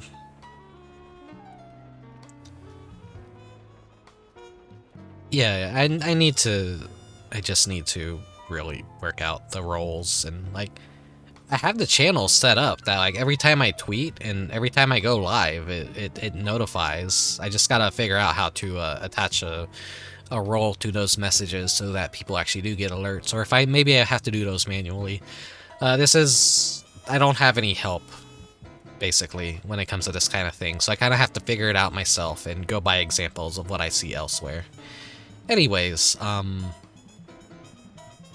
yeah, I got a funny folder full of cursed images that I scar people with and awaken them to the horrors of the internet.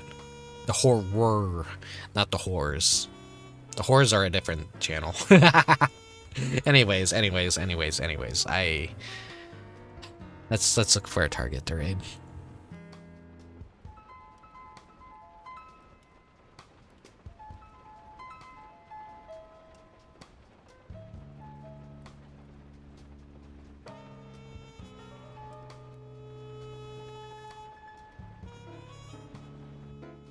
Yep, there he is. I'll be seeing you guys next time. Huh. Now the thing is, like, if I consider ever having like a Discord, like well, if I ever consider, I already fucking have it. I don't really know the entire process of hiring admins, and I don't know who I can really trust with the position just yet. I feel like I'll give it to the people that like I feel comfortable and safe giving it to. If I don't know a person too well, then I'm kind of like hesitant to. I'm gonna have to be the mod. I'm gonna have to rule with an iron fist for a while. If anyone steps out of line and does things I don't like or like spams channels too much, I'm just gonna have to suck it up and be the bad guy and just say, hey, can you kind of tone it down a bit? I don't know. It's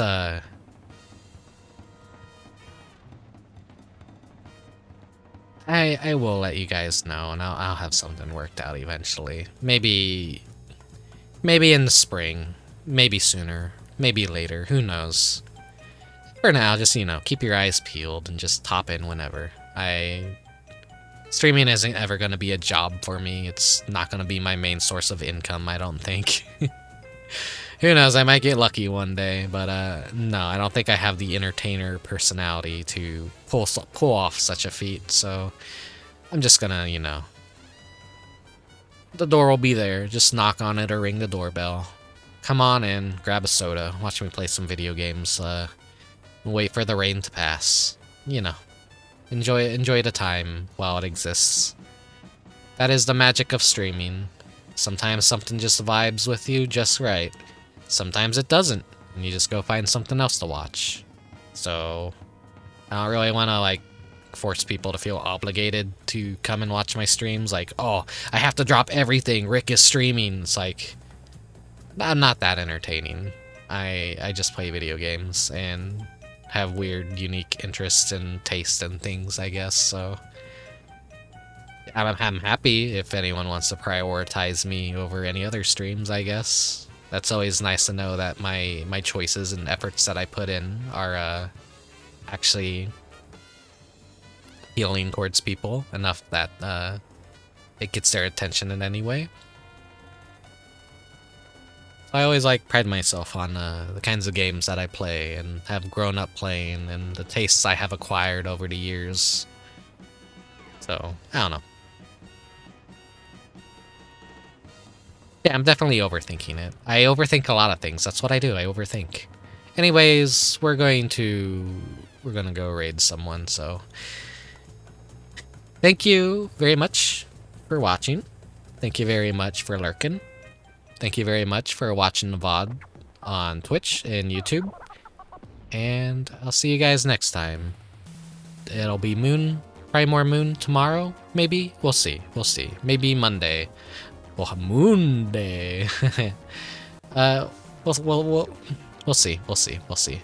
I think every other day streaming usually is kind of what fits best for me if I'm up for it, to be honest. It depends on what kind of happens and whatnot. Anyways, yeah. I'll see you guys next time. Take care. And I can't really think of a raid message or anything. Just say whatever you like, or find a PNG. Find a PNG and redeem it at the person we're raiding, because he likes to collect PNGs and post them all over his stream. So it'll be funny if you have the points to do that.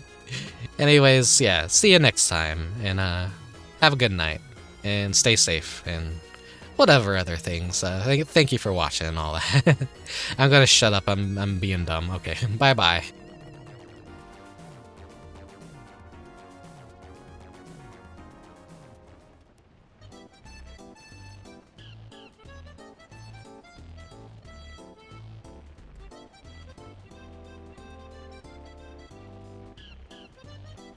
I love this song so much. Okay, goodbye for real.